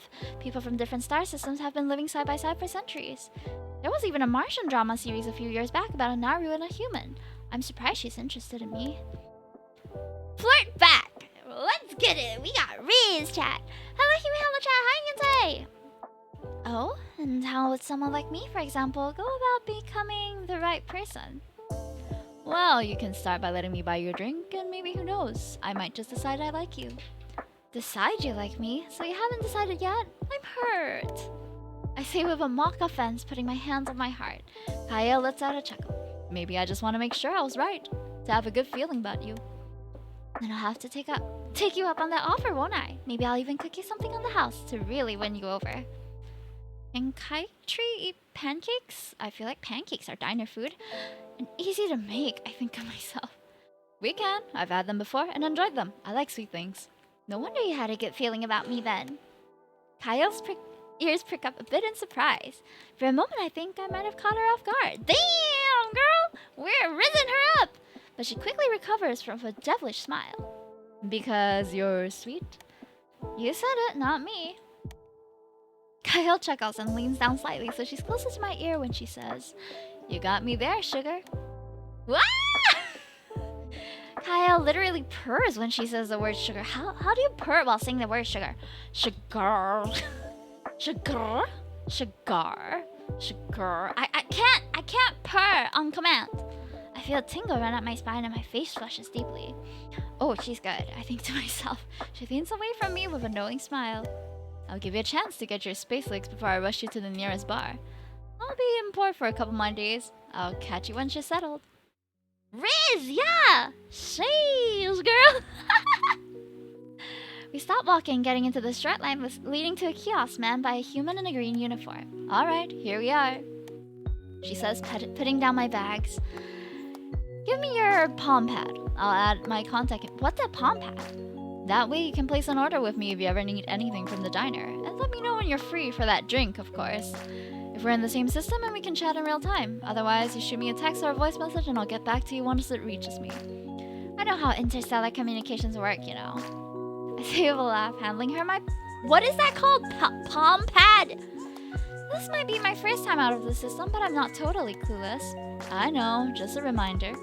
She says as she types her contact details. She hands my plan pad back to me. I notice we've made it to the front of the line now. I've got to get all this stuff where it needs to go, so I'll head in first. I'll be seeing you around. See you around, Kale. She puts a large hand on my shoulder as she passes by me and walks up to the kiosk, her hovercar following behind her. Himi has intergalactical Riz. Yes, I do. Officer Shiwo Morency, what's the head of security doing checking arrivals? From where I stand now, I can get a better look at the human man behind the kiosk. Officer Shiwu, as Kyle had called him. He has wavy chocolate brown hair that curls around the nape of his neck and a stern expression on his face. He's not too tall, with an athlete's build. But I hear plat with Plam pat. That's what they call a phone in this game. I can't help but notice the prominent bags under his dark eyes. He looks like he hasn't had a good night's sleep in ages. Officer Esker called in sick today, so I'm taking over his duties for now. Can I please get your name and purpose for your visit to the station? His voice is deep and soft, with a stern edge and a slight fringe planet accent. Do you like... cowboy? Really, Shiwo? We gotta do this whole song and dance every time? It's not like you don't know my name and call sign by now. I know your name, Kyle, but regulations are regulations, and there are questions I need to answer every person who goes through arrivals. Now, can I please get your name and purpose for your visit to the Hesperide station? Kael's tail twitches slightly in irritation and she rolls her eyes. Kael vs. Runa, cargo delivery for Ashkesk General, Haley's Roswell's, and Wayfarer's Rest. Shipping manifest will be all under this call sign Starblazer. Shiwu types away quickly at the hull screen in front of him, giving him the manifest a quick read. Thank you. Everything looks like it's in order. Looks up from the screen at Kyle. Also, this is your reminder that all weapons are left on the ship. She flips open the flaps of her holsters with a flourish, revealing the empty pockets. I know. It's not like it's my first time here. I'm only reminding you because you forgot last time. Because I was in a hurry. I had that roll that needed to get back into temperature control. It was losing freshness by the second. They're going back and forth like this, but Kyle doesn't sound angry. Just mildly annoyed at the bureaucracy of it all. Kyle seems to be the type that chafes it up against rules and regulations, and Shu doesn't seem to be the type that loosens protocol for anyone.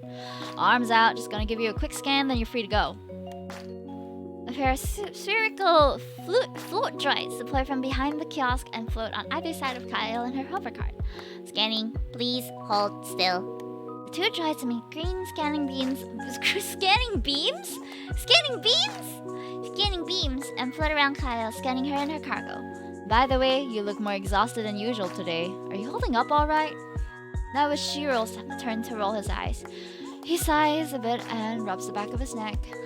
I appreciate your continued concern about my well-being, but really, I'm fine. It's nothing new. Still, you should check in with Saria. I did a couple days ago, but as I said, I'm fine. Shu's face softens as he speaks. The droids finish their scans and the green light goes off. No forbidden articles or pathogens detected. Kyle von Runa, you are free to proceed into the station. Please enjoy your stay. Okay. I brought you some new herbal tea from Ranon. I'll leave it at your mail locker. Thanks, Kyle. I'll be sure to try it before bed tonight. You better, and let me know how it goes. I'll catch you later, bud. That Kyle gives her cart a nudge and she walks into the station, not before long looking over her shoulder at me and giving me a smile and a wave. See ya, sugar. And with that, she disappears around the corner. I grab my bags and lug them over to the kiosk where Shiwu stands. Welcome to the Hesperides. Can I please get your name and purpose for your visit to the station?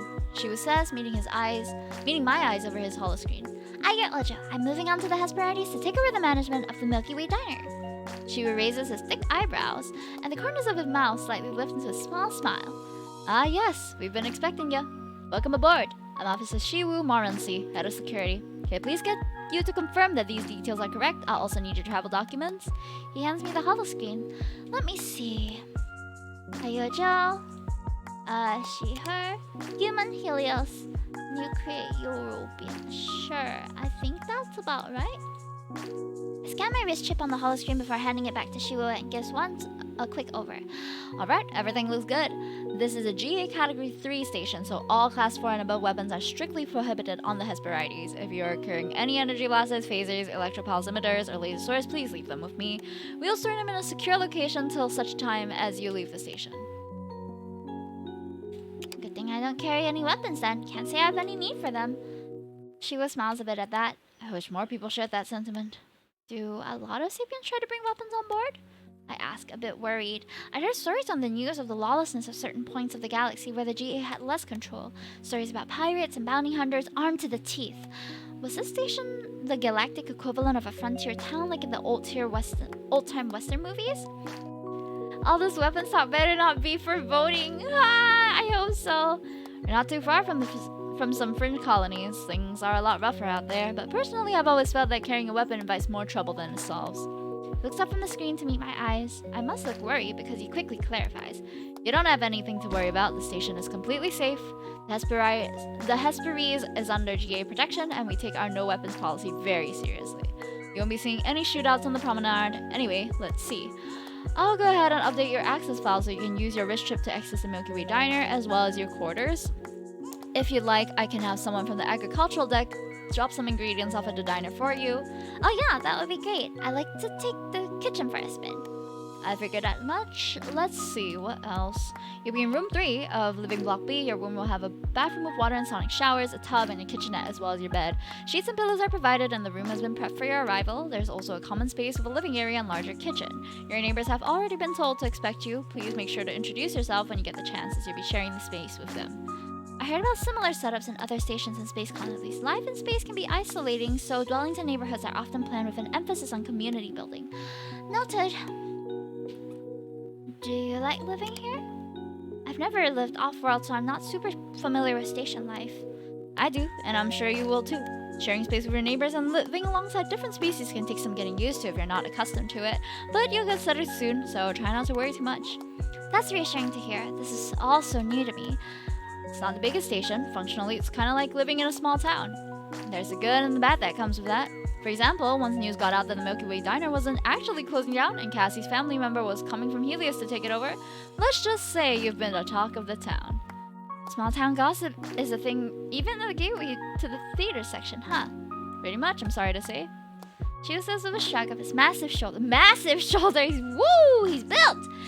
On the bright side, you're the human that's bringing back a beloved station eatery, so I'm sure you'll receive a warm welcome as a result. Kyle mentioned earlier that the diner was pretty popular. Whoa. I'm hit by a sudden wave of vertigo. It's like the ground under my feet has given way. Whoa! I feel my eyes roll back to the back of my head and I crumple. I'm fully expecting to hit the ground for a second time in less than an hour, but the impact doesn't come. That was close.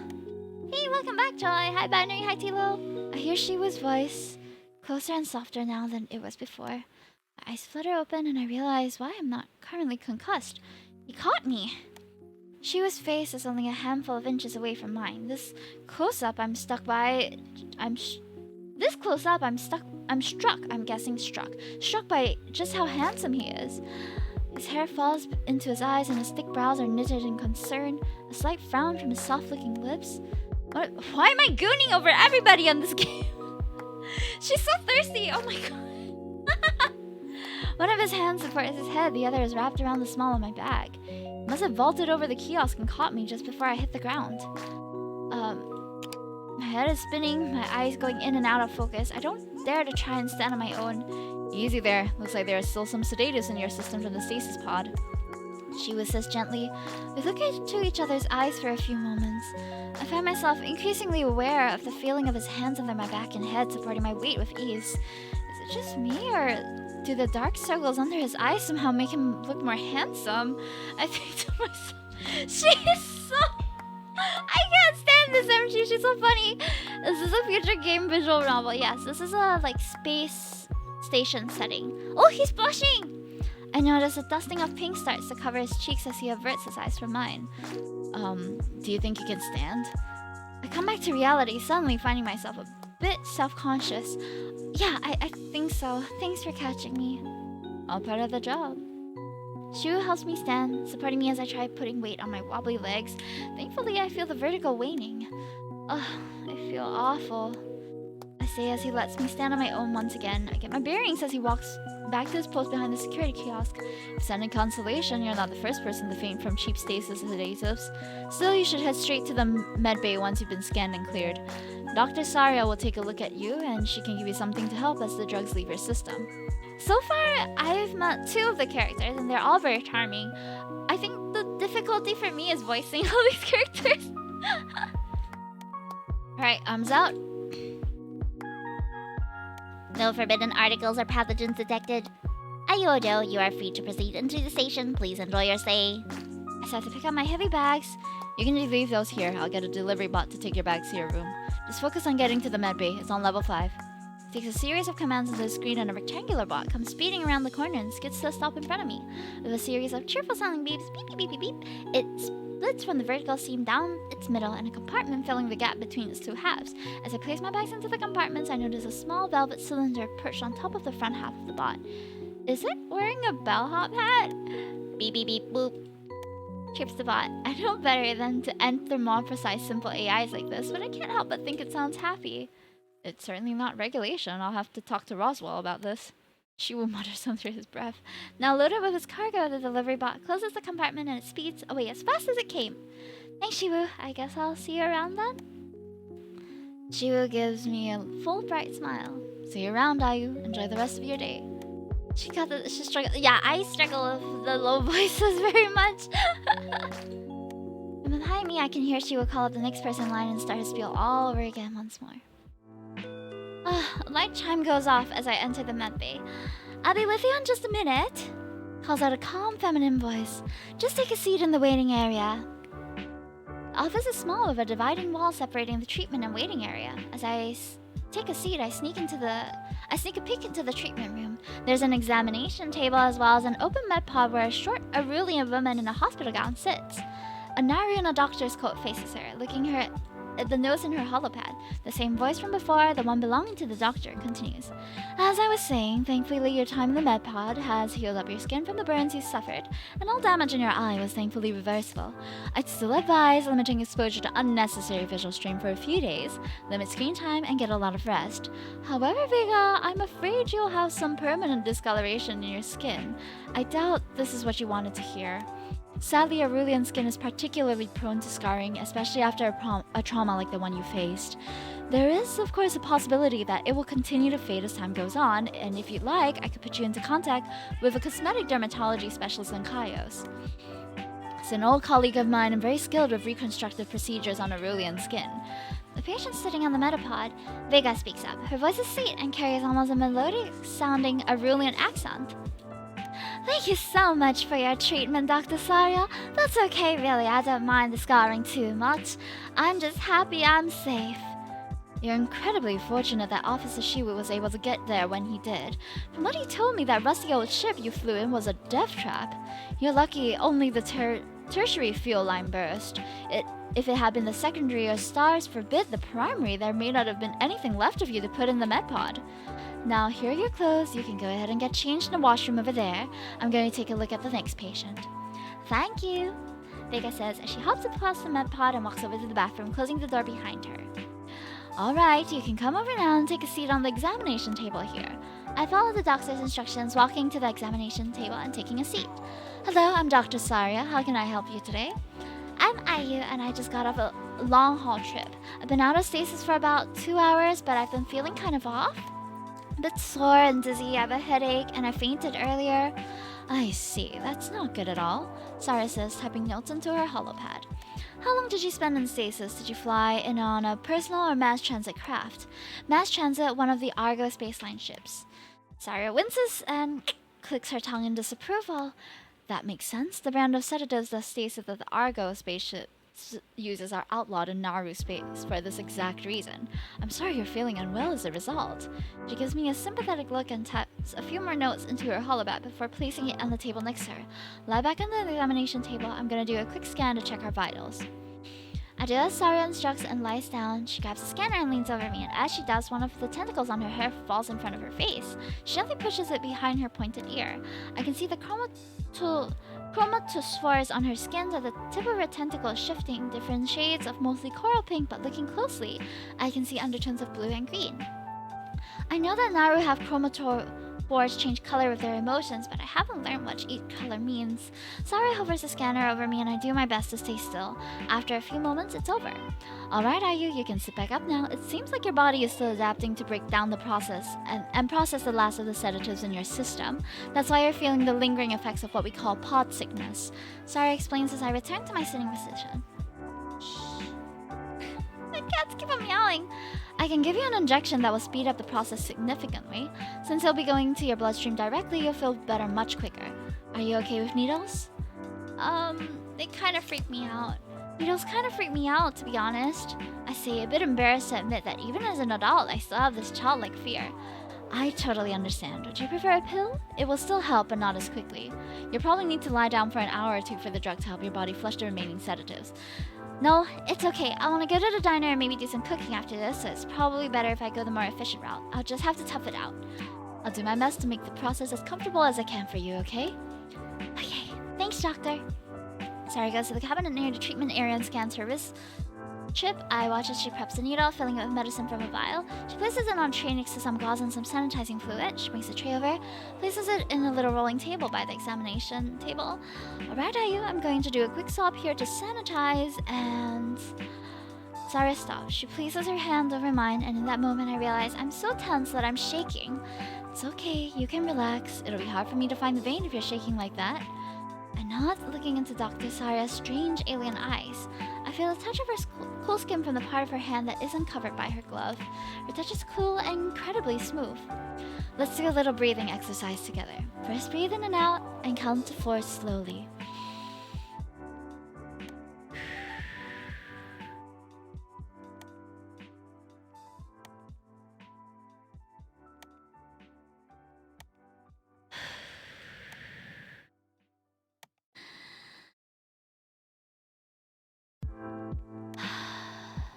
I feel much more calm now. Thank you, Dr. Saria. It's no trouble at all, are you? Do you feel like you're ready now? Yeah, I think so. Good. Here, you can hold on to this if you'd like. She holds me a soft jelly-filled stress ball and I give it a few experimental squeezes. Hey, Greater Street Chan, welcome in! Hey, yo! Hey, yo! We're playing Love at the Milky Way Diner today. We're doing a few of the Steam Next Fest demos, and this one is, I think, the 8th game that we've tried. But I only have about half an hour more, so we'll probably try like one more game before we end stream today. Long time no see! Yeah, it's been busy. How have you been? Are you trying out any of the Steam Next Fest demos? Saria smiles and sanitizes the spot on my lower arm once again. I look at the ceiling so I don't have to see the needle go in. This is literally me at the doctor. Alright. Can you breathe in for me, please? And now out. As I inhale, Saria swiftly administers the shot and then covers a small puncture with a little med patch shaped like a little yellow star. There we go, all done. You can lie back for a moment while the medicine does its work. I'm going to clean this up. I lie back down on the table as Saria sets about putting her supplies away. So, you're Cassie's relative that's taking over the Milky Way Diner? Yeah. Officer Shiwu mentioned people on the station have been waiting for me to get here. We have. Welcome to Hesperides. How are you feeling now? Would you like to stand up? I get up off the examination table. The difference is startling. My headache and dizziness are gone. I feel much better now, thank you. I'm glad to hear it. Are you going to be heading to the diner now? Oh, yes, I'm starving. Officer Chiwa says he was going to ask someone from the agricultural deck to come by with some produce. I better head over there if I want to meet them. Sounds like a great plan. Maybe you can come by the diner sometime? I think I'll be open in a couple of days. I was planning on it. It would be nice not to have to cook every meal again. As I get myself ready to leave, Vega comes out of the bathroom. Alright, I'm off. Thank you so much for everything, Dr. Saria. It's my pleasure, Vega. Please feel free to come back if you need anything else.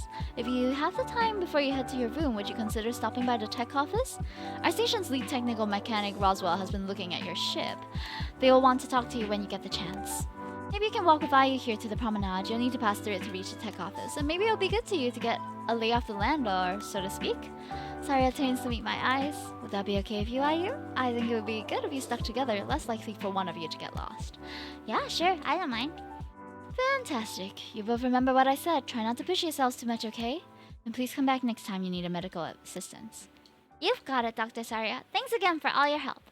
I walk over to Vega and she gives me a polite bow and greeting. I return the gesture. Hi, I'm Vega. She says, raising her hand in a small wave. I'm Ayu. Let's head out. I turn and nod my head to Saria as we leave the Mappy. Goodbye, Dr. Saria. Saria smiles and waves us goodbye. So, how are you holding up? Sorry, I didn't mean to eavesdrop, but from what I heard, it sounded like you had a rough couple of days. Yeah, my starship had a malfunction while exiting the stable wormhole, unstable tertiary fuel line. I thought I could handle it on my own, so I tried to fix it myself, but she adjusted to the discolored side of her face. I might have overestimated my own abilities. Thankfully, I was still able to get a distress call out before something really bad happened. That must have been terrifying. Oh, it was. I really thought, this is gonna be it for me. Thankfully, Officer Shiwu and the rest of the rescue team were able to get to me super fast. I'm holding it pretty well, all things considered, just a bit stiff. I'm glad to be up and working. I know the feeling. I just got out from a 2-week stasis earlier this morning. Feels good to stretch my legs. Oh, I've heard those long haul stasis pods are super awful. Is that why you're in the med bay? Pod sickness? Yeah, they really are. I feel much better now, but I fainted earlier. Thankfully, Shivu was there to catch me, I think to myself. As we walk through the hallways, I notice Vega staring intently at me. Is there something on my face? I ask and we stop walking for a moment. Oh no, sorry, I didn't mean to stare and make you uncomfy. It's just, I've never met a human in person before. Well, technically I met Officer Shiwu, but only briefly, and I was a bit busy trying to, not die.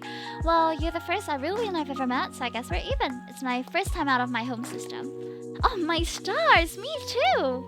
She says enthusiastically, I've met Naru and Sketchins and even a Katuri before, but never a human.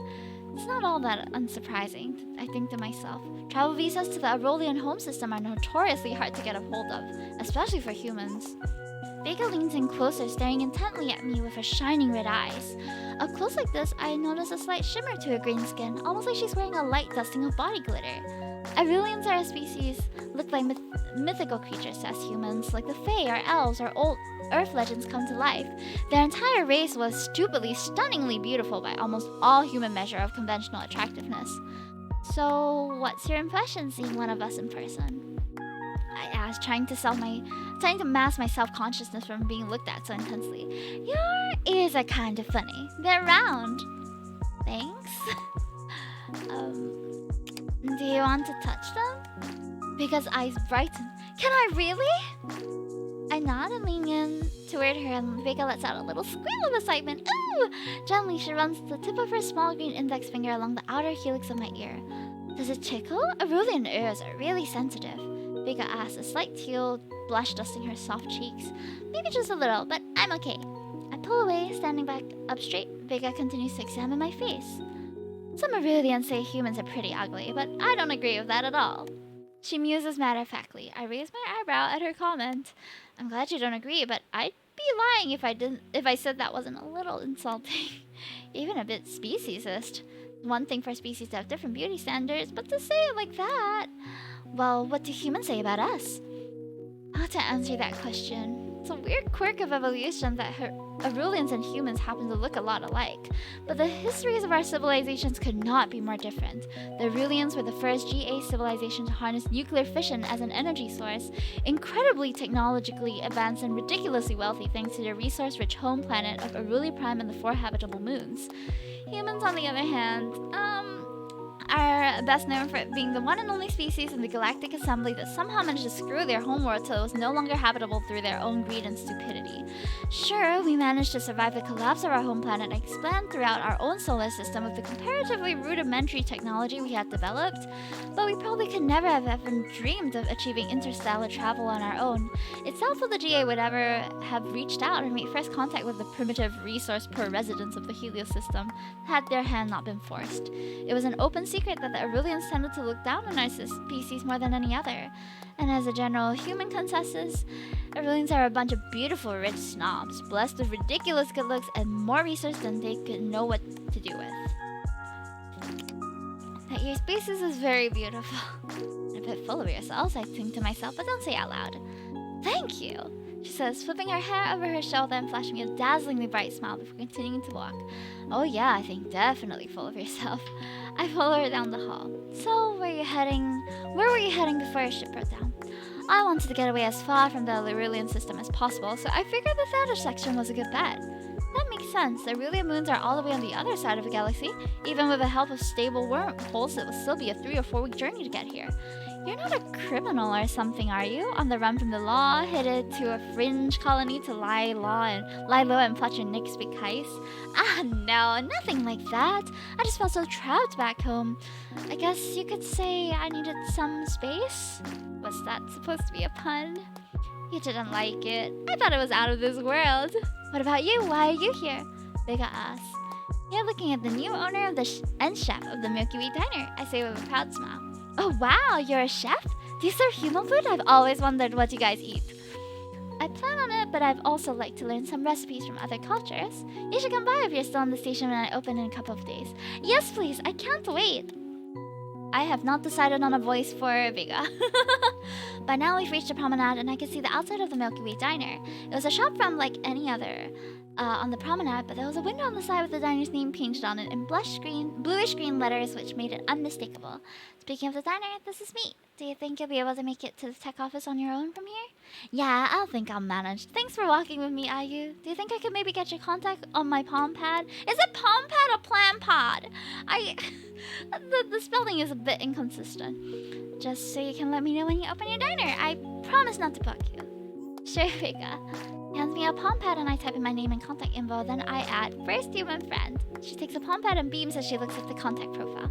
You're really my friend now? She asks, hugging her palm pad to her chest. Yeah, I think so. Is that weird to say? Vega shakes her head, and I wondered if I imagined the cheer I saw welling in her eyes. No, not at all. I'll send you a message. Make sure to log me in as your first Aurelian friend, too. She turns away from me and begins to walk off. Bye, you! See you soon! Vega shows me one last smile, and with that, she very nearly jogs away from me and around the corner towards the tech office. Wrist tablets, yeah. I scan my wrist chip at the door, and the diner unlocks. There is a slight chime as I open the door. The diner is small and cozy with a couple of booths and some countertop seating. Yumi's just rizzing up every living being she encounters. That's not me, it's the writers. The writers are making me Riz Lord 69 of this Milky Way galaxy. The kitchen is open and there's a door leading to the walk-in and office at the back. I walk behind the counter and explore the kitchen. Pots, pans, knives, and cutting boards all clean in their place. A few non-perishable ingredients are still on the shelves, but it seems like the walk-in was cleaned. Sanitation probably did so that nothing would start going bad. I ran my hand across the well-used countertop and let my mind wander. The sound of the door chime jolts me back to reality. Whoop! I turn around and see an Aurelian man in an orange work suit standing at the doorway. He carries a large crate under his muscular arm. Excuse me, are you? Officer Shu asked me to bring some fresh produce from the ag deck around. Thank you for the water. His voice is surprisingly quiet. Oh, I have to change the voice then. Yep, that's me. Come on in. He gives a slight bow towards me as he walks in. You can go ahead and put the crate on the counter here. Thanks for bringing the groceries. What's your name? It's Ader. I'm a farmer on the agriculture deck. He says, placing the crate onto the counter. He removes a small potted plant with the heart-shaped leaves from the crate. I also brought you an Avernian mint plant. I thought maybe you'd like it. He extends the pot towards me and our fingers brush slightly as I take it from him. Oh! I take hold of one of the slightly fuzzy leaves and pluck it off the plant. Nice to meet you, Adar, and thank you. This is edible, right?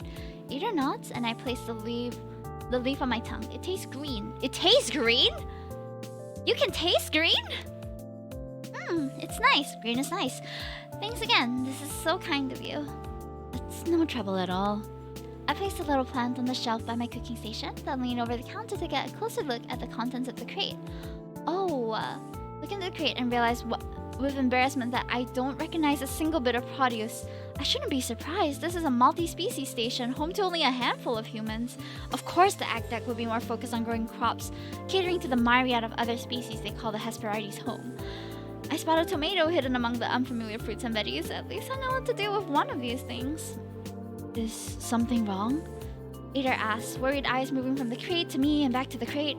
No, nothing's wrong. It's just that I don't really know what any of these are except for the tomatoes. I know those. I've never left my home system and we don't really grow many crops from other planets on Helios. Oh, that makes sense. Sorry, I should have just brought you things you'd be familiar with.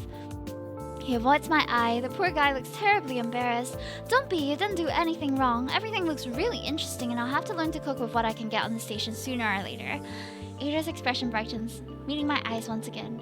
If you like, maybe we could do a little taste test. You could sample the produce I brought and I could tell you a little about each one.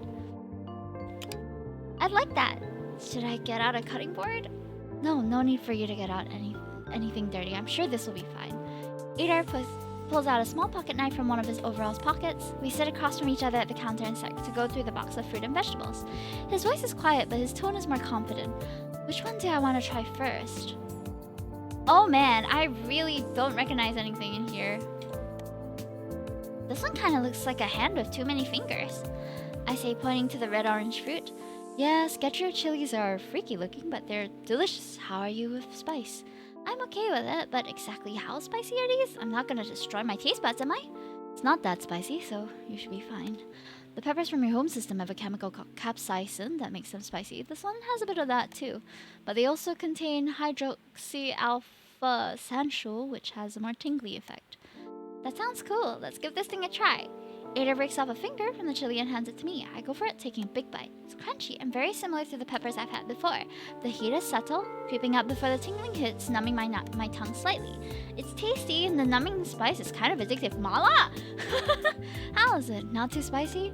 I shake my head. No, not too spicy at all. It's pretty tasty, actually. Okay, good. How about this flower ball?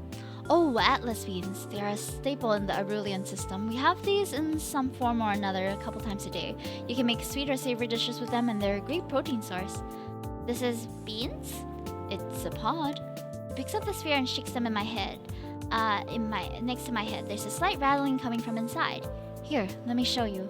He peels back a part of the membrane and shakes 5 large indigo beans out of the pod and into his palm, which he then extends towards me.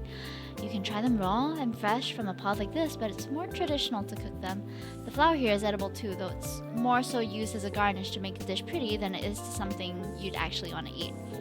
I decide to pass on the flour and go ahead and try one of the beans. It pretty much tastes how I expected, like any other raw bean I've had, a bit starchy. I can see why. I bet if I cooked them, they'd taste much better. How about this one?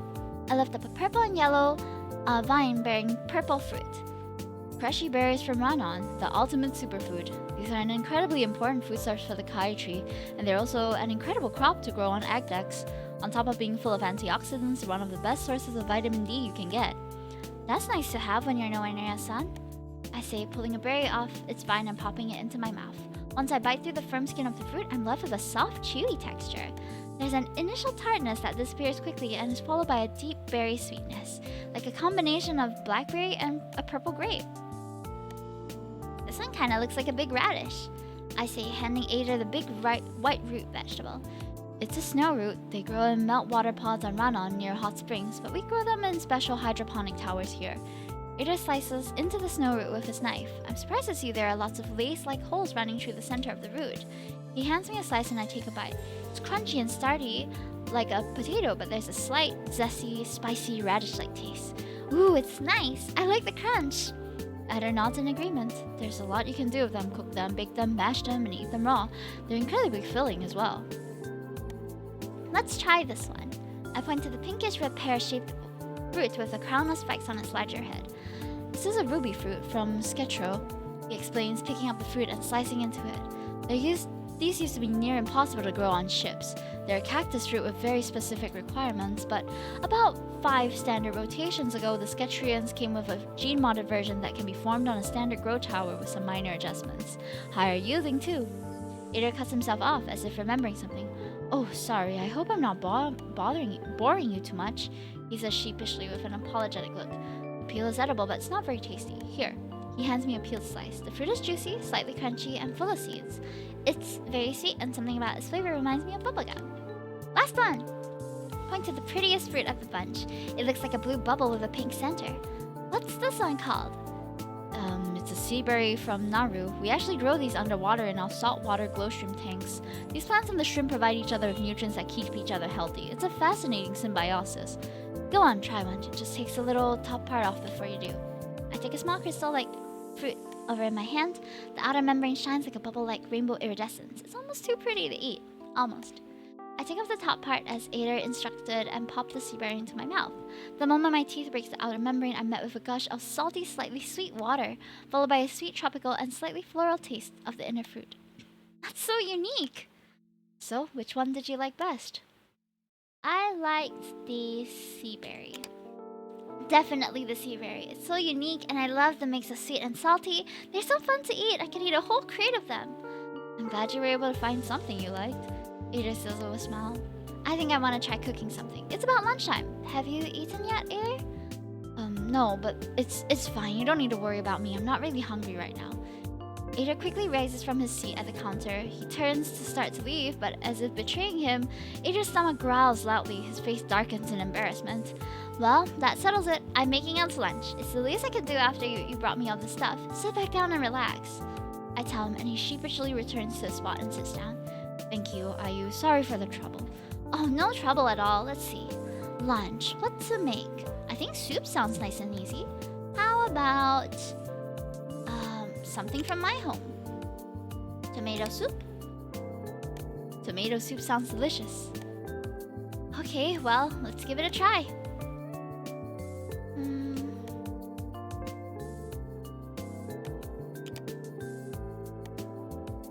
Is that it? Retainer, salt, agar, soy milk. Can I just cook like that? How do I cook? I'm so confused. Wait, so we need this.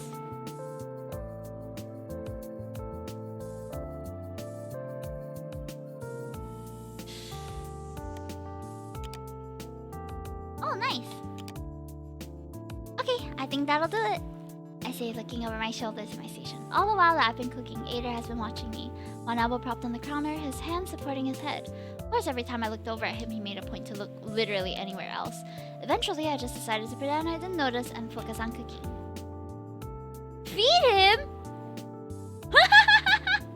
Let's do that! Riz Master. I can't deny that I find him cute, soft-spoken, and easily flustered as he is. There's a part of me that wants to see him get flustered again. Here, try some and tell me if it's any good. I dip a spoon into the pot and reach across the counter, raising the spoon up to Ader's mouth. Ader's eyes widen in surprise, his cheeks flushing a deep teal. He stammers out, obviously flustered. Go on, give it a taste. I need you to tell me if I added too much salt. Ader closes his eyes and takes a taste from the offered spoon. Yeah. So, what do you think? It's perfect. It's so delicious, he says with a bright smile. Good, I'm glad. Turn around, discarding the used spoon into the sink. I grab 2 green bowls and ladle soup into them till they're both full. I place one bowl in front of Ader on the counter, then I take my bowl, deciding to eat on the cook's side, standing and facing him. Alright, here you go. I hope it's to your taste. If you hate it, I can try to make you something else. Something about Ader tells me he would never be the type to send food back, but still, I hope he likes what I made. Ader digs in, his eyes widen as he takes the first bite. This is delicious. I really like it. I'm the diner chef. You're sure? You don't need to spare my feelings. Ader nods and goes for another spoonful. I mean it. This is nice and comforting. I feel like I'll have a lot of energy after this for when I head back to the egg deck. That's great. I'm glad you like it. This is seriously delicious. Have you always been a chef? I've never worked as one professionally, if that's what you're asking, but I've always liked cooking. It always made me happy to see my family and friends enjoy the meals I make them. And seeing you enjoying this meal now, I feel like I made the right choice coming here. You know, your aunt once told me that she saw it as an honor to get to cook for people, and that made her glad to know that no matter how bad of a day someone was having, once they came into the Milky Way diner, they'd at least leave with a full belly and a better mood. I feel similar about the work I do on the egg deck. I notice you get pretty passionate when you talk about plants and stuff. Always love growing things. It's kind of like that happiness you said when you see people enjoy the food you cook for them. It makes me happy knowing the plants I take care of will go on to feed my community. There's so much warmth in his coral eyes. I can tell Ader means every single word. You're a really kind person, Ader. And so are you, he says with a soft, kind smile. Together we finish our food, chatting a little here and there, but mostly just enjoying the meal and each other's company. That was delicious. Thank you for lunch. Here, let me help you with the dishes. He grabs his bowl and gets some of his seat. Ader extends his hand towards my empty bowl, but I slide it out of his reach. He gives me a puzzled look. You're very welcome, but do you normally ask to help with the dishes when you eat out? I ask jokingly. Ader lets out a little laugh of amusement. No, but I'm not exactly a paying customer right now, am I? So let me give you a hand. He reaches for the bowl again, and this time I let him take it. He walks behind the counter and heads to the sink. I made this meal to thank you, but now I can't help but I feel like I owe you again. Dessert! Do you have room for dessert? I can quickly make something sweet. Don't worry about having to do more dishes. I'll put a load in the dishwasher before I lock up. I normally wouldn't say no, but are you sure you want to cook again? I also have to head back to the ag deck soon, so I don't think I have the time to sit and eat dessert. I was actually thinking I'd like to make something to bring to my block for my new neighbors. Nothing breaks the ice like free food. I'd like to make some for you as well, and you can take it with you to the ag deck for an afternoon snack. That would be really nice, and I'm sure they'll appreciate it. What's your favorite dessert? Maybe I can make that. Don't you think you're indulging me too much? Maybe I like indulging you. If I had to pick, maybe summer cake? It's like an Arulian dessert, a simple sheet cake with sweet Atlas bean paste sandwiched in between 2 pieces. But if that's too much trouble, I won't mind. I'll just make whatever you want. It's alright, I think I can make that. Okay. What was that again? I think there's the flour? Okay, flour. The bean thingy. Which one's the bean one? Bean and cook. Something's not quite right. No! I think this. Oh oh no, I can't figure it out. Maybe it's just the beans? No, it can't just be the beans. Beans and sugar? No. Beans and buckwheat.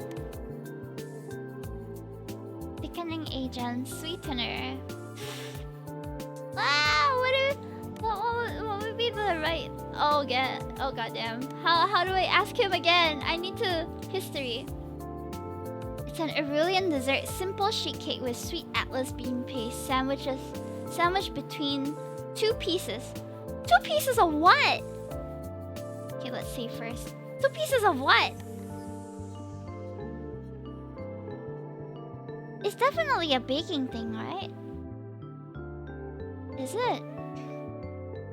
Summer cake, Aurelian dessert, simple sheet cake with sweet atlas bean paste, sandwiched between 2 pieces. 2 pieces of what? 2. I don't know, man. What? Guys, I thought I would have no problem doing this, but I'm having all the problems doing this. 2 pieces, 2 pieces. I assumed it was flour. Like, I was thinking of it like a what do you call it? The thing that Doraemon likes to eat. Oh no. I don't know. What if I just get stuck here? Is there like a hint or something? There's definitely atlas beans and flour. Ah!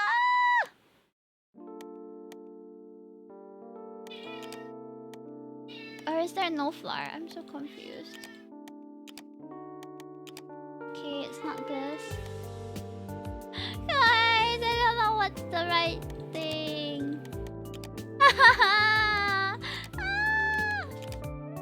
Oh my god. Yeah, that's my cat. I'm trying to figure it out now. 2 pieces of what? Definitely not the peppers either. Just put agar? No. Buckwheat flour. Flour was my first go-to. I don't know what else it could be.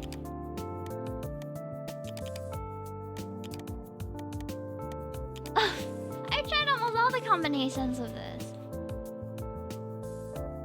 Summer cake, Aurelian dessert, a simple sheet cake with sweet bean paste.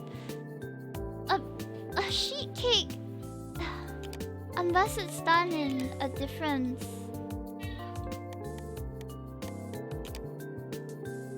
Unless it's done on saute instead, which I don't think it is, but who knows? Guys, I'm stuck! Alright, well, I guess we'll have to stop here, cause is there help? I need help! I need help! I am can't you tell me? Yeah, it's definitely the beans, but there's one more ingredient and I can't seem to figure out what that is. I've already tried everything though. That's the weird part. Unless there's more to it. What do you need for cake? I'm guessing you need sweetener, maybe milk. Oh, okay. Okay, I did it after all. There were 4 ingredients. Oh, okay, we did it. After I finished cooking, I put the last of the dishes into the dishwasher and packed the desserts into reusable containers. I wipe down the counters quickly as I get ready to lock up.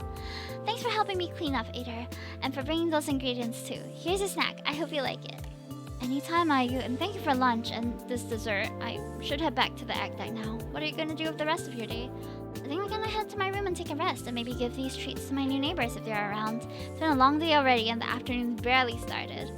Together we walk out of the Milky Way diner, and I turn off the lights as I leave. We stand outside the diner at the promenade.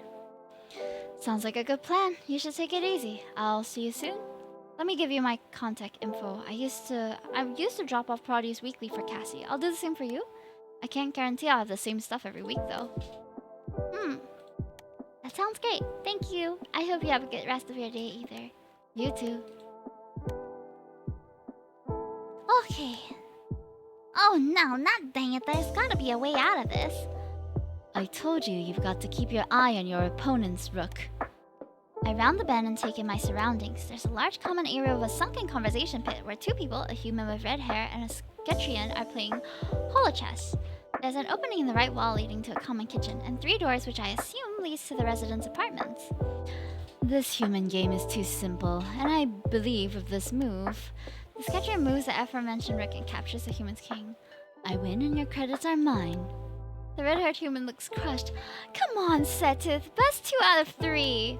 That's not what we agreed upon. Besides, I've got work to do. Human follows his gaze, their eyes landing on me and their faces instantly breaking out into a smile. Hello! I gave a small wave. Hi there, you must be the new neighbor. Shibu messaged me saying you'll be on your way soon. I'm Roswell, nice to meet you. They climb out of the conversation pit and hold out their gloved hands to shake. Roswell's grip is firm and their handshake is, well, enthusiastic. I'm Ayu, nice to meet you too. I'm your new neighbor, I guess? I'm taking over the Milky Way diner. Sorry for interrupting, it seems like you two were in the middle of a pretty heated battle. Hardly, I had just finished claiming victory. Setchif turns off the holodeck and climbs out of the conversation pit as well, standing beside Roswell. I'm Setchif Seskertarat, researcher. Roswell elbows him in the side. Now do the thing like we practiced. They say out of the corner of their mouth. Setchif rolls his yellow eyes and extends a 3-fingered scaly hand, offering it for a handshake. I take his hand in mine. I feel a bit odd, a bit cold, and a far different shape than I'm used to, but altogether a well-executed gesture. After Setchif lets go, Roswell gives him a friendly pat on the back. There you go, bud. You killed it. Roswell leans in towards me and whispers. Setchif was super nervous about making a good first impression on our new neighbor. He even asked for a refresher on human greeting customs. I did not. Setchif sputters, embarrassed, his tail switching back and forth in agitation. What is the Scatrian greeting custom? I'm grateful you made the effort and, well, my voice trails off. I really should have brushed up my interspecies relations before coming all the way out here. Setchif clears his throat and shifts awkwardly. That's, well, the thing is, how should I put it? Roswell leans in towards me and whispers under his breath. Scatrian greetings are kind of intimate. By mammal standards, it's hardly my fault you're all so weird about your chess. I'm sorry, chess? Setchif pinches the bridge of his nose and sighs. Allow me to demonstrate. Roswell suddenly looks very interested in their palm pad, averting their eyes and absent-mindedly scrolling through messages. Setchif turns to the empty space on his side and folds his left arm behind his back. First, I would like to make a fist over my heart with my right hand like so, and then reach out and place my palm over your heart. Setchif minds the motion into empty space, keeping his palm in position for about 3 seconds. His movements are gentle and undeniably graceful. He then puts his arm and turns back to face me. You would then reciprocate the same gesture. In essence, it's an expression of trust, a way to prove that you're no threat. Having another's claws right above your heart is a risky position to put oneself after all. Hi, Dungeoneer! Much love for the princess. Thank you, thank you. I feel very loved. Thank you so much for coming in. How are you? I glance down at Setchif's hands, these 3 massive, thick yellow claws at the end of strong, scaly digits. There's also this gesture as an alternative. He puts down his middle finger and makes an arcing gesture from his forehead outward. As a non-Scatrian, this will suffice. We understand that other species don't have the same boundaries as we do. Though if I were to introduce myself to another member of my own species, this way it would come off as cold at best and hostile at worst. I see. In that case... I step in front of Setchif. I'm a bit nervous, but there's no going back now. I steady myself and just go for it. I mimic Setchif's actions from before, folding my left arm behind my back and making a fist with my right over my heart. Then I reach out, gently place my hand over Setchif's heart. Time slows down a bit at that moment. Even through his clothes, I can feel his body is colder than a human's, and I can feel his heart. Setchif's heart beating hard and fast under my hand, his chest rising and falling under my palm. I look towards his face, and a small smile is playing on his lips. I feel heat rise to my face and realize a second too long has passed. I remove my hand back quickly as if burned by a stove. If Setchif notices, he says nothing. It's good to meet you, Ayu. Setchif says with a warm tone. I don't know. Oh no, don't you have like a little snack that you can have? Left hand behind his back, he makes a fist with his right chest, places it over his heart, then reaches out and places his palm over my chest where my heart lays.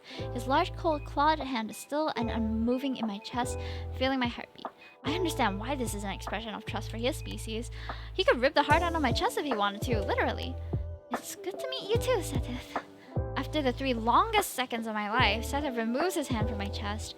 As if on cue, Roswell puts their palm pad back on their pocket. Ah, see what I mean? Intimate. Seta clears his throat. Anyways, welcome to Lock 3. Yeah, welcome. How's your flight? Did it go okay? It's a long way from the Helios system. Are you from the Helios system too? Nope, I was born on the Caspar. That's one of the 3 original human extrasolar mobile space settlements, right? The 3 Magi, as they're called, are 3 massive ships that left the Helios system not long after first contact with the Galactic Assembly almost 2 centuries ago. Built with the help of the Assembly as a token of goodwill, the residents were the first humans to set out and join the galactic community. Lots of those original passengers ended up settling in established GA colonies. Some would go on to settle on fringe planets, but a significant population decided the ships were their home now. They would journey on and explore the galaxies as generations passed. I remember the first time I took a long-haul transport off to Caspar.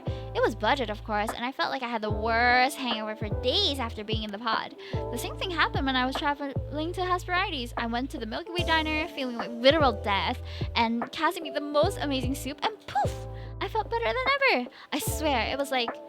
Russell stops mid-sentence, seemingly remember in that moment that Aunt Cassie is gone. They shake their head and blink back the tears that start to form in her eyes. Your aunt was a real great lady. The Milky Way diner means a lot to us here. It really is great that you're carrying on that legacy and keeping it open. How are you? Look how question is that, engineer! Says a nod to Seth solemnly. She really was something. I ate pretty much all my meals there. We both did. Nothing beats Cassie's fried spiny bugs. Spicy fried spiny bugs!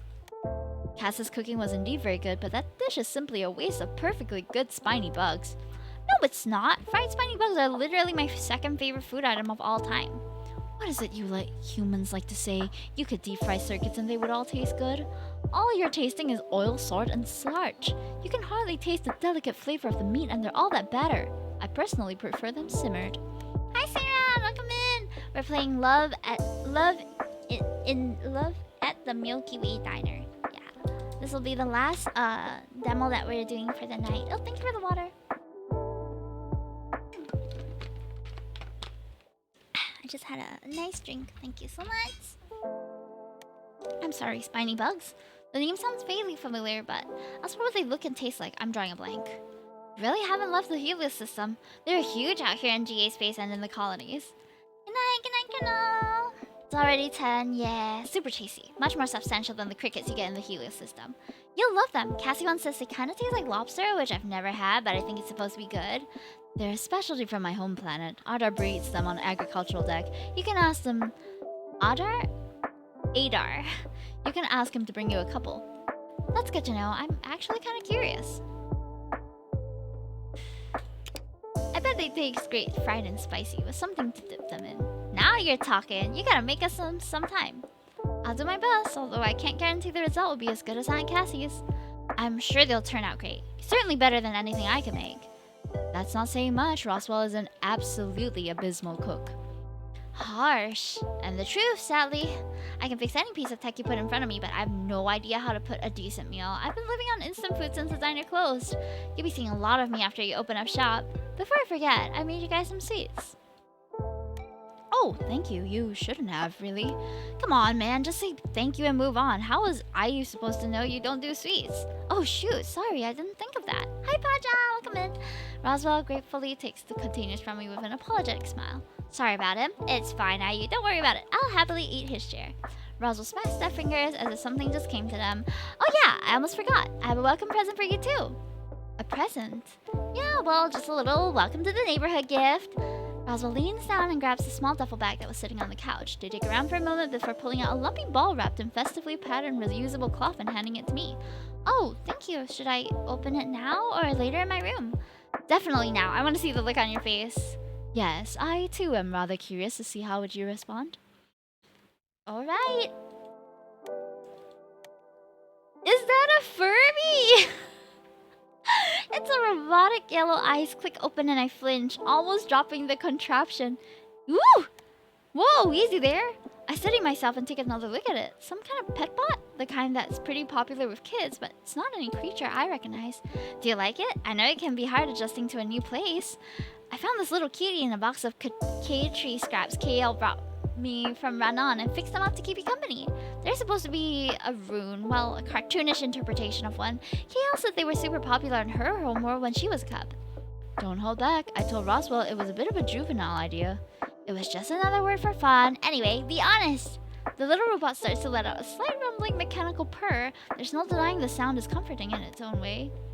I love it. It's really cute. A bit creepy, but cute. Creepy cute. Exactly. Seth shudders. It stares into your soul.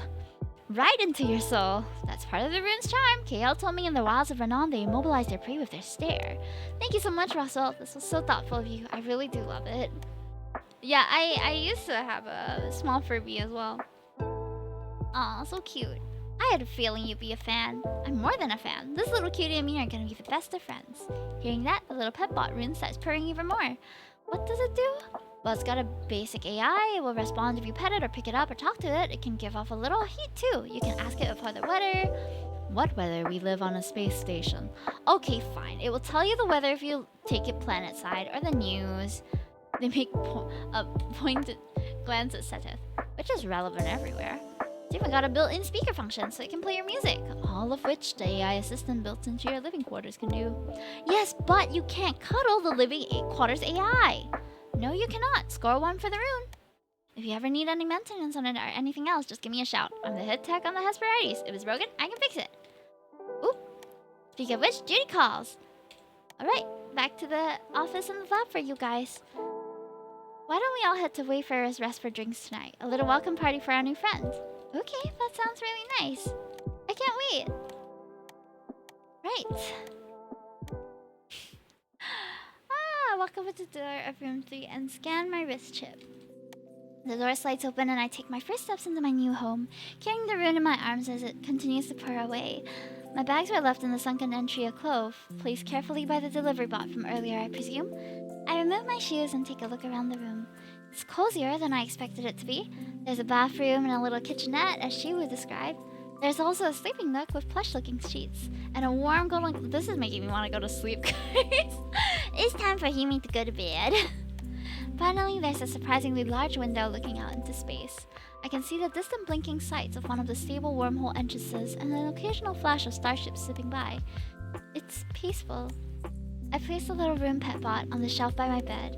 The little robot eyes blink a couple of times looking around the room. Sikabo! A little voice calls from the inside the pet bot. This speakers crackle a little with age. What the? Take a seat on the bed and lean in until I'm eye level with the rune. Vasha voz rash noka? The little robot creature's ears move up and down as she looks at me. Are you speaking Kaitree? Sakaba! I don't speak Kaitree, sorry little buddy. Kaish Vasha! The rune closes its eyes for a few moments and rumbles a little. When its rumbling stops, it opens them again. Language patch updated to Galactic Assembly Standard Dialect. Hello friend, what is your name? It's Ayu.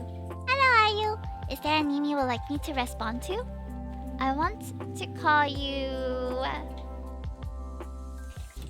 Cutie. Okay, I'll go by Cutie from now on. Do you want to play? Maybe some other time, little buddy. I want to take a nap. I say, peeling off my traveling clothes and flopping onto the bed. Somehow, it's even comfier than it looked. I crawl under the covers and let out a contented sigh. Lights off, I call out, and the lights of my room switch off. I turn over in bed and look at the little rune's glowing eyes. Can you wake me in a couple of hours? Of course, my friend, are you? Sweet dreams!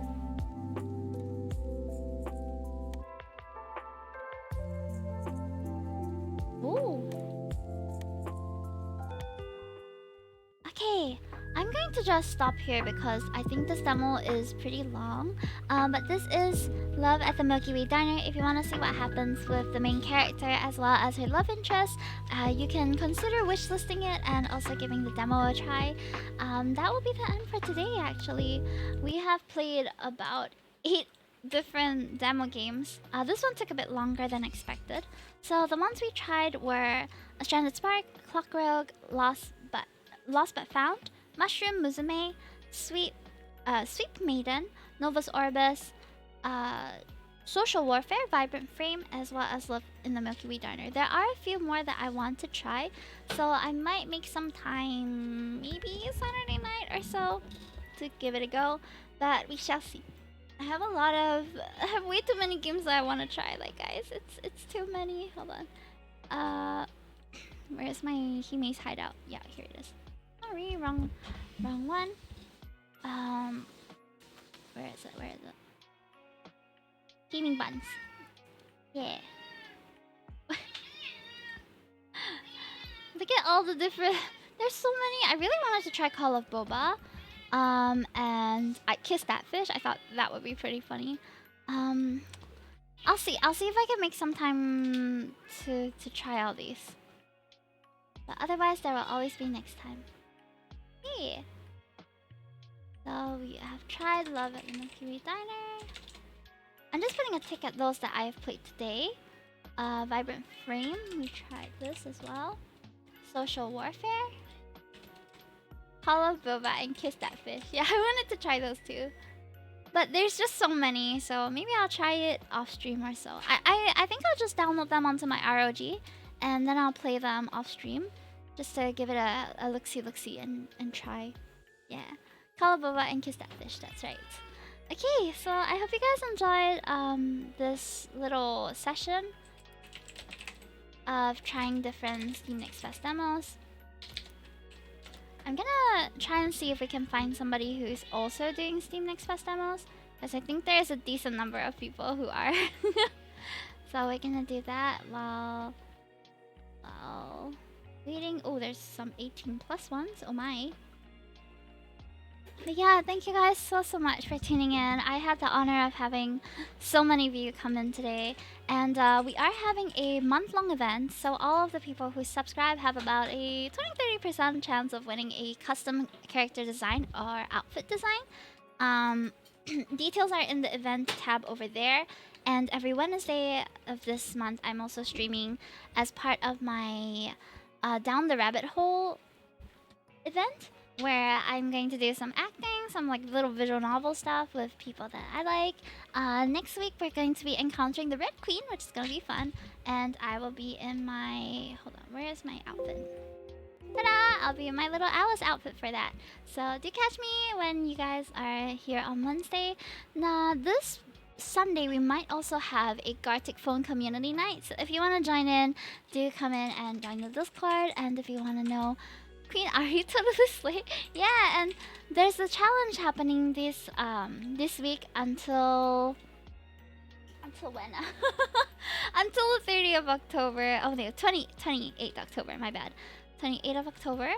Let me just show you. I actually just paid for the manufacturing of the stickers today, and it cost me quite a bit. So I really hope that I can give it to some fun and deserving people. So just a while ago, we announced the Mad Hatter Challenge, which is to design the Red Queen's minion through drawing. And we'll have up to 3 winners, one that's picked by me, one that's picked by the Mad Hatter, and one that's picked by the Red Queen. Yeah, submission will be through Discord, and you will stand a chance to win some really attractive prizes, mostly merch of myself and my VTuber group mates that I paid out of pocket for, so I hope that you guys will like it. Community on Sunday, yes, Gartic Phone likely will start around 8:30 or so, and we'll be having it with Lauder, who is one of my oldest mods who recently started streaming and just got affiliate. So you can support him as well. What else? Other than that, please look forward to our D&D campaign also being posted on social media. Veto Fantasy is already edited, like the videos are already edited, so I'm waiting on some descriptions and thumbnails to properly post them up. We're also going to have a chat with our DM from the campaign on the 6th of November, so that is a little bit of ways away, but it'll come soon enough. And that's when Lauder as a Gartic Phone God. True. He's so true. And that will be on the 6th of November about 9 p.m. We'll have this just chatting session for our DM to like recap what we have done over there. Oh, this merchandise is also available. Ooh, my nails. So this Pokemon standee is also available. I have like so much backlog merch, so if you guys would like to support me directly, I also have my hold on. I also have my Halloween YCH, so if you are looking for someone to do little Halloween outfits, little Halloween art for you, I have my art commissions open again for Lethal Company, for these animated stuff, you can check all of that out over here. And if you order before the 20th, I'll be able to deliver it before Halloween, promise. Yeah. So I'll see you guys again. Thank you so much for joining me today. I'll be looking for someone to raid while we chill for a bit. Hi, Mimi. Hi, Wing. Welcome in, welcome in. There are a lot of people playing Steam Next Fest demo stuff. So let's see whether we can find someone who is playing games that are around the same wavelength as me, I guess. Let me search Steam Next Fest, actually. Oh, wait. Oh, no. There's a lot of them who are streaming it, but they are not English streamers.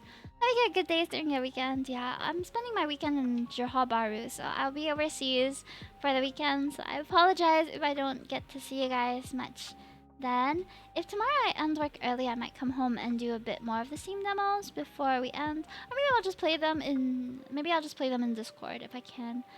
Okay. Let me search off Steam Next Fest. We have a decent number of people who are in here. I'm just taking a look-see. I don't see many VTubers though. Jumbo, hey! Thanks for the stream, no problem. Thanks for tuning in. It's Friday later. Yeah, it's already Friday. Okay, I'll come by and see it. If I happen to be streaming, I am very tired today. Today I streamed longer than usual. I'm not so used to streaming long anymore. Like usually my streams start at you know what, let me move back here. So usually my streams start at like 8 p.m. GMT plus 8 and they end in about 2 hours or so nowadays. So when I have to stream for longer than that, it feels very, very tiring. Like today I streamed for about 4 hours, not including the break where I went off for dinner. So I really have to work up the stream stamina because I'm planning to have a subathon in November, sometime in mid-November for my stream anniversary, as well as to celebrate hitting 6K on Twitch. So do look out for that as well. There's gonna be some exciting stuff coming.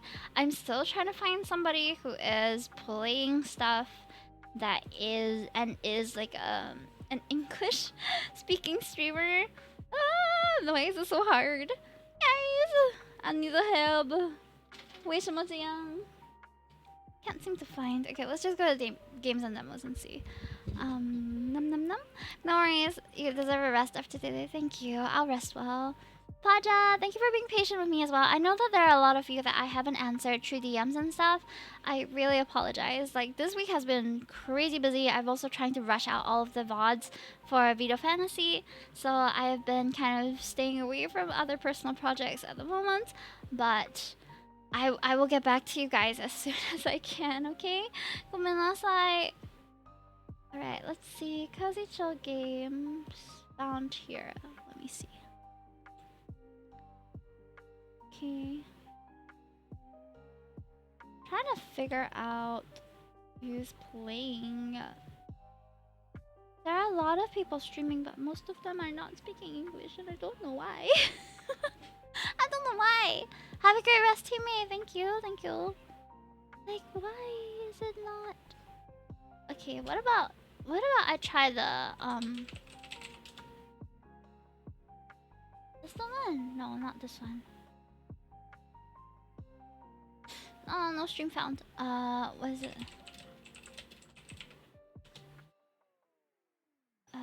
Okay, there is one game that I've been wanting to try that I think I will play soon. I'm so at a loss. I don't know where to go, guys.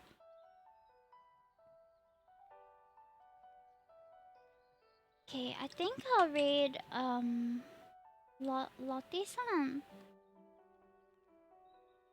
Wait, what's going on? That is not what I thought this game would be about. Okay, I'm looking at a couple of different games that I wanted to play that I haven't played, that we can go and rate that. Okay, we have this one. There's also sorry for the wait, guys. I'm still here. I'm free to chat with you guys too. I'm just trying to take a look at what else is happening. There is this other game which was very fun. I don't know if anyone's streaming in that category. It's unlikely since It's not happening. Okay, I'm just going to see, where should we go? I just finished work. I guess I've caught the very end of the stream. Hey, Putty! Yeah, you caught the very end. I'm actually like a little, like I'm a little late. I usually don't end up so late. Oh man. Okay, I think since I'm just gonna shout out some people who are live right now, who I'll probably be hanging out with if I had more energy. Oh, wrong name. Joe. Naru TV. I keep thinking it's VT, but it's TV. Jonaru is doing setup reviews right now, and then we have Lottie Chu, who is doing what's she doing? You know what? Let me just do a poll. Let me do a poll. Where to go? Demo games, low energy art, reviews, Silent Hill. Okay, we'll do a 1-minute poll, guys. Please help me decide where to go, because I have so many friends streaming and I don't know where to go. Help me decide, please. Bring me out of this dilemma. You can help me by doing the little poll right now. Vital Energy? I don't know, they just happen to be... It just happened to be streaming. That's it, that's their stream title, so I assume that's what they're doing. Getting some water.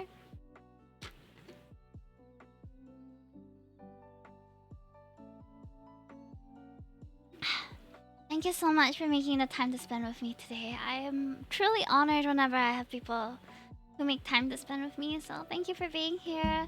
Thank you, Binary. Thank you, hold on, I'm trying to scroll up, but it's not letting me scroll up. Thank you, Binary. Thank you, Putty. Thank you, Nante, Troy, Lauder, Saris, Paja, for tuning in. Jobo as well. Demo game's low energy art. Oh my god. Binary. Welcome, and thank you so much. And Winged also. Okay, so I'm just gonna shout out Lottie too. I think I did just now, but I'm just gonna shout her out. She's playing Call to Boba, which was one of the Steam games that, one of the demo games that I wanted to play, but I didn't get to today. But we'll be raiding Remeko, because I think ever since she got her new outfit, I hadn't raided her yet. So she's doing some low energy co-arting vibes, and I think that's what I need before I go to sleep, so that's where I'll be going. But feel free to go and hang out in Lottie's chat as well. I'll go say hi to them later after I pee and wash up, probably. Yeah. Hi, everybody. I like listening to your voice. I could easily have you in the background. Oh, that's really sweet. I appreciate that, Paja. And you can have me in the background on Sunday, probably, if you're not joining us for Gartic Phone. Alright, good night, everybody. Mwah. I'm gonna miss you until then, and I'll be busy in Johor Bahru for the weekend, so I apologize if I'm not super active. But I'll see you.